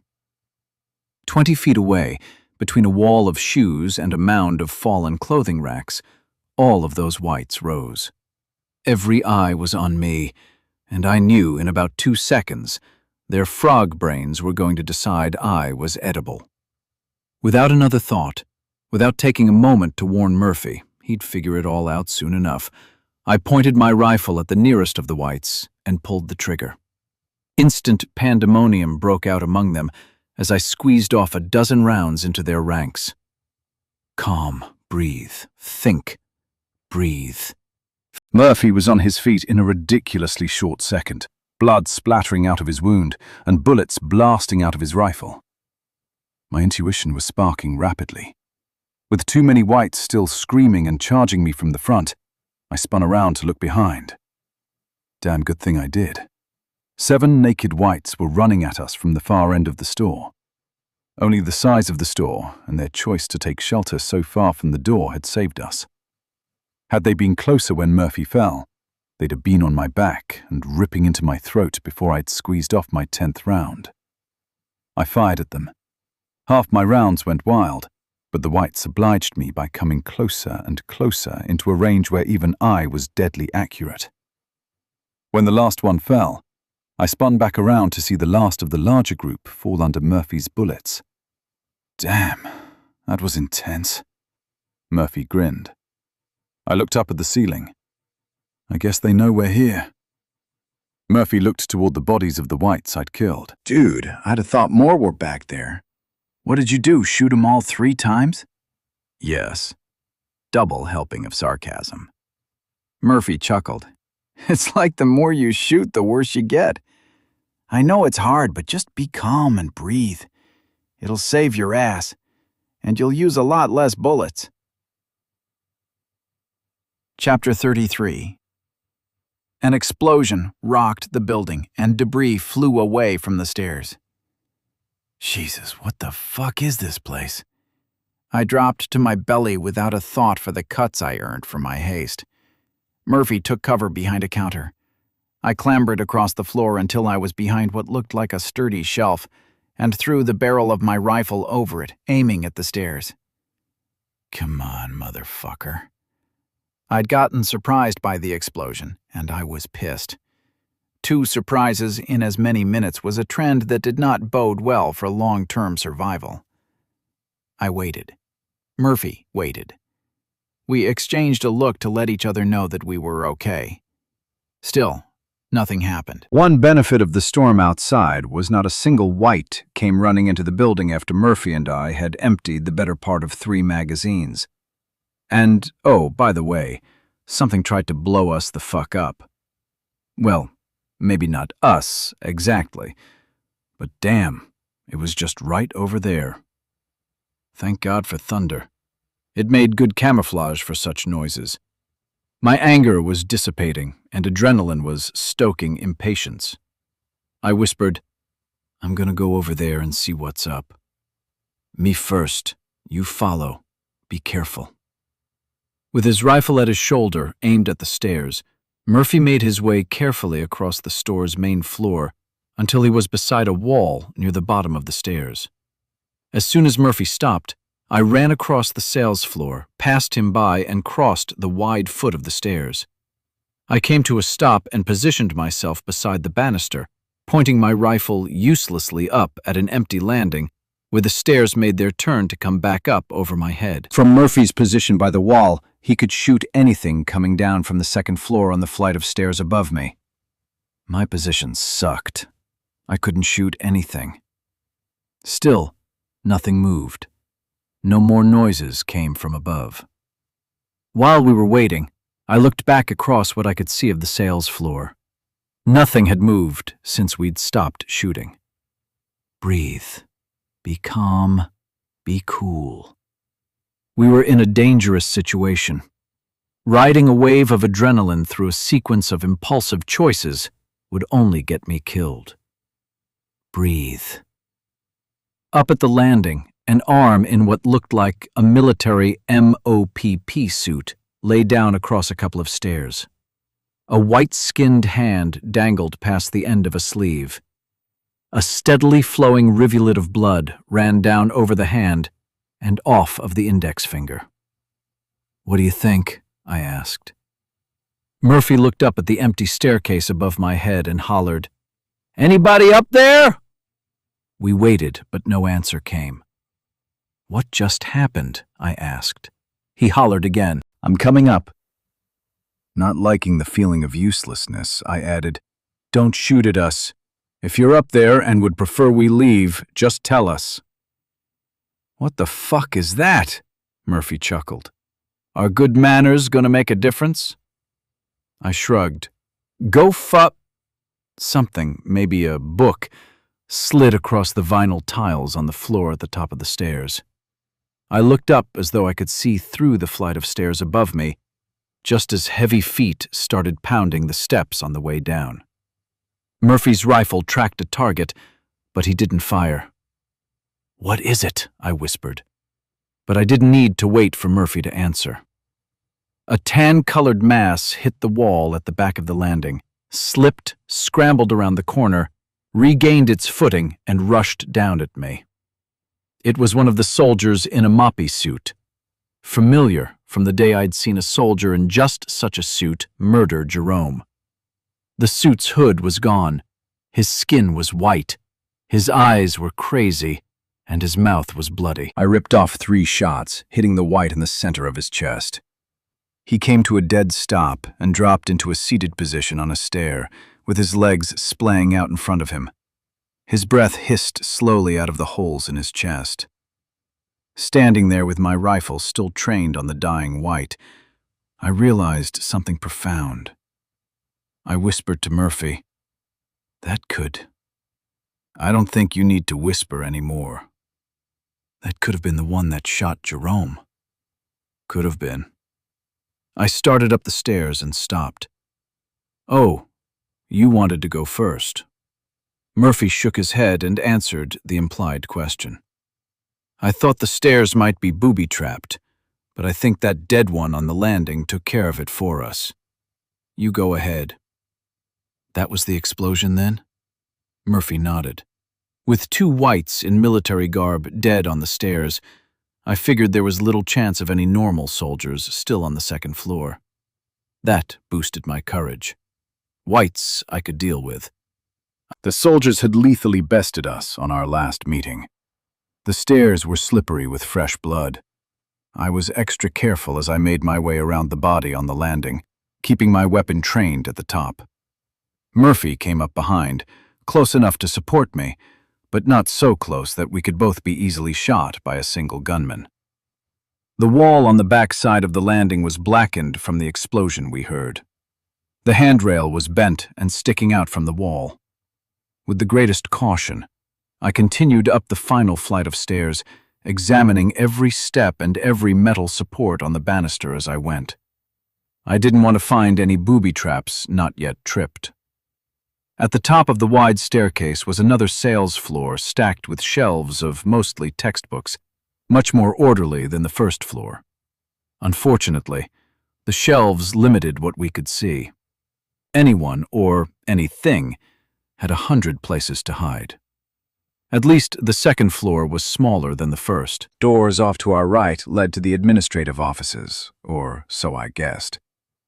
I ran over to a checkout counter, kneeled, and waited for Murphy to join me.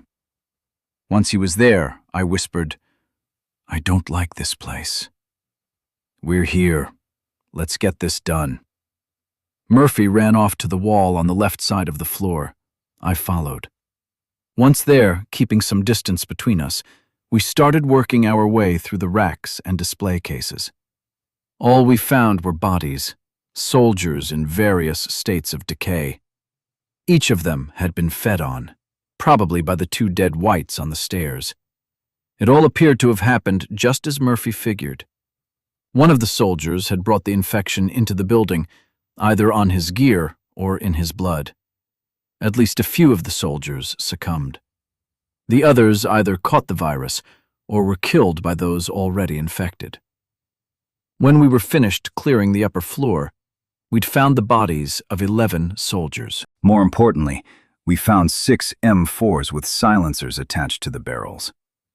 They weren't ideal sniper rifles, but they were perfect for our purposes. Chapter 34. With 5 rifles in the back of the Humvee, Murphy took the passenger seat and was making himself comfortable with his new weapon when I got in on the driver's side. "How are we set for gas?" Murphy asked. "Looks like 3/4 to me." "You have any idea how we're getting back? Looks like the whole damn city is flooding." I rolled my eyes. "The whole city won't flood." "You know what I mean, man. If the creek down the street has that much water in it, every creek in town is probably doing the same thing." "What are you getting at? Are you saying you want to stay down here tonight?" Murphy looked at the rain pouring down around us. He shook his head. "If we can get back without drowning, that's my preference." "At least we can drive around right now without getting chased by whites." Taking a moment to think about it, I said, "We can't go directly across Austin. Even if we could find a way across Waller Creek, we'd never get across Shoal Creek. I think if we can make it up to Highway 183 and take that out to 620, we can head back south and hit the river that way." "That sounds like the long way around." "It is. But Highway 183 is raised. It won't flood. 620 might be iffy, but mostly it's built on high ground. At least, it looks that way to me." "You want to go all the way out to Mansfield Dam?"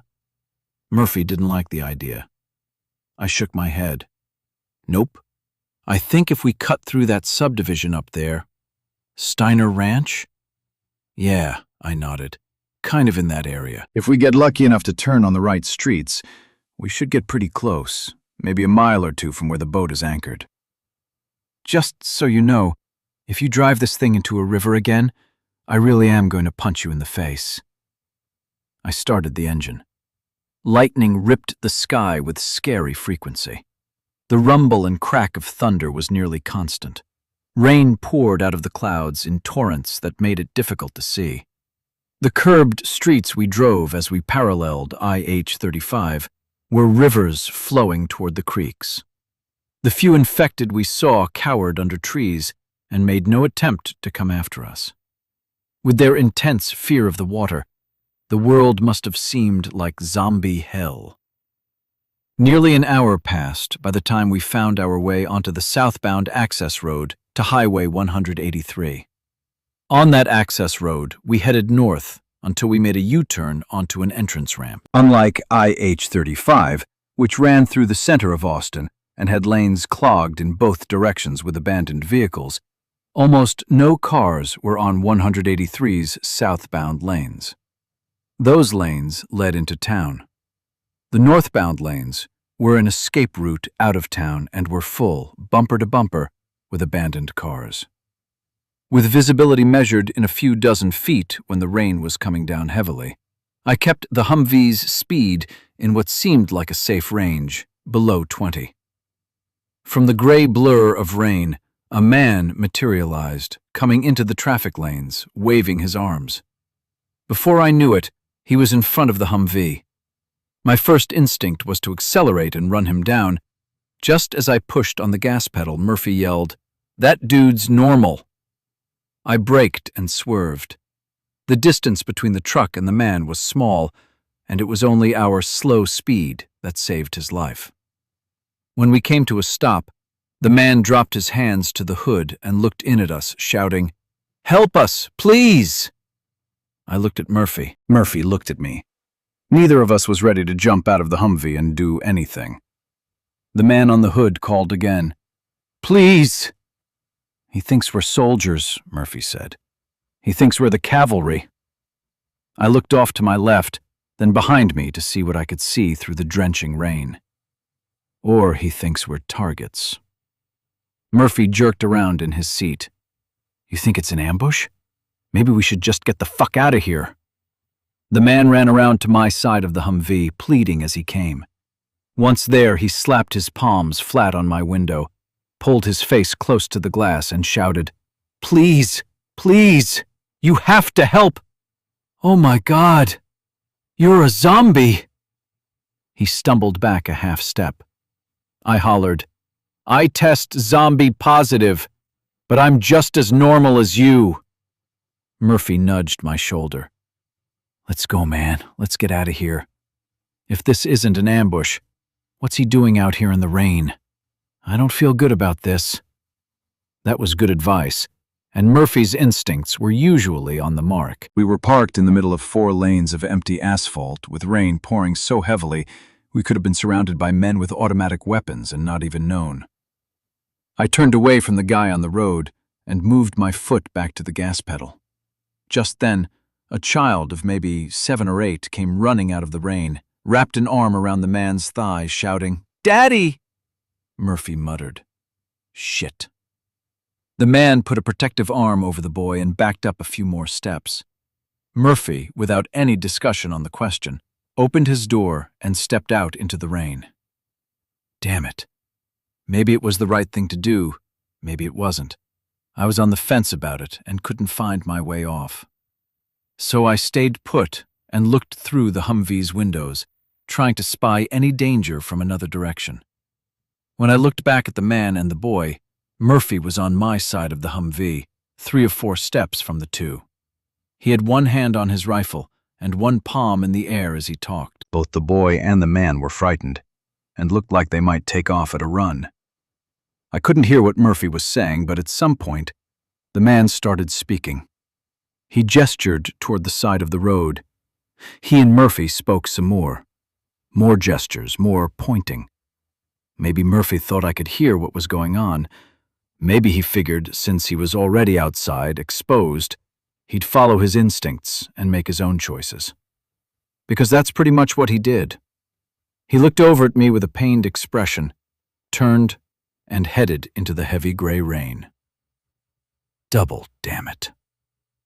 I checked through all of the windows again to see what I could see, which was pretty much nothing. Nervously, I stayed on the lookout for something bad to happen. Time passed slowly. The rain didn't let up. The lightning seemed to dissipate, though the rumbles of thunder, some near, most far, told me that dissipation was a misperception at best. Trying to trust Murphy's intuition, I whiled away long moments. Finally, I couldn't wait any longer. If he was in trouble out there where I couldn't see, I wasn't going to let him be in trouble alone. And according to that line of thinking, waiting was pointless. I swung my door open and stepped out of the Humvee. Wet though I was, the new rain was cold when it pummeled me and soaked through my clothes. It took all of 2 steps for the cold water to seep back into my boots. With my rifle at my shoulder, I scanned back and forth in front of me, ready to fire at anything that looked like danger. As I made my way across one empty lane and then another, the shapes of people and a big, squarish thing formed out of the rain. Murphy and the man were behind an SUV that had gone off the road and come to a stop at a precarious angle on a steep embankment. Murphy saw me as I neared. He hollered, "Man, we need to pull them out of here." I looked at Murphy and looked at the man, still not sure I needed to do anything. Did I want to? Sure. But one of the many things I was learning about life was it's so much easier to be a superhero in video games. The man pointed toward the front of the SUV and motioned me over to the edge of the shoulder. The SUV was stuck with only one rear wheel on pavement. The front wheel I could see, the one on the passenger side, was buried in mud up to its axle. I guessed the wheels on the other side were similarly buried. It was both bad and good luck wrapped in the same package. Had the ground not been so saturated, the heavy SUV would have barreled down the steep embankment and slammed into whatever was parked on the highway access road 30 feet below. But now they were stuck. Just as I turned to walk back to the rear of the truck, a girl of 4 or 5 pressed her face to the foggy passenger side window and stared at me. A woman pulled her away from the glass. Crap. Are these your kids? I asked the man. Yes. How many do you have? 3. Why aren't any of you infected? None of us ever got the virus. I think we're all immune. All of you? The man shrugged. We were all exposed. All of our neighbors, all of our friends got it. None of us ever came down with the fever. That didn't seem at all plausible. But what could I argue? The evidence was right in front of me. Going back to the rear of the truck, Murphy was wrapping a chain around the ball on the SUV's trailer hitch. They hydroplaned when the water got deep, and they skidded off the highway. Got it, Sherlock. Looking around, I asked the man, why not just get another car? He pointed to the back window of the SUV. It was packed full. It would take too long. We have all of our stuff in here. How long have you been out here? Maybe 5 minutes. I pointed at the SUV's wheels stuck in the mud. So this just happened. The man nodded. Are you guys from here in Austin? Yeah. We noticed there weren't any infected out on the street. We thought we'd use the rain to shroud us so we could get out of town. Where to? I asked. The man clammed up.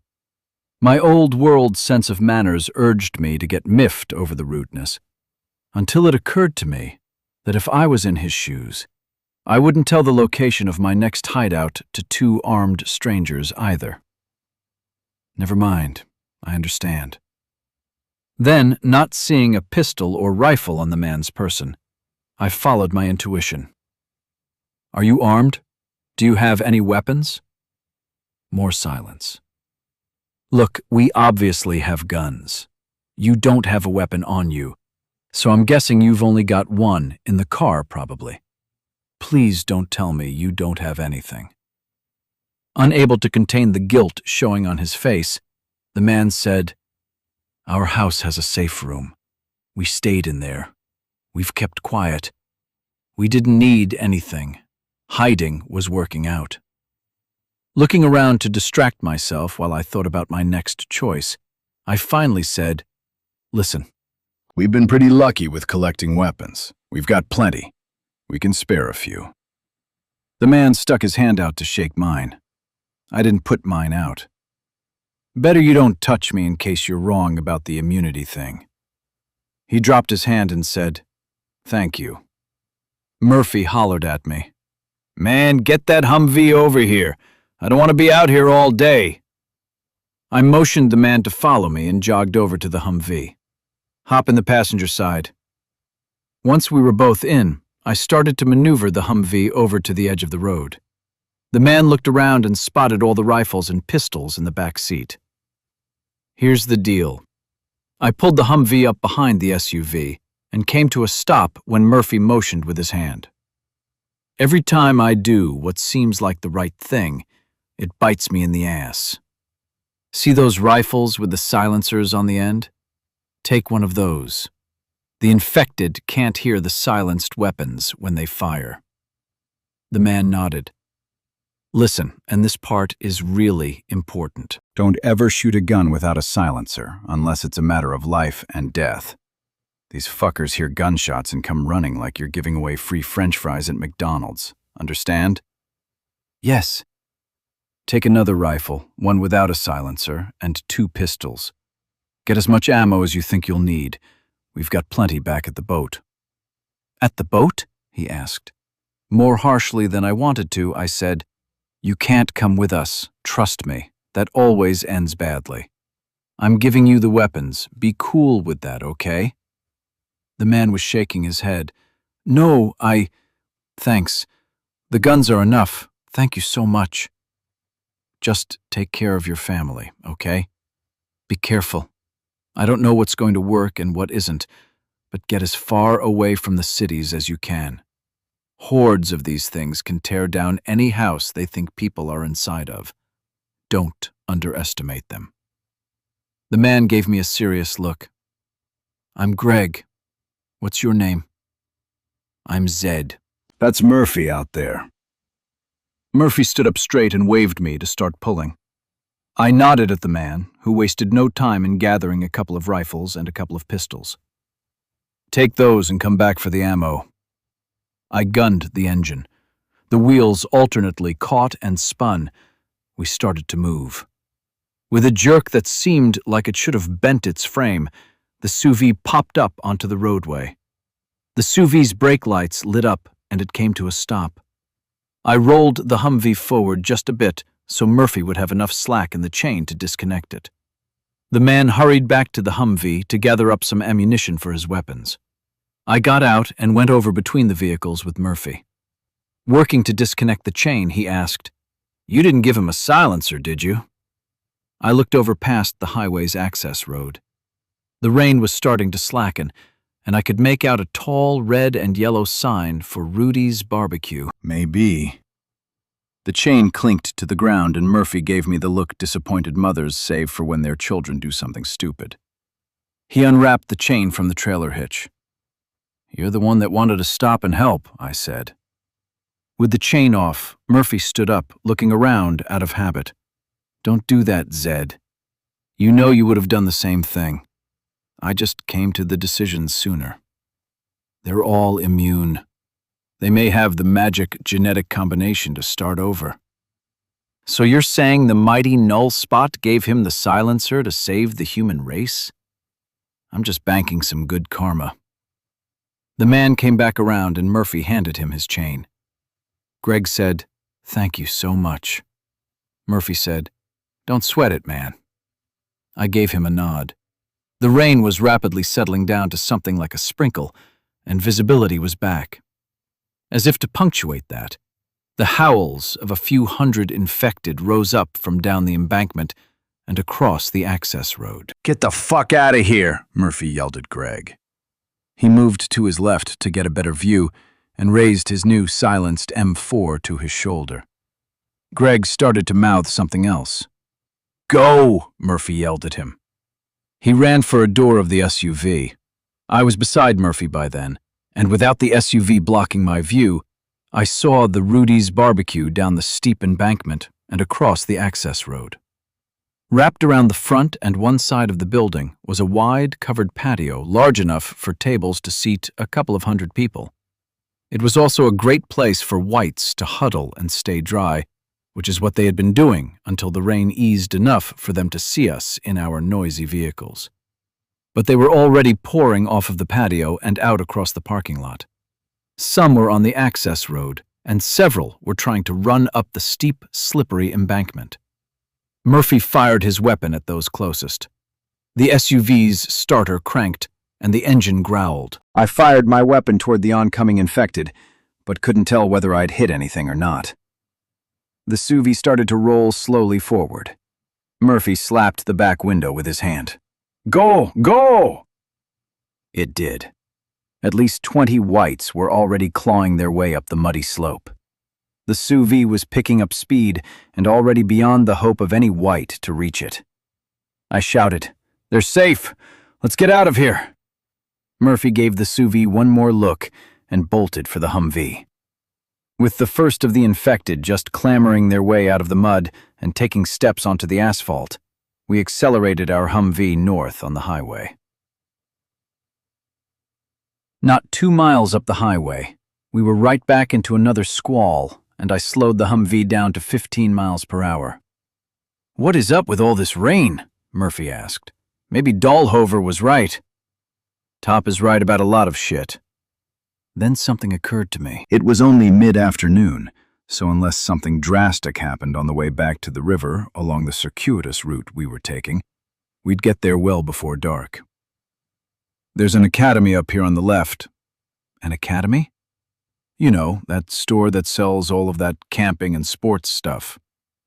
"Tell me this isn't going to be another inspiration of yours." I swerved the Humvee out of the center of the roadway until I was driving along the shoulder. "Hear me out on this one." "Whatever. You're going to do whatever you're going to do. That's the way it works when you're driving. Don't be petulant. I U-turned onto an exit ramp, cut across the access road, and jumped a curb beneath the Academy Sports and Outdoors sign. In the process, I ran down some crepe myrtle trees, really just tall bushes that had lost their bright pink flowers in the rain. The parking lot was mostly empty, at least what we could see of it. Coming to a stop about halfway across, I looked at Murphy for confirmation. I'm gonna crash right through the front doors. Crash and grab. I like it. Do you think it'll damage the Humvee? Murphy shook his head. Nope. It'll make a hell of a noise when we go through, but I'm betting the Humvee will be fine. Once we're inside, there'll probably be some infected. I mean, the damn things are everywhere, right? They'll probably be in there, too. And? Do we open the hatch and shoot them with the .50 caliber machine gun? Nope. I say we jump out and shoot them, unless there are a bunch standing right there when we drive in. If so, we drive out and leave. With a nod, I revved the engine and aimed at the entrance. The pavement between us and the store disappeared quickly. I braced for the impact. The Humvee bounced over the curb and smashed through the glass and window frames. A second later, we rammed through another wall of glass at the back of the foyer and hit some product display shelves. Scores of multicolored t-shirts exploded across the hood and windshield. Still, the Humvee's momentum was carrying it forward, and I pushed hard on the brakes. Tires skidded on waxed floors, and more display racks fell victim. And we stopped. The hood was covered with so much debris from the collision that we couldn't see through the windshield. Murphy shouted, "Well, here goes." He wrestled his door open, and I did the same. We'd made one hell of a mess out of the front of the store. Glass, bent aluminum, and merchandise lay everywhere. "Up top!" Murphy shouted. I didn't see any infected coming at me, so I followed Murphy's order, turned, and climbed as quickly as I could to the top of the Humvee. Murphy beat me there. He had his rifle up and was firing before I got my feet under me. A long row of cash registers ran across the front of the store, and Murphy shot down 2 infected who were running past those on their way from the fishing department. On my side of the store, the weightlifting gear filled out the corner, and a long, wide aisle led up to the shoe racks. I assumed that to be my area of responsibility. Women's sports apparel was directly in front of the Humvee. Murphy and I would have to share that. An infected woman came out of the shoe section, wearing an employee's blue smock. She was hungry and in a hurry. I fired. Of course, I missed. My aim really was getting worse. I fired 4 more times before a round caught her just above her left eye. She did a grotesque pirouette as blood, brain, and bone exploded out the back of her skull. To my right, Murphy was firing again, but stopped by the time I looked over. "Damn, there must have been a bunch of them on your side," he grinned at me. "Yeah." "Did you get them all?" "Yeah." We held our positions for a few more minutes. Murphy called into the cavernous store. "Hey, Whitey, it's dinner time. Come and get it." No more of the infected came out. Turning to Murphy, I said, "What I'm thinking is, we grab some coolers, some sleeping bags, winter coats, boots, Coleman stove, tents." Yeah, I gotcha. Some of everything they've got here. Let's stick together while we're shopping." "Yep, you push the basket. I'll ride shotgun since I can hit what I shoot at." Murphy couldn't help but laugh. Yeah, funny man." Chapter 36.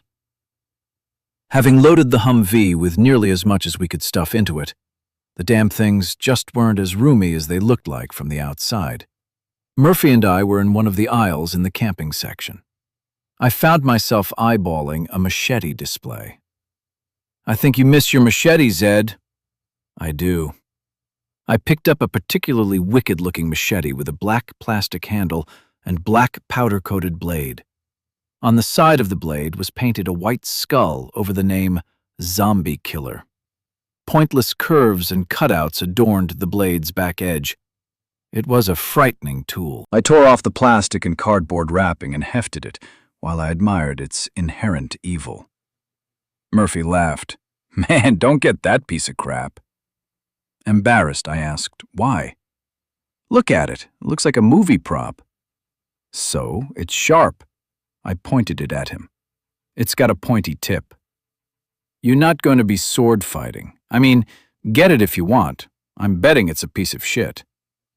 Murphy grabbed a zombie killer off of the display rack, tore off the packaging, and wrapped his fingers around the handle a couple of times until he had a good grip. He stepped over to the end of the aisle, gave me a smile, and started hacking at the metal shelving. I jumped back as pieces of merchandise flew. All along its 40 feet, the shelf rattled with each impact. On the third hack, the blade got stuck, and Murphy had to wrestle it back out again. Breathing heavily from the exertion, he held the zombie killer out so I could see the blade. Holy crap. The blade had big gouges where it had hit the shelf. One gouge looked like the blade had been bitten away by a sizable lizard. I looked down at my blade and back at Murphy's. Was the zombie killer really that shoddy? Or was Murphy just that strong? "Let me try." I hauled back and swung the machete at the same shelf. Mine got stuck on the first swing. I wrenched it out and hacked twice more. When I was done, I held up my zombie killer and compared it to Murphy's. It looked just as bad. Even the plastic handle was cracked.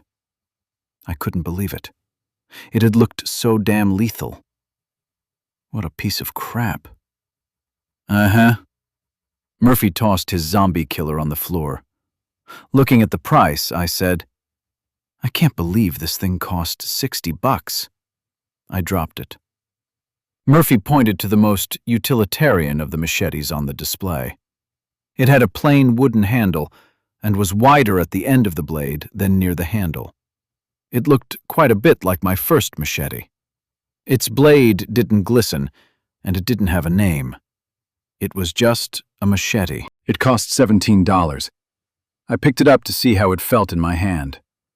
Murphy nodded at the shelf. "Try it." Okay. I went after the shelving unit just as before. The blade had more weight than the zombie killer, and it hit the thin metal shelf and bit in deeply. I yanked it out and hacked twice more.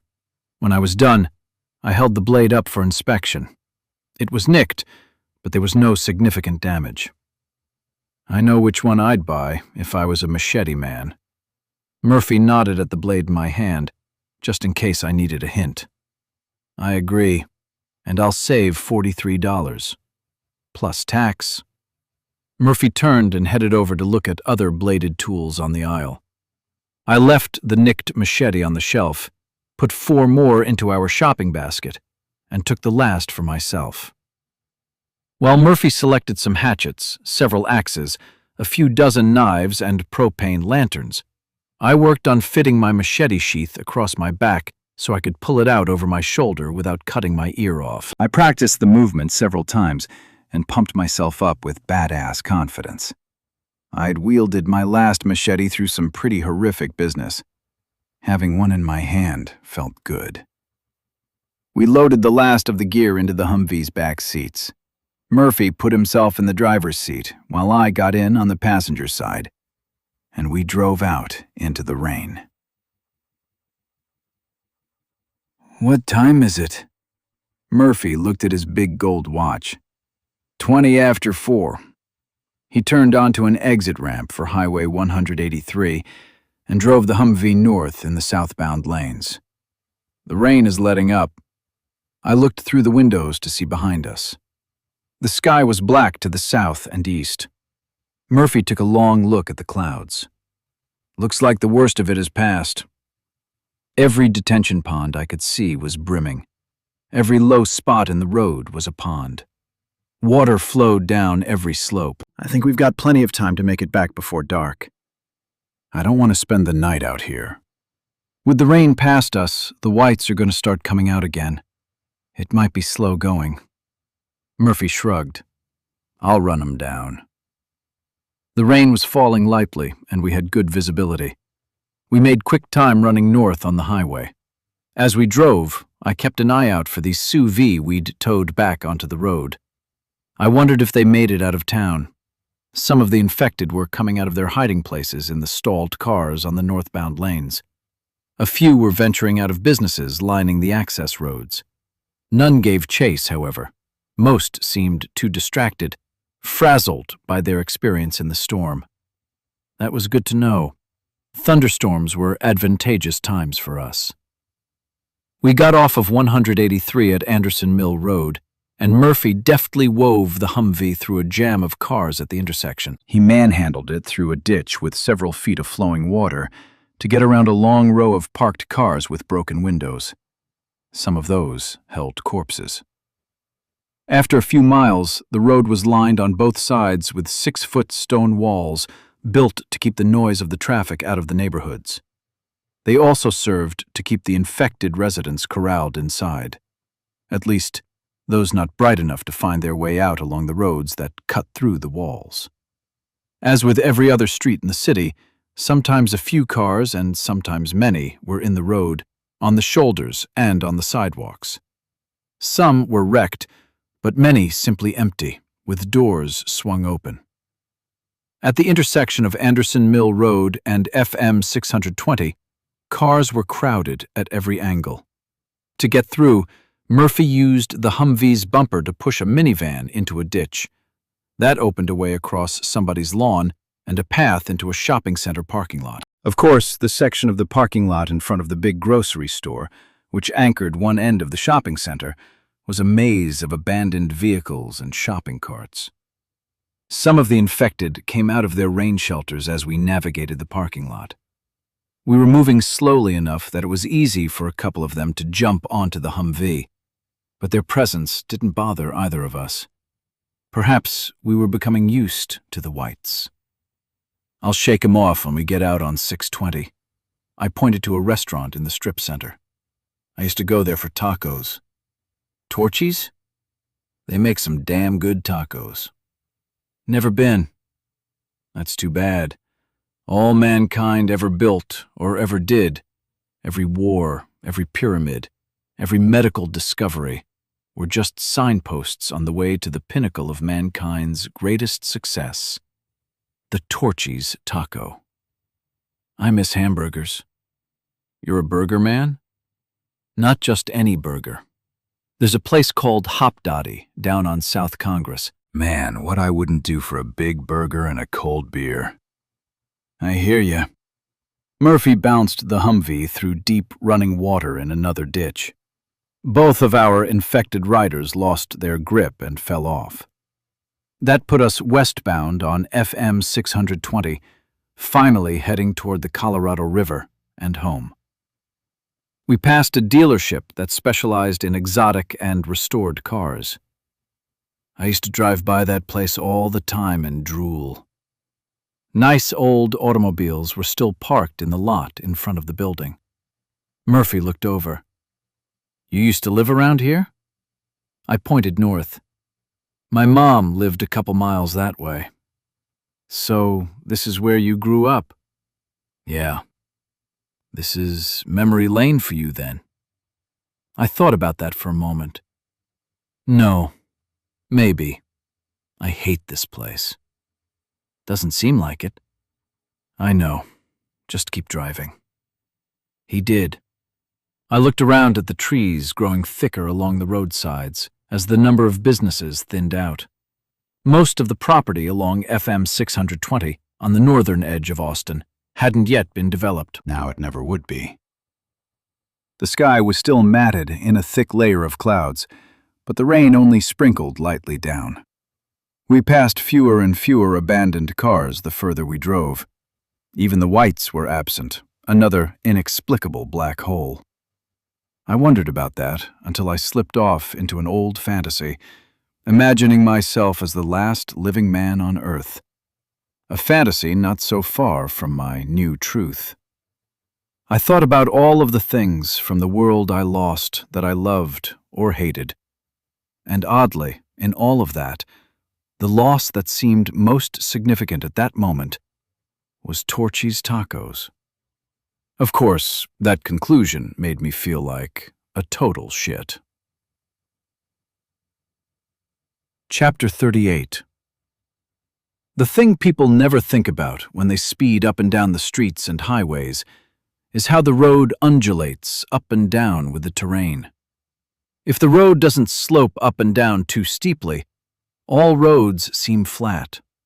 Car engines do all the work of climbing low hills at 70 miles an hour, and drivers seldom notice the change in effort. But when those once-a-decade floods come, the low spots make themselves visible by filling or running with water. Our Humvee crested one of those undulations in the terrain along a road I'd always thought of as flat. But it wasn't. Murphy brought the Humvee to a fast stop. A river flowed a quarter-mile wide across the road in front of us. Without a word, Murphy got out of the Humvee, leaving the door open while he walked out in front. He stood and stared at the water. I followed. "You got another way down to the river, Professor?" I looked at a wall of cedars that paralleled the road. To the left, another forest of cedars and oaks bordered the thoroughfare. Water flowed out of the forest on one side and into the forest on the other. In between was no evidence any road lay underneath. Shaking my head, I said, "There's no river here to flood. There's not even a creek bed that I remember." Murphy looked around. "What are we going to do?" I shrugged. "It'll be like this all over town. We made it here just fine." "We came this way on purpose, Murphy. All this water is flowing toward the river. We never would have made it across town. We'd have had to cross rivers like this everywhere there was a creek. You saw Waller Creek. All that rainwater has to go somewhere. The Colorado River. Eventually. How long do you think it'll keep flowing like this?" "How the hell would I know that? A couple of hours, a couple of days." Murphy looked at the sky to the north. "What are the chances we'll get more rain, do you think?" 100%. I mean, really. "I don't know. I'm sure it'll rain more, but holy crap, how much longer could it possibly rain like it did this morning and this afternoon?" "You live in this part of town." Murphy pointed at the new river flowing over the road. "Does this usually flood?" "Never. And you'd know, right? You drive this way, right?" I pointed down the road. Mansfield Dam is 4 or 5 miles that way. This is the way to Lake Travis. I've gone this way 1,000 times. Murphy put his hands on his hips and stared at the water for a while. He turned and looked back up the road. He and I were still the only living things we'd seen since turning on to 620. While Murphy was coming to a decision about how to proceed, I took the time to take a hard look at the woods on both sides of the road. Nothing was there. Nothing with a heartbeat, anyway. I took a seat up on the hood of the Humvee and watched the water flow by. I wondered whether it would eventually finish draining off of the land to our north and allow us to pass. Murphy walked around, silent, looking at the water, looking back up the road. We were stuck, and he wasn't happy about it. In fact, his face was showing more and more worry with each passing minute. Finally, when he was standing beside the Humvee and looking at the water, I asked, "What are you thinking? With all of this water flowing into the Colorado River, what are the chances it'll flood below the dam?" "I honestly don't know, Murphy. I'm worried. I can see that. I love her, Zed." "Say what?" "Don't be a dick. I just told you that I love Mandy." I wasn't sure how that fit into the context. "I'm happy for you guys. I'm not used to worrying like this." "I hear you." Murphy looked back up the road, perhaps trying to think of another way to get back to the riverboat. "You're thinking they might get in trouble if the river floods?" Murphy nodded. He was deeply concerned. "I'll tell you what.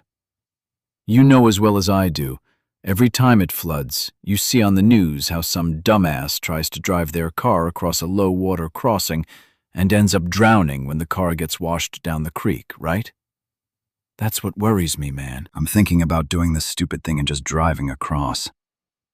You're that worried? Murphy gave me a nod. Listen, you get in the Humvee. I'm going to walk out there, see how deep it is, see how strong the current is flowing. Murphy shook his head. You can't do that. Don't sweat it. Worst case, I get washed across the road and into the trees. If I'm in the trees, I can hold on to something until the current abates.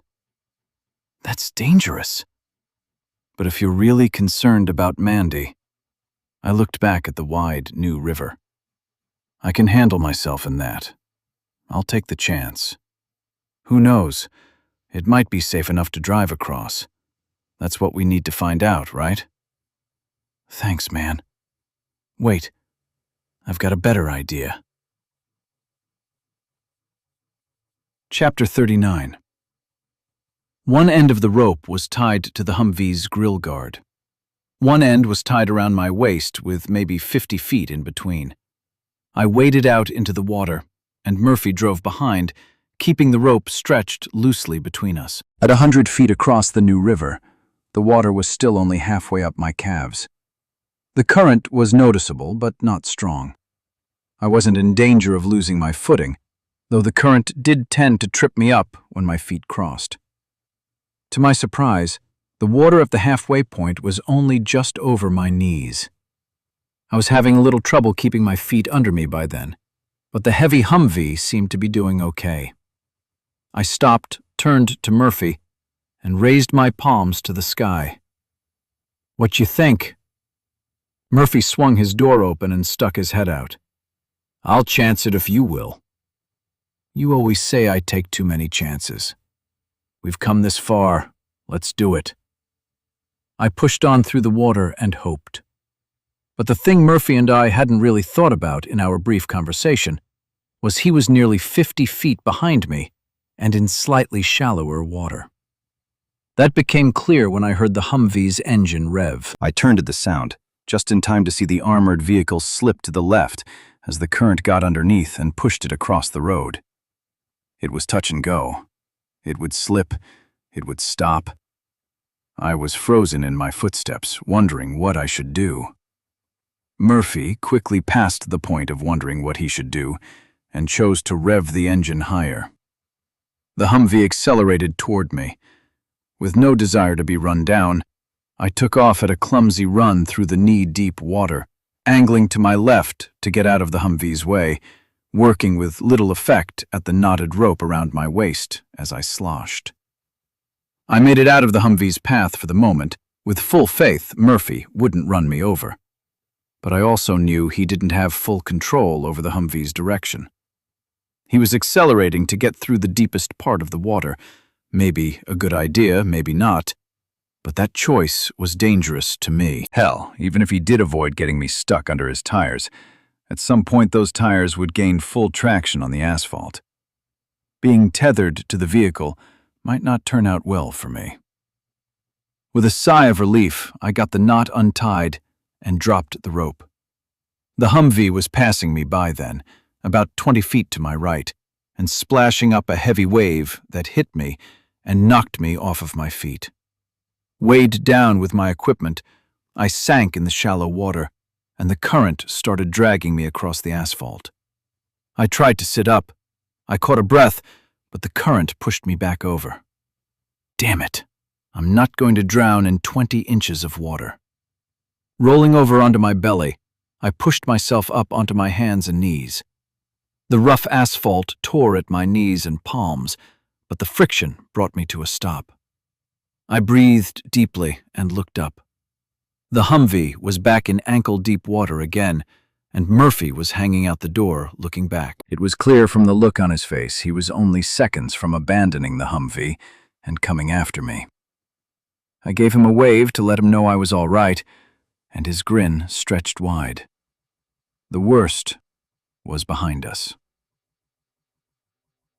At the corner of Ranch Road 2222 and Ranch Road 620, the largest intersection for miles in any direction, we had to navigate through the usual maze of abandoned cars. The infected from nearby apartment complexes and shopping centers found their way back outside. After days of being cooped up, staying out of the rain with nothing but the grumbling in their stomachs to keep them occupied, they were ravenous and, if I dare say, more than a little rude about it. We picked up 4 of them by the time we were moving southeast on 2222.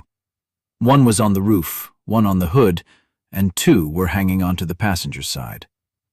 Murphy said, "There's a big hill up here in a couple of miles." "Don't sweat it. We're not going down that hill. About a mile ahead, there's a light." Turn right. How well do you know that road? Do you think we'll get stuck in some more floodwater? The roads we'll be taking run along the crests of the hills. You know, so the houses on both sides will have those million-dollar views. I'm pretty sure we'll be good. Did you used to date a girl in this neighborhood too? Nope. I had a stoner friend who lived out here. Murphy started to run through his maneuvers to shake off the 4 infected clean to the Humvee. I wouldn't worry about that, I said. With the rain stopping and the whites starting to come out, we'll probably pick up some more going through these neighborhoods. Yeah. Murphy steadied the Humvee in the center of the road. We can try and lose them all once we get closer to where we're going. How close can we get to the river? If we do get through on these roads, there's a street called Far View. It runs along the crest of a big hill on this side of the river. When you're driving on that road, you can see between the houses.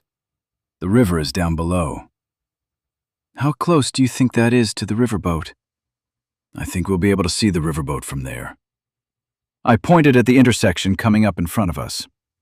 This is the place. Turn right here. The intersection was blocked with too many stalled vehicles, so we had to turn around and go back a half block.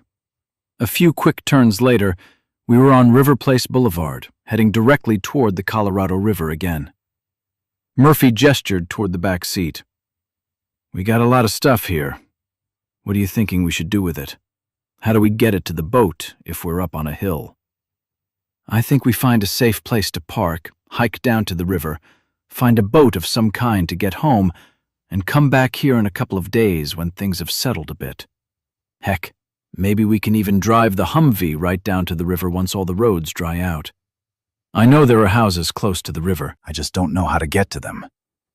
"The infected will be out." "Yeah, we'll figure it out." With more than one wrong turn on winding roads, most of my memories of the neighborhood were made when I had at least a few extra chemicals in my blood. We found our way to a narrow, little no-name ribbon of pavement that looked like somebody's driveway. It cut between Narrow Ridge Drive and Glen Lake Drive. After that, Far View Drive was the first right. By then, we'd driven too fast over too many speed bumps, and our friends without pigment had lost their grip and fallen off. Scanning across the road and looking into the yards on both sides of the street, I said, "I don't see any infected around right now. What do you say we pull over and jump out while we can?" "How close are we?" "I won't know until we get a clear view of the river." Murphy turned the Humvee into the first driveway on the left and followed a long, steep curve down to a courtyard big enough to turn around in. In front of us was a 4-car garage. The house on our right had so much glass on the front and back, I could see right through to the low-hanging clouds above the hills on the other side of the river. Murphy cut the engine, and we both took a good look around before getting out. Coming together at the front of the car, we continued to keep an eye on the dying landscaping while we situated our weapons. I adjusted my sling, so my rifle was hanging down my back. In my left hand, I held my pistol, in my right, my new machete. I was ready. "You want to go around back? I'm betting the deck has a view of the whole river." "Let's go straight through," I shrugged. Murphy led the way. At the front door, he knocked with the handle of the hatchet. We waited. Knocking was a pretty effective way to bring infected residents out into view, but none obliged us by coming to the front door. Murphy knocked again. It was a big house, after all. We waited. Nobody came. "One more time?" I asked. Murphy knocked. waited a few moments, and tried the doorknob. It turned and clicked. The front door swung open on silent, well-lubricated hinges. In we went. The air inside was hot and stale, but didn't reek of rot. Everything appeared to be in order. Not even the usual clutter of life collected on the counters and tables of most people's houses was anywhere to be seen.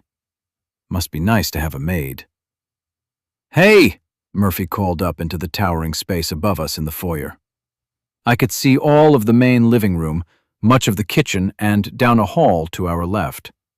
Above us, a loft opened up to more space on the second floor. I don't think anybody was here when the virus hit.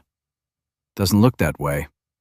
Murphy was already moving across the living room toward a pair of French doors that led to an outdoor living space with a view to envy. I closed the front door behind us and followed, Sizing the place up for possible refuge as I went. I quickly came to the conclusion too much glass on the ground floor meant the house was vulnerable. Murphy swung the back door open and hurried across a wide, stone-covered deck, coming to a stop at the railing a dozen steps ahead of me. He looked downriver, then upriver. He stiffened visibly with tension. Knowing something was up when I hit the rail, I looked upriver and spotted the riverboat, maybe a mile distant. But that wasn't all. Chapter 41.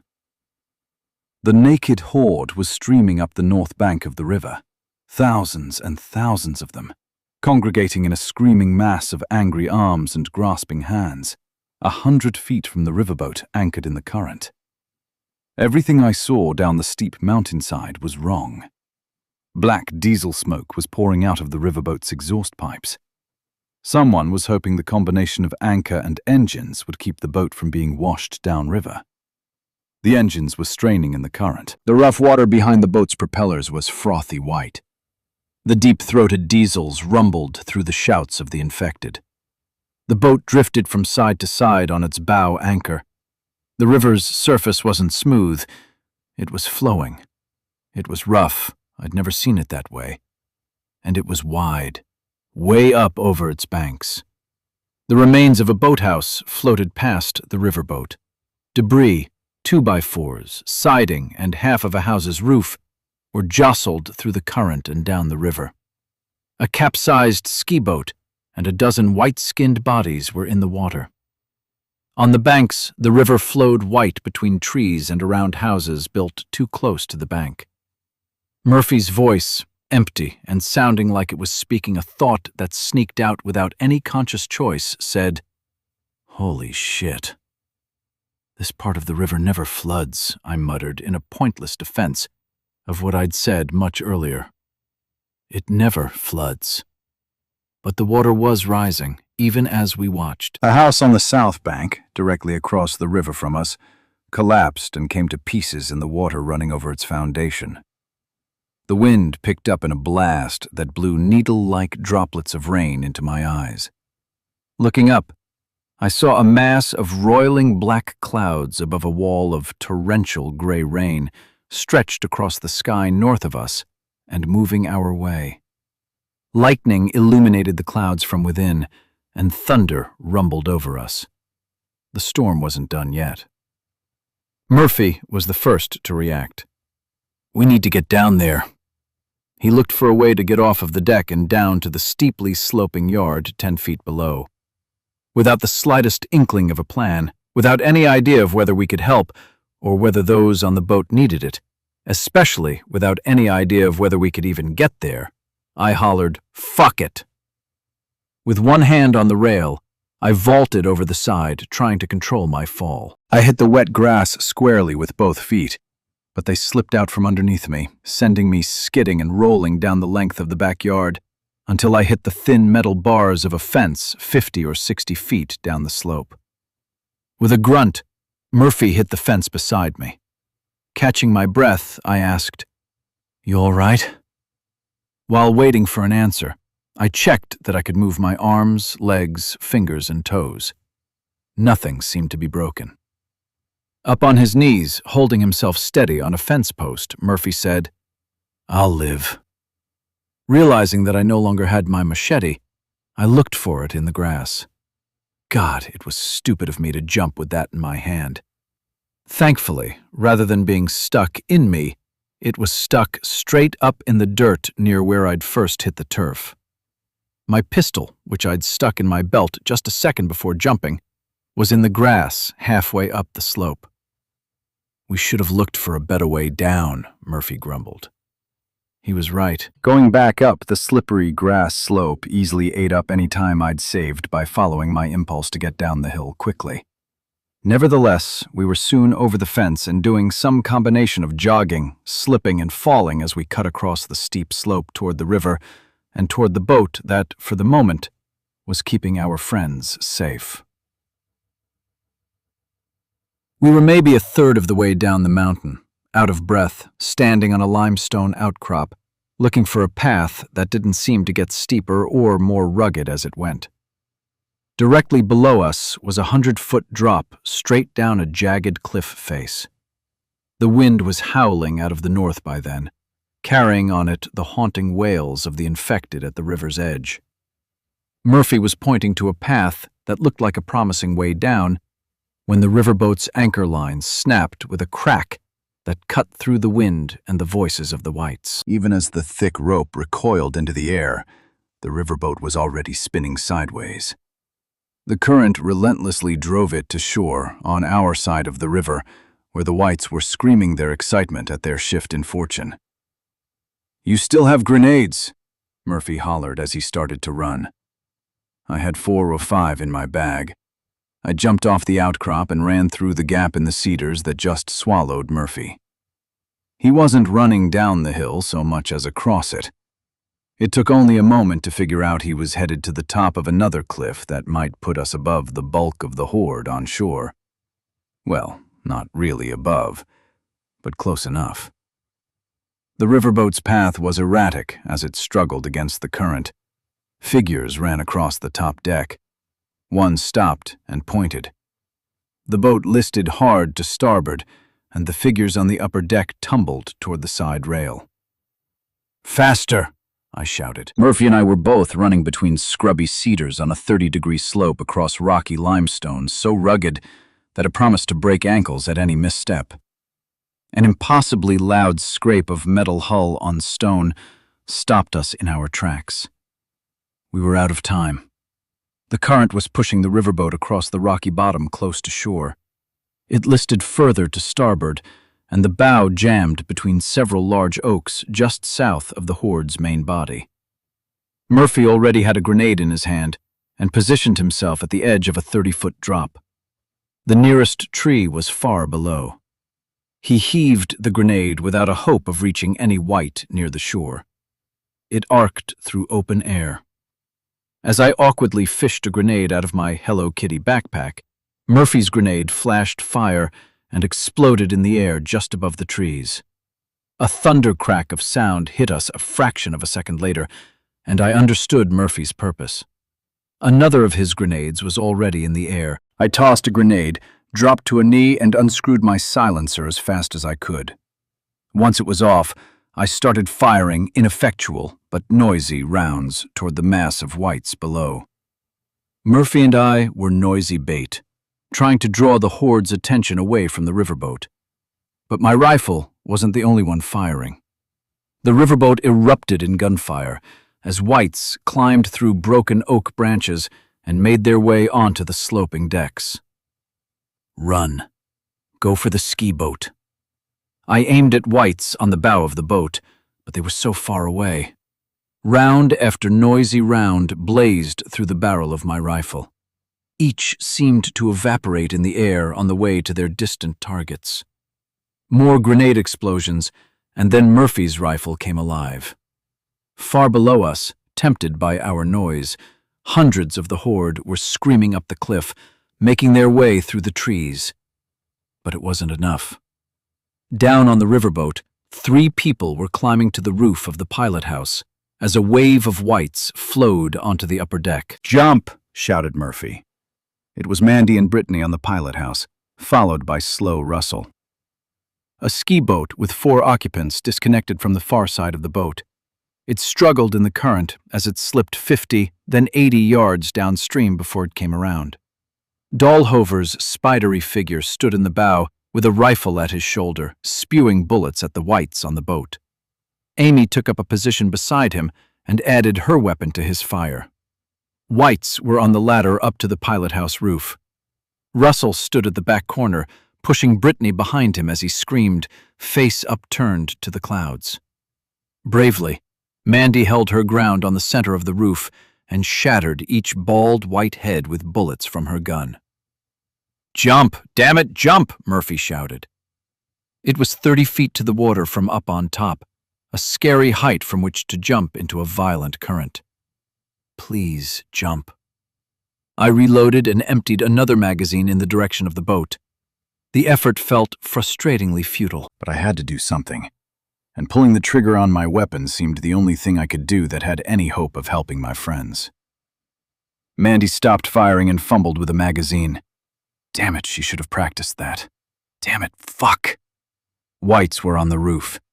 She got another magazine pushed into the receiver on her rifle and fired, but 5 or 6 whites were on the roof by then. Jumping into the water was the only escape, but for some reason, she didn't see that. Whites fell in front of her as she pulled the trigger again and again and again, backing up a step each time the fire shot out of the end of her gun. Then she was empty and reaching for another magazine. Murphy howled.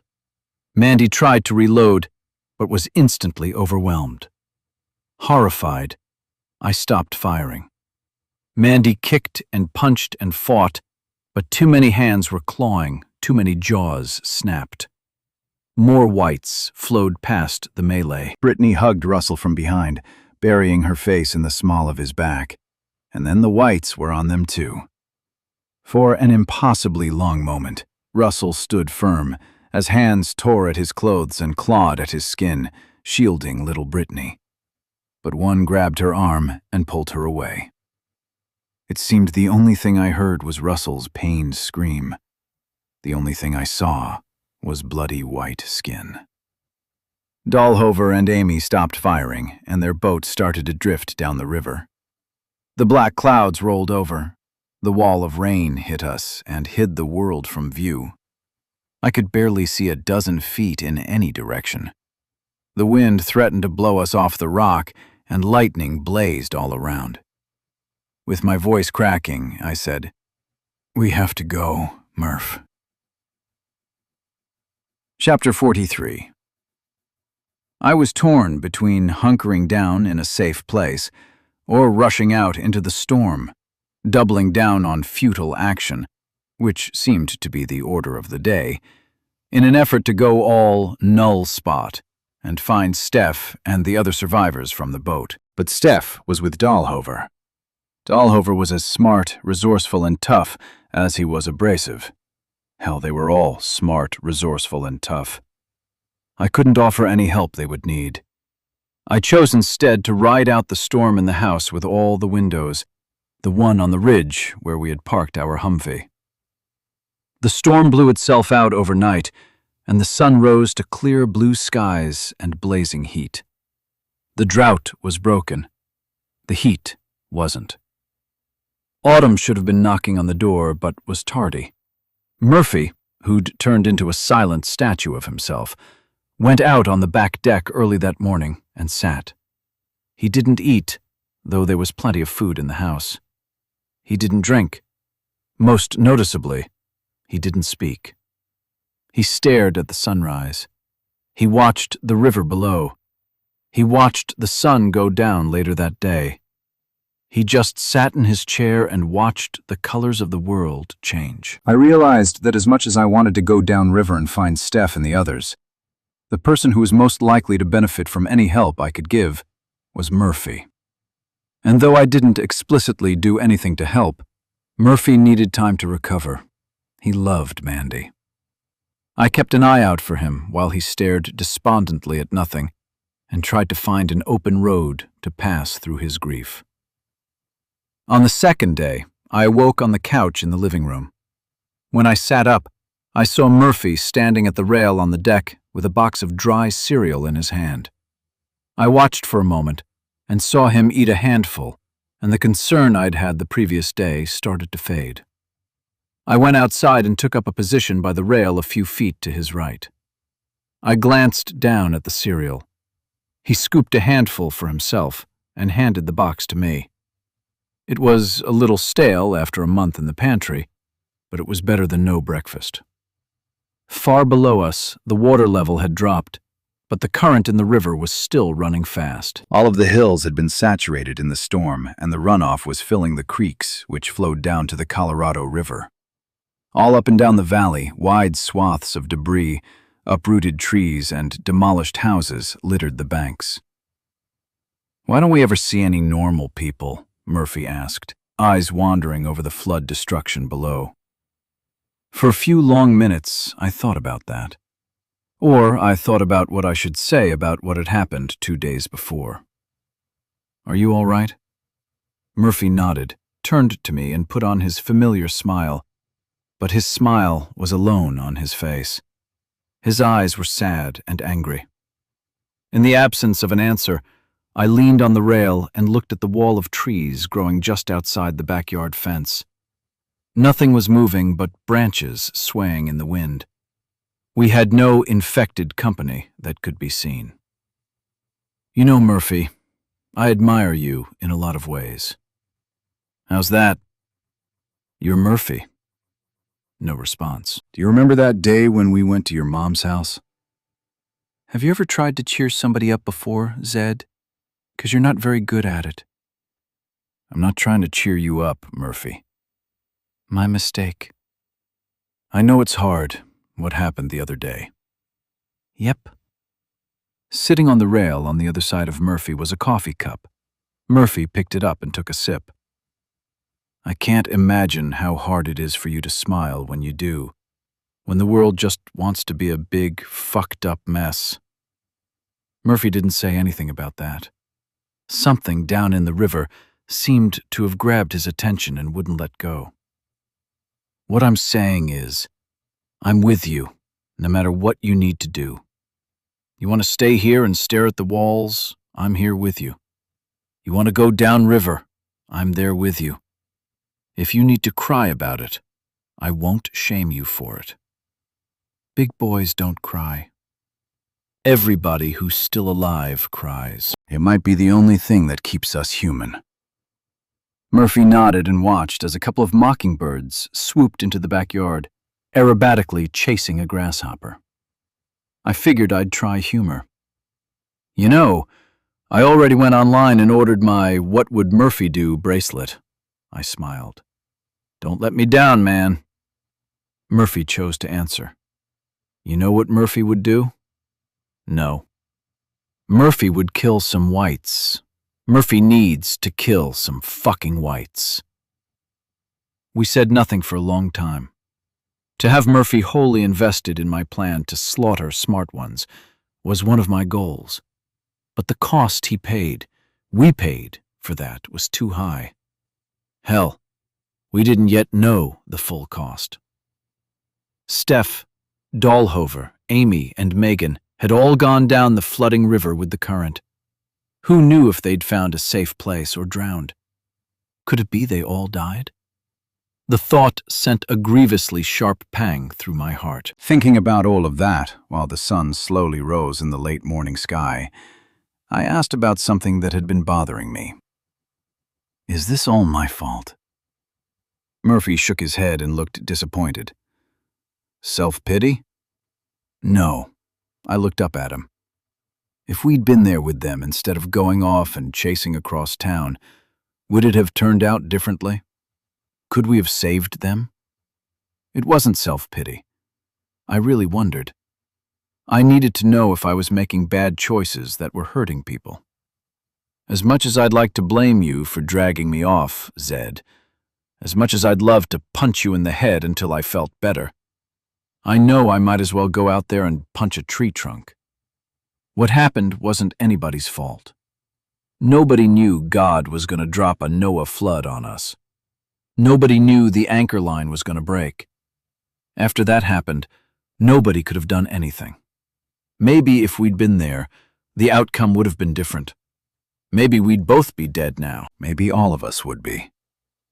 Did that make me feel better, blaming it all on random circumstance? We need to go downriver and see if we can find the others, Murphy said.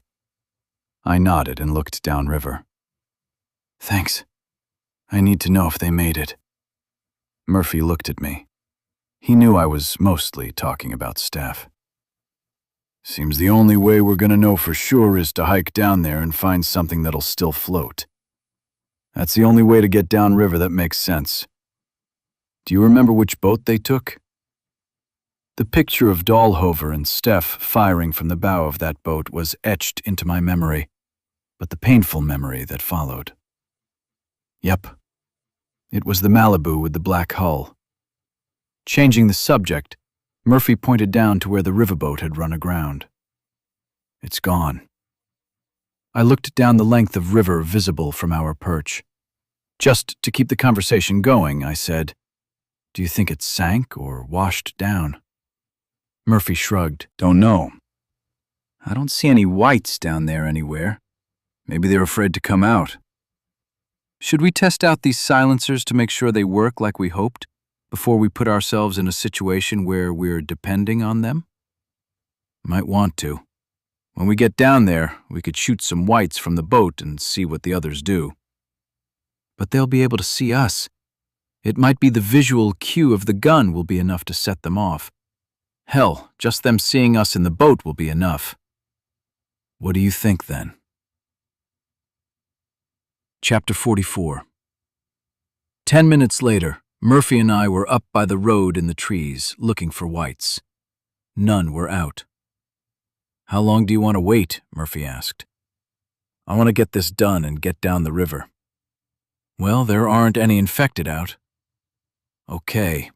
I gave Murphy a nod that said, "Watch this," and hollered out into the street. Hey, monsters! Time for second breakfast. Heads immediately popped up out of bushes and from behind parked cars. Murphy raised his rifle to his shoulder and aimed at an infected man 2 houses down. The white was slowly standing up, looking back and forth, and searching for the source of the voice he'd just heard. The rifle cracked.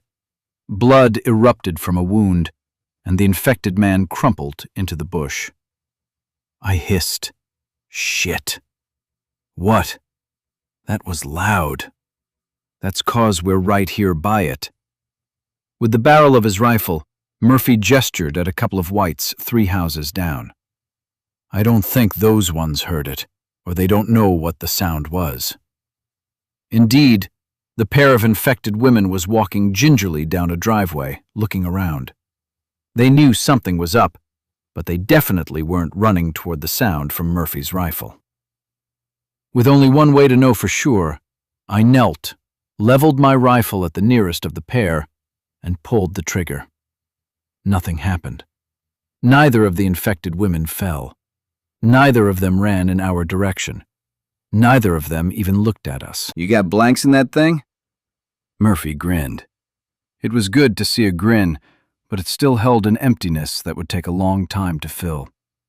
I missed. It's no secret you're a better shot. Murphy took the next shot, and one of the infected women fell.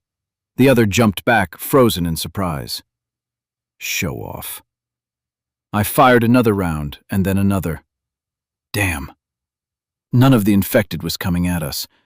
I counted 7 on their feet up and down the street, suspicious, but with inadequate senses and insufficient brain power to figure out what was going on. At least the silencers seemed to be working as hoped. Murphy said, "Give me your gun. There's got to be something wrong with it, unless you're the only person in the world who gets worse with practice." Yeah, that had to be it. The rifle was faulty somehow. Maybe the sights were misaligned. I unclipped the rifle from my sling and we traded weapons.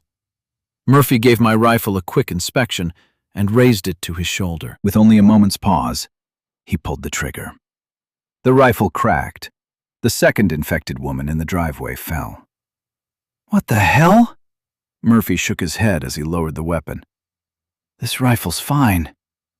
Crap, I suck with guns. I'll draw them closer in. Shoot at them when they're near and see how that works for you. It just takes practice is all. I shook my head at my frustration. I've been practicing a lot. Murphy hollered, "Come and get it!" That got the attention of the remaining 5, who all started heading toward us, looking back and forth to find the source of the voice. I pointed my rifle at a man who was jogging in the middle of the street and bearing down on us. At 2 houses distant, I fired. Miss. I fired again. Another miss. "Take a deep breath," Murphy said. The guy was in front of the house next door. I fired and missed. He looked right at the spot in the trees where we were hiding and ran straight for us. At 10 feet away, I fired again and hit him in the chest. At that point, the other whites on the street, having seen the man run toward us with all of the certainty infected body language could convey, were also running at our position. Murphy and I went to work shooting them down. That's to say, I squeezed off another 6 rounds at the sky, houses, and shrubs, while Murphy killed the rest of them. Angry with myself, I asked, "What am I doing wrong?" "Not sure. I was kinda too busy to watch." "Well, thanks." For killing them. Because if we were going to depend on me to shoot them, we'd be getting eaten right now. "Man, don't get so down on yourself. We learned something pretty important." Sarcastically, I said that the silencers work. "More important. And that is?" "Zed, it's like when you get mad, your brain stops working or something. Because this is exactly the kind of shit you're good at figuring out, and then lecturing me on. Just tell me what you want to tell me." I wasn't in the mood for guessing. "When you missed that first dude, it was no big deal. He didn't hear the sound of the gun, or he was too far away to figure out what the sound was. When he got close enough, though, he could tell. Did you see that just before you killed him? When you fired that last shot that missed, he made a beeline for us. He knew we were shooting." "Ah. Exactly. Ah. The silencers are exactly what we hoped for, but when the infected are too close, the silencers aren't silent enough." I smiled. That was a great thing to learn. I frowned. So by the time they're close enough for me to hit them, they're close enough to figure out that I'm shooting at them. Great. Chapter 45. We stashed the Humvee in the house's garage, took on full loads of ammunition, about a half-dozen hand grenades each, and enough food to last several days. Then it was through the house, across the backyard and over the fence. With no wind and no rain, the jagged limestone slope down to the river was significantly less dangerous than it had been a few days before. Still, it took more than an hour for us to make our way to the water's edge. The river was flowing fast, and it was still at least a foot higher than normal. But up in the branches of the trees, the ones that made it through the flood with roots still in the ground, were clumps of grass, gobs of mud, and parts of houses.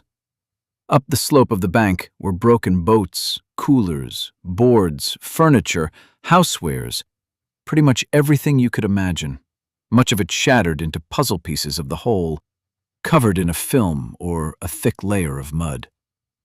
And in all of that were the bodies, naked, white, and bloated with gases of decay. The heat was accelerating the growth of putrefying bacteria, and everything stank of death. For the first mile of our trek along the river, we saw several ski boats, some intact, most not, but none close enough to the water so we could guess at how to get them afloat. We did come across a sea-doo that looked plenty big to hold us both. We sweated and shoved it across 50 feet of rough ground to get it in the water, only to find it wouldn't start. Along the way, we didn't see a single living white. We saw plenty more bodies with bellies distending in the heat, on the shore with arms or legs bobbing in the edge of the water. Some were half buried in drifts of wooden debris. More than a few were lodged in tree branches over our heads. Eventually, we found a plastic yellow kayak thing along with a canoe paddle and a fence board. We pushed it out into the river and used it to float with the current. But even that held a significant disadvantage. The current carried us too quickly to adequately survey the destruction on both sides of the river. Struggling to slow the kayak with his paddle, Murphy said, "This isn't going to work." "Yeah." That, and I feel vulnerable in this thing. Like it's going to tip over any minute? Exactly, I said. It's not even a real kayak. It's like some kind of Fisher-Price kiddie kayak or something. How about if we just float with the current, and whenever we see a boat that looks seaworthy, we'll stop and see if we can start the engine. What if the water got into the engines? Do you think they'll start? I shrugged. I don't know much of anything about marine engines, but in principle, they're just like car engines. Air and gas go in one end, exhaust comes out the other. Water can get in just as easily, I guess. If it does, the engine probably won't start. Makes sense. We pulled our paddles out of the water and watched the shoreline. Murphy said, "If we don't find a boat, you know we can't paddle back upriver with the current this strong." "We'll have to hike it then." Changing the subject, Murphy said, "I'm seeing lots of dead whites." "Yeah. I wonder how many of them got killed in the flood. Hundreds, at least. It seems like everywhere I look, there's a body," I said. "Not to be a pessimist, but we need to prepare ourselves for what we might find downriver." "Meaning?" "Steph and them got away in that ski boat, but the way the river was flooding, you know there's a pretty good chance they sank, right?" I nodded. "I know that. I think I more than know that. I expect that. I'm just hoping for something else." "You don't seem all broken up about it." "Maybe you're rubbing off on me. I'm just trying to think, what would Murphy do?" "Zed, I'm just trying to get through the day here. I know you like to poke fun at me about trying to smile and move on, but it's not as easy as it sounds. I'm having a hard time." It's like everything is weighing me down. I think if I just move my feet, I can get back to a good place. "Murphy, that's what I'm doing too." I looked at him. "Honestly, I just need to find out if the others made it. I need to help them out if they need the help. Heck, maybe they're all sitting on a deck on the back of somebody's house down here waiting for us. I want to give them their silencers. That's their chance to survive. And we've already paid too high of a price for those silencers not to have them put to use." Murphy pointed at a ski boat on the bank. I looked over and shook my head. It wasn't the one we were looking for. Continuing with my thoughts, I said, "I want to go and kill smart ones. I don't know how many I need to kill. I don't even know if it makes any sense to do it or not anymore. I don't know if it ever did. I don't know if it wasn't all just a rationalization to take some vengeance out on Mark's stupid white ass. I really only know I feel the need to kill them, the same way I feel a need to eat and breathe. It's a necessity to me. I can't explain it better than that. I keep seeing what those smart ones are doing. It's like they're fucking up the whole goddamned world, and I want to punish them for it." Nodding, Murphy said, "Punishing them would feel good." I nodded also.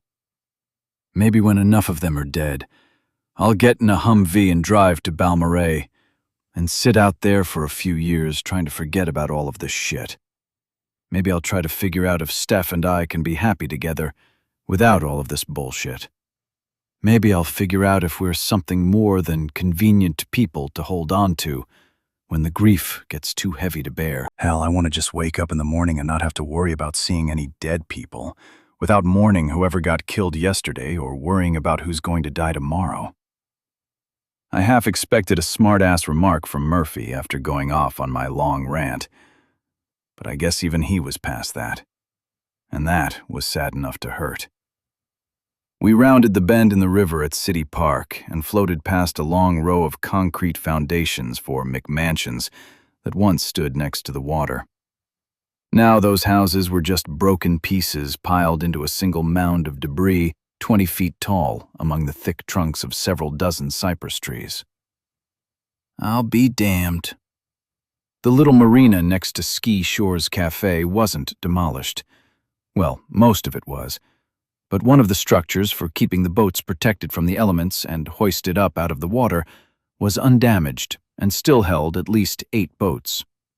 The mound of mansion parts saved it from the river's destructive rush. Murphy and I paddled hard across the current to get to the mouth of the marina and into the relatively calm water of its shelter.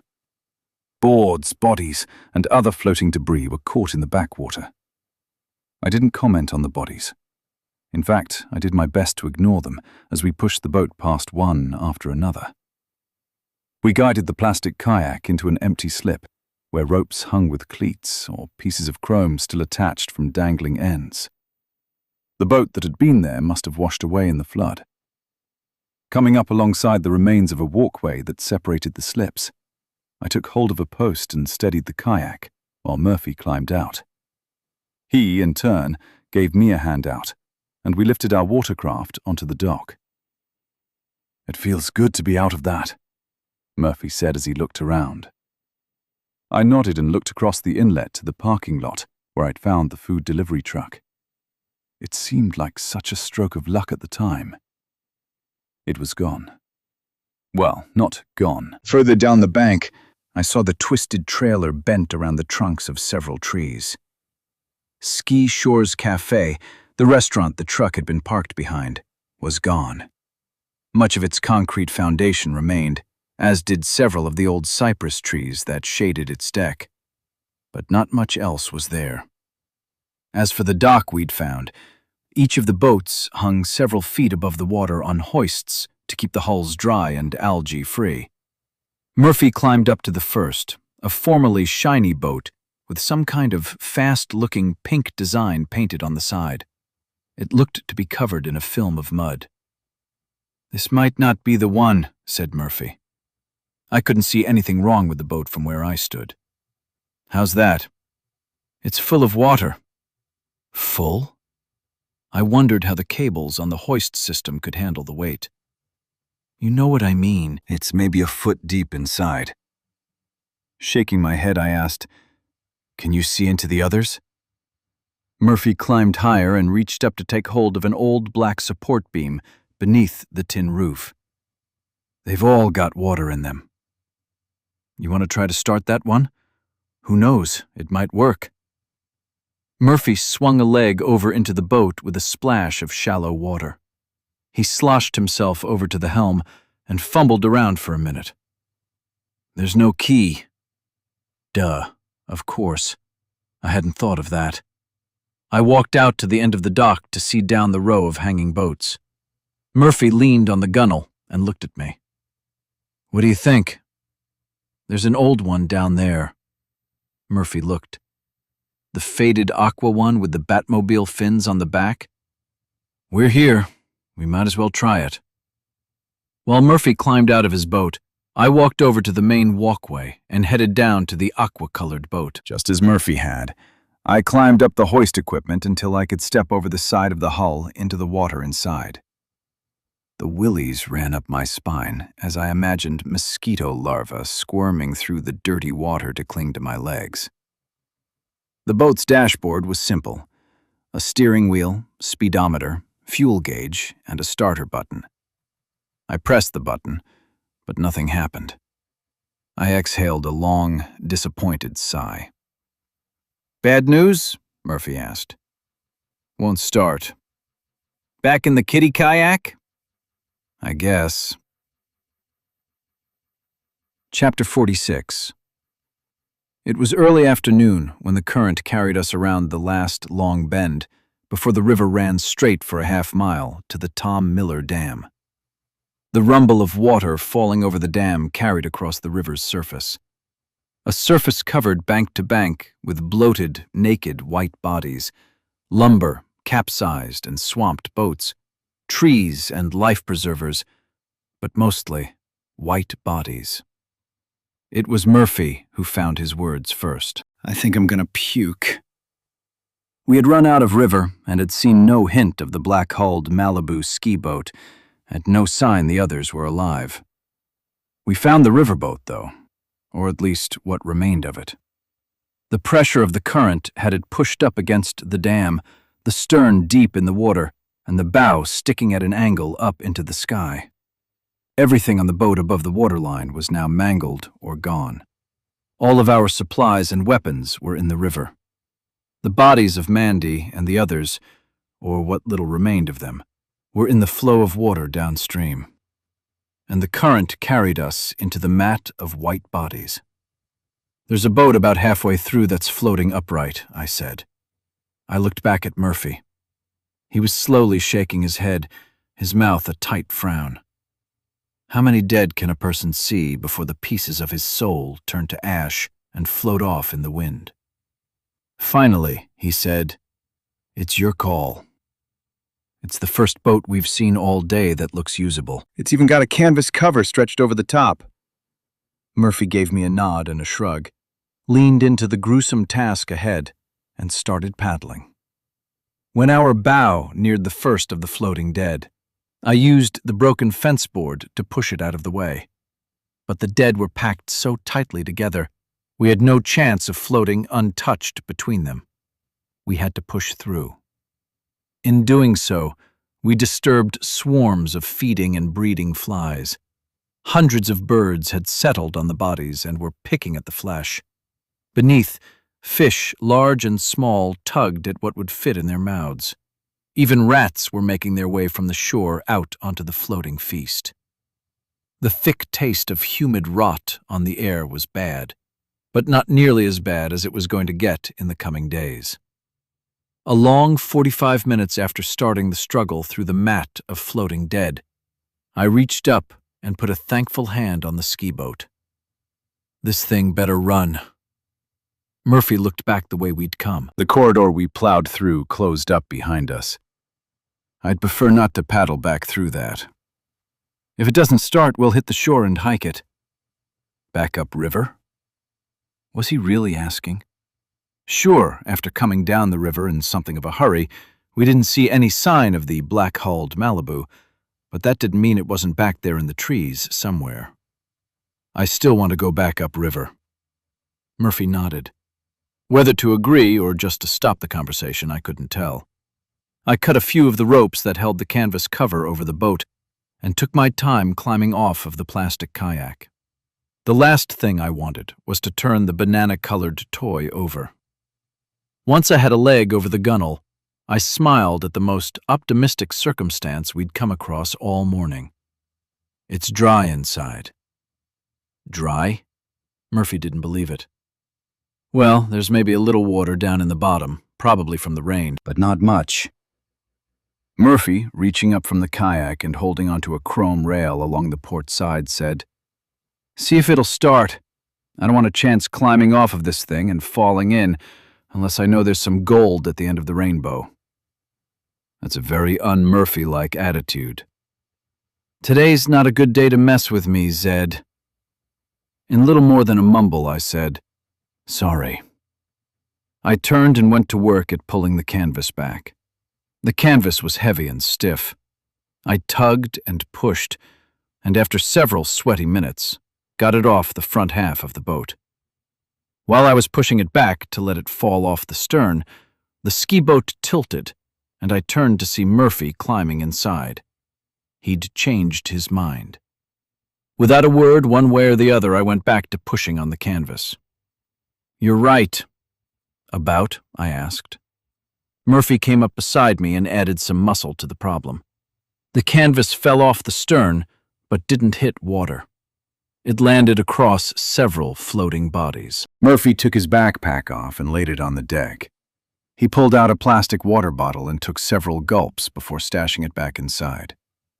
He sat in the seat opposite the helm and looked up at me. "I just need a couple of days to deal with this one. I don't mean to be a Zed about it." "A Zed?" Murphy grinned, the first real smile I'd seen on him all morning. "You know." I rolled my eyes and sat at the helm. Let's hope God likes us today. I started searching around compartments under the instrument panel.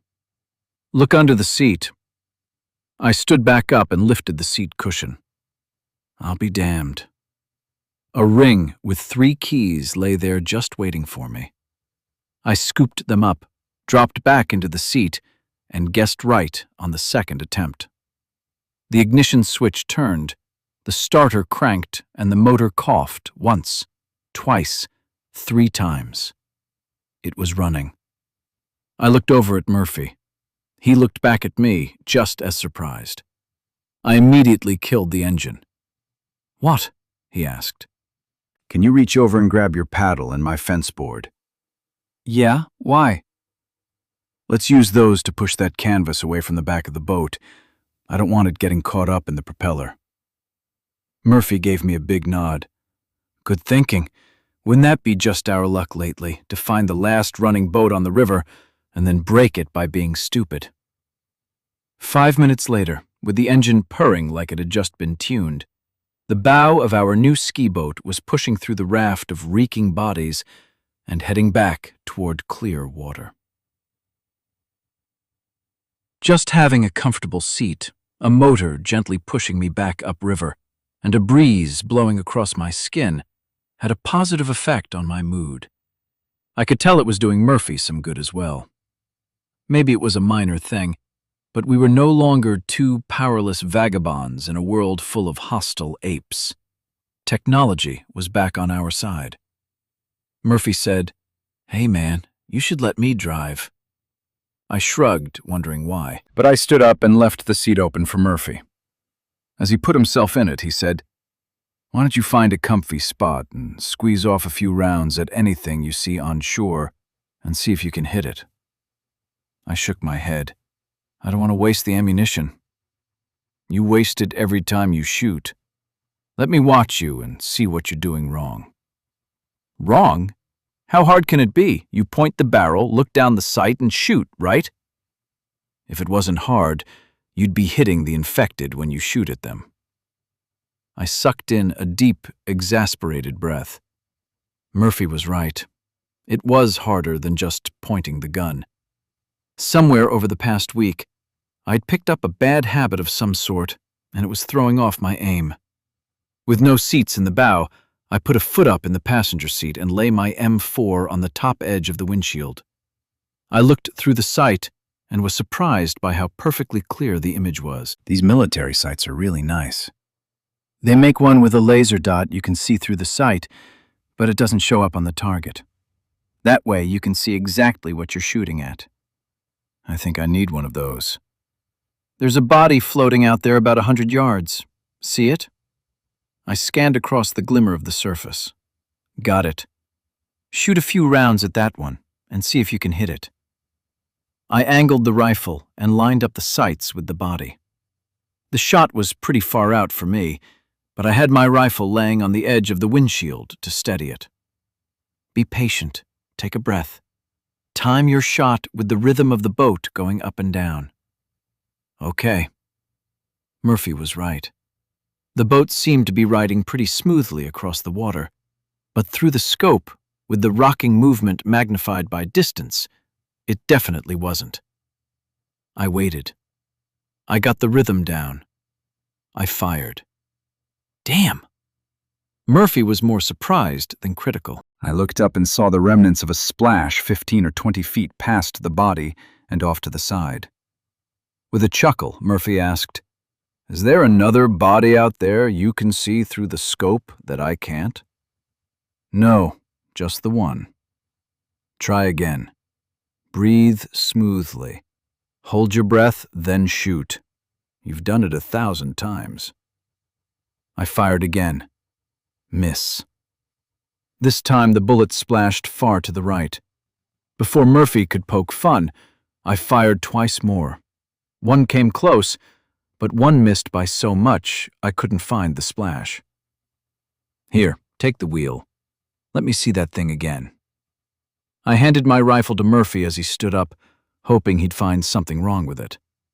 Murphy took a quick moment to look over the rifle. He pointed it at the body, which was only about 50 yards ahead of us by then. His concentration sharpened into focus. He fired. A reddish-gray clump of flesh seemed to jump up off of the body. 2 more quick shots followed, and both found their targets. Crap. Murphy pulled the rifle down from his shoulder and handed it back to me. I don't know what to tell you. There is nothing wrong with your rifle. So I saw. We switched places in the boat. With the body not more than 20 feet away, I shot several more rounds. I only got 1 hit. Perplexed, I sat in the passenger seat and looked at Murphy. What am I doing wrong? Looks like you're doing everything right to me. What then? Maybe it's the rocking of the boat that's throwing you off. I wanted to disagree. If that was the case, my shots would either be long or short. That they were, but they were also far to the left and right. They were everywhere. It was only the lucky shots that found their target. Maybe you just need to spend some time practicing. You'll get it down. For the next 20 or 30 minutes, I burned through 3 full magazines. I fired with the scope and without the scope. I tried shooting with my pistol, hoping my shooting problem was just with the rifle. It wasn't. I didn't hit a single shot more than 20 feet out. Inside of that, my accuracy was maybe 50%. It didn't make any sense. Years and countless dollars spent at the paintball field made me deadly accurate with a paintball gun, and those guns weren't known for exceeding accuracy. I'd done well in the first weeks of the infection. It seemed my paintball skills had transferred directly to the M4 I'd acquired. But now, with time and maybe thousands of bullets fired, I couldn't hit anything. Maybe back at the beginning, I'd been so good with the M4 because I hadn't thought about what I was doing, right or wrong. I just picked it up and did what came naturally. Perhaps now I was overthinking and layering on a full helping of frustration to boot. That combination could be ruining my accuracy. So I put my weapon aside and concentrated instead on trying to find the black-hulled Malibu ski boat. If it had sunk, we were out of luck. I was hoping to find it in among the trees. If Steph and the others had pulled it out of the current to get on shore, that's where it had to be. Because that's where the shore was when the river flooded, up in the trees. But the boat could have been covered in a film of dirt to match the surrounding ground, or caked in mud. It could have been behind a mound of flood debris, or covered in it. And the more scenarios I spun, the less I believed we'd find it. Trying to escape all of those negative thoughts, I said, "Point out anything that looks like it has any chance of being a boat, okay? You're the boss." No, Steph's the boss. Murphy didn't respond to that, a fact that made me think he had no hope of finding her alive. And so our day went. We'd go a quarter-mile upriver, sometimes less, sometimes more. We'd see something, sometimes close to the water's edge, sometimes not. We'd get close enough to identify it for sure, or we'd get out and walk through the mud, broken limbs, and the muddied trinkets that used to be inside houses, only to find something that wasn't the boat we sought. We floated into each cove and creek and searched. As the afternoon heated up, the bodies of the dead kept floating down the river. More than once, the body of a white-skinned man or woman popped up from below the surface as the gases of rot gave it enough buoyancy to break free of its bonds in the weeds on the bottom of the river. Not once did we see a living person, normal or infected. Nor did we see any of the mule deer, which were normally everywhere in the hill country on the west side of Austin. Only bugs and scavengers dared chance the murderous river. Late in the afternoon, with the sun inching toward the horizon, Murphy said, "We're not going to finish this today, you know that, right?" I looked up the river and nodded. "Are we going to try and sleep on the boat tonight, or do you want to hike up one of these hills and find a house that didn't get washed away?" I don't know. I was despondent. The long, fruitless afternoon had worn away my hope. It doesn't look like we're going to get any more rain. I looked up at the clear sky. Nope. I think that was a hurricane. Murphy was trying to take my mind off the search. You think? We haven't had one blow up this way in maybe 10 years. I think we're overdue. I rubbed my hand across my sweaty arm. Yeah, makes sense. That explains why it's still hot anyway. The heat can't last much longer. It's got to be late September, early October, right? I don't know. I smiled and almost laughed at myself. You know, I was going to say I don't even know what day it is. But that expression is pretty meaningless, isn't it? Days of the week don't mean anything anymore, do they? I don't guess they do. For the foreseeable future, I guess all we really need to care about are the 4 seasons. Yeah, I suppose you're right. I looked back up the river. Do you think we'll find them? Sugar or no sugar? No sugar. Nope. No chance? Everywhere you look, you see dead whites. That was a wicked storm. Not much of anything in this valley lived through it. If I had to bet, I'd bet they're all dead. I slumped in my seat. Do you think we should go hunting? For smart ones? Yeah. Murphy shook his head and looked around at the destruction.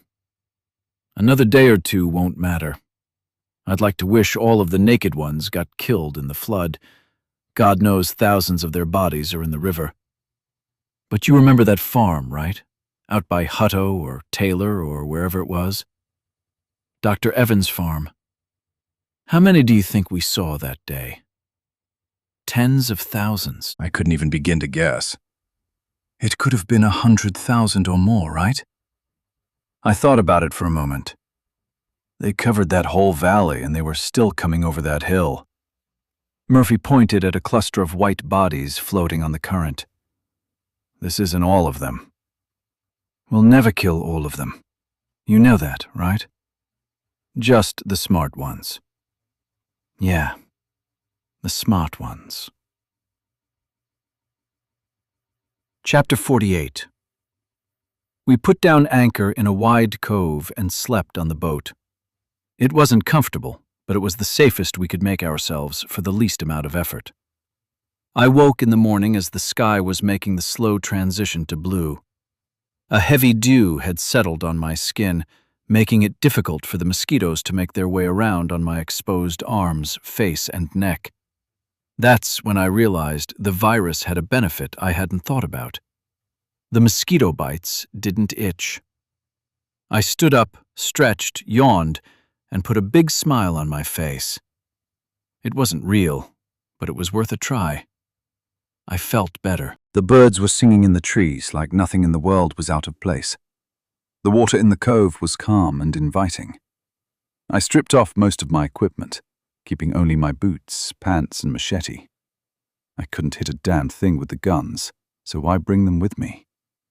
I went to the stern of the boat, climbed out onto a small swim platform, and slipped silently into the water. The cove wasn't deep, and I was able to stand on the bottom, which seemed to be covered with all manner of debris. I'd made a good choice to keep my boots on. I lay back in the water and let myself float as best I could, with the added weight of the machete. Still, it felt good, relaxing, otherworldly, with only the calming flow of the river water to hear. I stayed there for a long time, thinking about everything, thinking a lot about Murphy and the way he accepted the tragedies crashing into him. He kept his head up and smiled most of the time. Was it so easy to lose the shackles the past burdened you with? Was it so hard to cry through the grief and then smile to face a new day? Was it so necessary to hold all of the pain so close to my heart I could feel it over and over and over? The answer had to be no. Murphy's bumper sticker simple philosophy worked for him. Why couldn't it work for me? I was alive in a world where I was likely to be confronted by a new sorrow every day until one of them killed me. To choose to live, to make that choice to fight for life every day, had to be a choice to accept all the sorrows of all of my tomorrows. But if that choice to live was to be bearable at all, I needed to let loose my embrace of the pain, both yesterday's and tomorrow's. And it was that easy. No, not really. It would take work.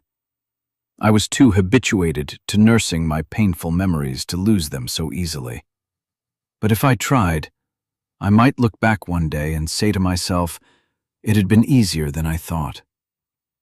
So I stood up straight in the water. Fish swam around me. Birds, still uncaring about the travails of humans, chirped and sang. The sky was a beautiful blue. The big trees that survived the flood swayed in the morning breeze. And I'd never had a better friend than Murphy. The sound of running water startled me, and I jerked my head around to find the source. Murphy was standing on the swim platform, relieving himself into the river. If the water gets warm, swim away. Chapter 49. Back out on the river, Murphy and I repeated the previous day's routine. I wasted some time and bullets on target practice, with no discernible improvement. We spent a few hours siphoning gasoline out of derelict boats. We checked each cove and marina. We hiked up on the shore a dozen times to look closer at boats that might have been the Malibu. When we reached the point where the riverboat had snapped its anchor line, Murphy asked, "What do you think?" I looked upriver. Looking downriver for them seemed like the natural thing. It occurs to me now nothing was stopping them from going up that way. Nothing but the current. I'm sure that boat could have run against the current. I mean, what will these things do, 40 or 50 miles per hour? Murphy shrugged. How would I know? It's worth a look. We can probably check all the way up to the dam by sundown. Another night sleeping on the boat. It'll be fun. Sarcasm is not your forte, Murphy. Maybe I'm just so good at it you can't tell when I'm being sarcastic.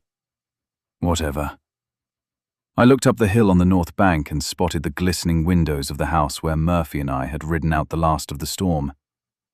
We can climb back up there and crash tonight. Murphy looked up the steep slope. If we get done soon enough, maybe. I don't want to climb up there in the dark.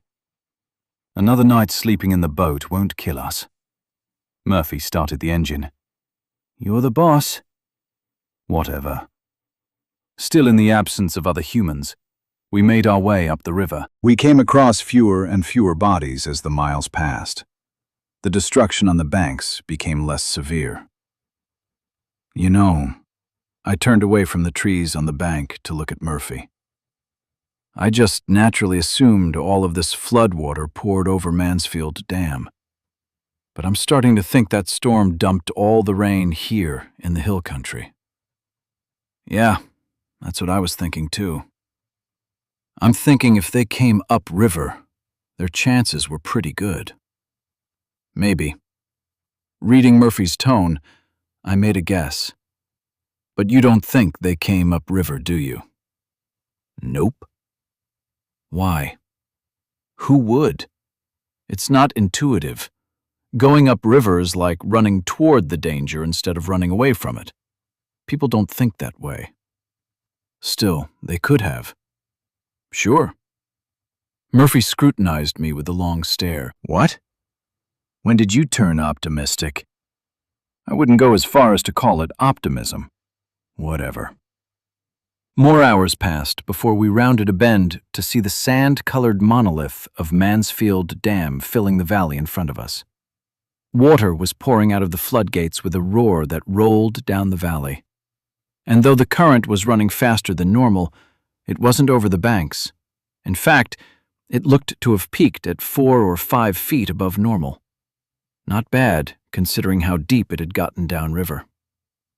Spanning the valley just downriver from the dam and 100 feet over the river, the 620 bridge stood mostly empty of cars. Further downstream, closer to us, a much older bridge reached from bank to bank just a few feet above the water level, surprisingly undamaged. As we neared the low bridge, the point where we'd have to turn the boat around or get out and walk, Murphy pointed to the right, shaking his head slowly. That can't be it. I followed the line from the end of his finger to a narrow old boat ramp of crumbling concrete and overgrown bushes. At the top of the ramp, on the muddy ground in the trees to one side, lay a black-hulled ski boat. I couldn't contain my surprise.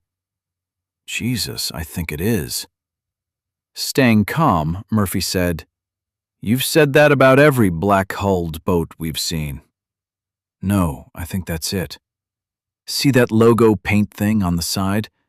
That's what our boat had. Just don't get too excited, okay? I'm betting Malibu manufactured more than one boat like that. Just drive the boat over there and let's check it out. Do you see any whites?" I was standing on my seat by then, steadying myself with a grip on the windshield, thoroughly scanning up and down the bank. Same as it's been all day. Nothing. Just don't get too comfy with that, okay? You know as well as I do, they're still out there somewhere. When we come across them again, I'd rather be ready than surprised. Know what I mean? Yep. Murphy pulled the boat up to one of several half-rotted pilings that marked a lane for boat traffic coming on and off the ramp. Both of us took a moment to work through our preparedness habit. My rifle hung from the sling on my back. I still had my Hello Kitty backpack with some grenades, some plastic bottles of water, and food for another day. My Molly vest held my full and empty clips. Oops, did I say clips? Old habit. I looked over at Murphy in silent guilt. He saw me in the process of running my hands over the magazines, making sure the Velcro on each pouch was secure. "You need ammo, man?" "No, just checking my magazines." Murphy looked at me quizzically. "You can't hit anything anyway." With my pistol in one hand and my new machete in the other, I said, "Ready when you are." Murphy gave me a nod, and I jumped off the boat into waist-deep water. While I waded to shore, Murphy stood on the bow of the ski boat with his rifle at his shoulder, pointing into the woods. It was the safe way to get to shore. He covered me while I was vulnerable in the water. Once my feet were firmly on the bank, I covered him while he came across. Once we were both on shore, Murphy took the role of guard, scanning right and left through the trees, looking for and expecting a dozen infected to burst out with no warning. I stepped over the ramp's broken concrete and headed toward the boat. As I neared, I was surer it was the boat, but once I stepped up beside it, I was positive. Hanging from the ignition was a key. On the key ring was a small foam float in the shape of a Shiner beer bottle. I'd seen that before. Steph, Dahlhover, Amy, and Megan had made it to this point. They were alive. They had to be alive. I grinned. Murphy was beside me by then. "You're grinning like a monkey. You sure this is the one?" I pointed at the keychain. "Can't argue with that." I looked around and climbed into the boat, rocking it to the side with the addition of my weight. "Where do you think they went?" "Quiet, dude." Steadying myself with a hand on the side of the hull, I said, "Sorry." I looked up and down the deck. I looked at the seats. I started lifting the seat cushions and looking underneath. They aren't hiding under the cushions. I'm looking for clues. Clues? You know, whether they all made it here alive, where they went, stuff like that. The boat's tied to that tree, so somebody got here alive. I looked up at the rope tied from the bow to a narrow tree trunk. Duh. That's when I spotted an odd pattern of white scratches in the black gel coat paint across the bow. Careful to keep my balance on the sloped deck, I crossed between the split windshield and the padded seats in the bow. I leaned over and looked at the words that were scratched onto the front edge of the bow as it curved down. "Look at this." I put a hand on the gunnel and jumped over to the ground, landing beside the rope that held the beached boat, a place where someone could have stood 2 days ago, out of the angry river, safe. That's where someone had scratched a message into the paint. Murphy gave it just enough of a glance to see the pattern of scratches was text before looking up the road that led down to the boat ramp. What's it say? It says they're going to Monk's Island. Murphy grinned. That sounds like a clue to me. It was late in the day, and Murphy and I should have made the safe choice and found a sturdy house to hole up in. We could have spent another night feeding the mosquitoes while sleeping on the boat. But with our goal certain on the other side of the dam, we chose to press on. The boat ramp led to a narrow asphalt road with too many patched potholes to be smooth. But that wasn't important to us since we were on foot. Small houses were hidden at the ends of gravel driveways, back in the trees on both sides of the road. Many had cars parked in front, though my bet was at least half of those were broken down well before the virus hit. Front doors on some houses were open. Many had broken windows. A few bones and shreds of clothing lay in front yards. Several coyotes worked on the scraps in front of one house. We crossed 620, where its 4 paved lanes entered the half-mile-long bridge over the river. It struck me as odd that only a few abandoned cars were visible. The number of bridges over the river that bisected Austin surely had to be less than 10. Given what Murphy and I had seen on the bridges in the center of town, I'd expected to see a barricade at one end or the other of every one. With a fenced-off transformer station down the hill on our left, we started a rugged climb up a rock-covered slope that made up the face of the dam on the north side of the river. The rocks were too large and jagged to provide any kind of decent footing. Both of us slipped countless times and got our feet jammed between the rocks on the way up. At the top, we were breathing hard and bleeding from new cuts on our shins, knees, and hands. We climbed over the guardrail and were on the long, obsolete 2-lane road that topped the dam. The thing about Lake Travis I always found odd was it was called a working lake by the Lower Colorado River Authority. I think that meant it was a water supply for much of Travis County and had a primary purpose of regulating the flow down the river so it wouldn't flood out Austin or the rice farmers further south. Nor would it leave their irrigation canals dry during droughts. As a result, the lake level moved up and down by 10 to 20 feet or more through the course of each year.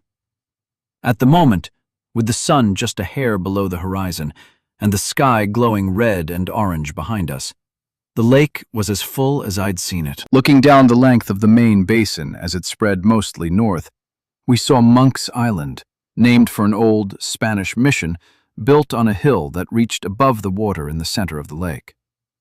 Of course, 250 years ago, when the weathered limestone walls were erected, the lake was a long way in the future. When Mansfield Dam was completed in the early 40s and Lake Travis filled, half of the mission was submerged. The old church at the top of the hill and several outbuildings still stood. They were surrounded on 3 sides by a thick wall that followed the line of the hill down into the lake. The mission had been abandoned before the First World War and had been turned into a state park as part of the dam project.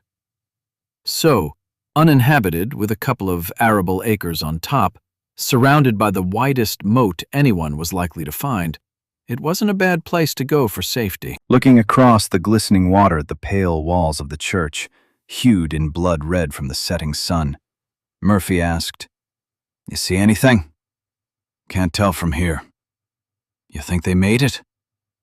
I shrugged and hoped. "We're not going to get there tonight. We should probably go find a place to stay. It may be safer to find a boat in the dark than trying to clear a house of the infected." I was tired, but the possibility of reuniting with the others gave me a second wind. "I'm game if you are." Murphy looked over at the shore on our right, then left. "Which way then?" Pointing to the right, I said, "I think the shore on that side is pretty rugged, with cliffs and ravines and stuff." I pointed left.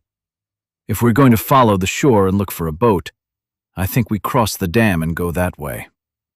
"Sounds good." Murphy started walking down the 2-lane road. We were nearly halfway across the dam when he decided it was a good time to pick up the conversation. I know there was a flood and all, but it seems odd we haven't seen any infected in 2 days. He put on his big grin. I think I'm kinda starting to miss them. I laughed.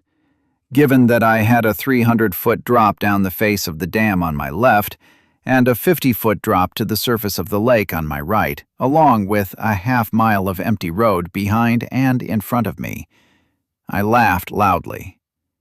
It felt good for a moment, not to care. Not a single white had a hope of hearing me. Catching the mood, Murphy yelled at the top of his lungs, "Fuck you! Fuck you all!" I faced the lake and did the same. After that, we stood and watched the last of the sun's glow turn to black on the lake's surface. When we started walking again, I said, "Yeah, it is kind of weird that we haven't seen any of them. If the others are on Monk's Island, what do you think about staying there?" "I don't know." It seemed tempting to have a place within reach that might be a sanctuary. Do you think the whites could get to us there? I don't know, Murphy.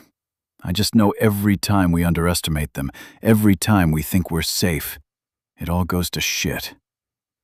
Ah, pessimistic Zed. It's good to have you back, man. I shook my head and smiled. I'm just trying to work the Murphy plan. Shouldn't you be encouraging me? I was. Whatever. As the sky above us blackened enough for the stars to sparkle, Murphy said, "I wonder how many normal people survived." "I don't know. Mr. Mays would have been the last one we saw, right? There were a bunch of them holed up at Camp Mabry. But they're all dead now, right?" I shook my head emphatically. "We don't know that. We saw the bones, man." "Yeah, we saw a lot of bones. But Freitag and Harris got out with that skinny guy, what's his name? More must have gotten away." Murphy shrugged. "Yeah, I suppose so. You think there might be some all around then, just hiding?" "Hiding seems to be the best solution. Or getting out of town." Holy shit. I forgot about the family we helped up on 183 the other day. Murphy smiled. "Yeah, I totally forgot about that. Zed, I feel good about that." Murphy stopped walking and turned to look at me. "This is a big, fucked up world now. But I feel good about that. We did the right thing." I never was the sentimental type, nor the enthusiastic type, but Murphy's happiness over the good deed rubbed off. It was something to feel good about. It was a sad little tragedy in the making that, because of our intervention, had a happy ending. Without the vocabulary to express how good it did feel, I simply said, "Yeah." With smiles buoyed by that one act of kindness, we walked down the dark road toward the other side of the lake.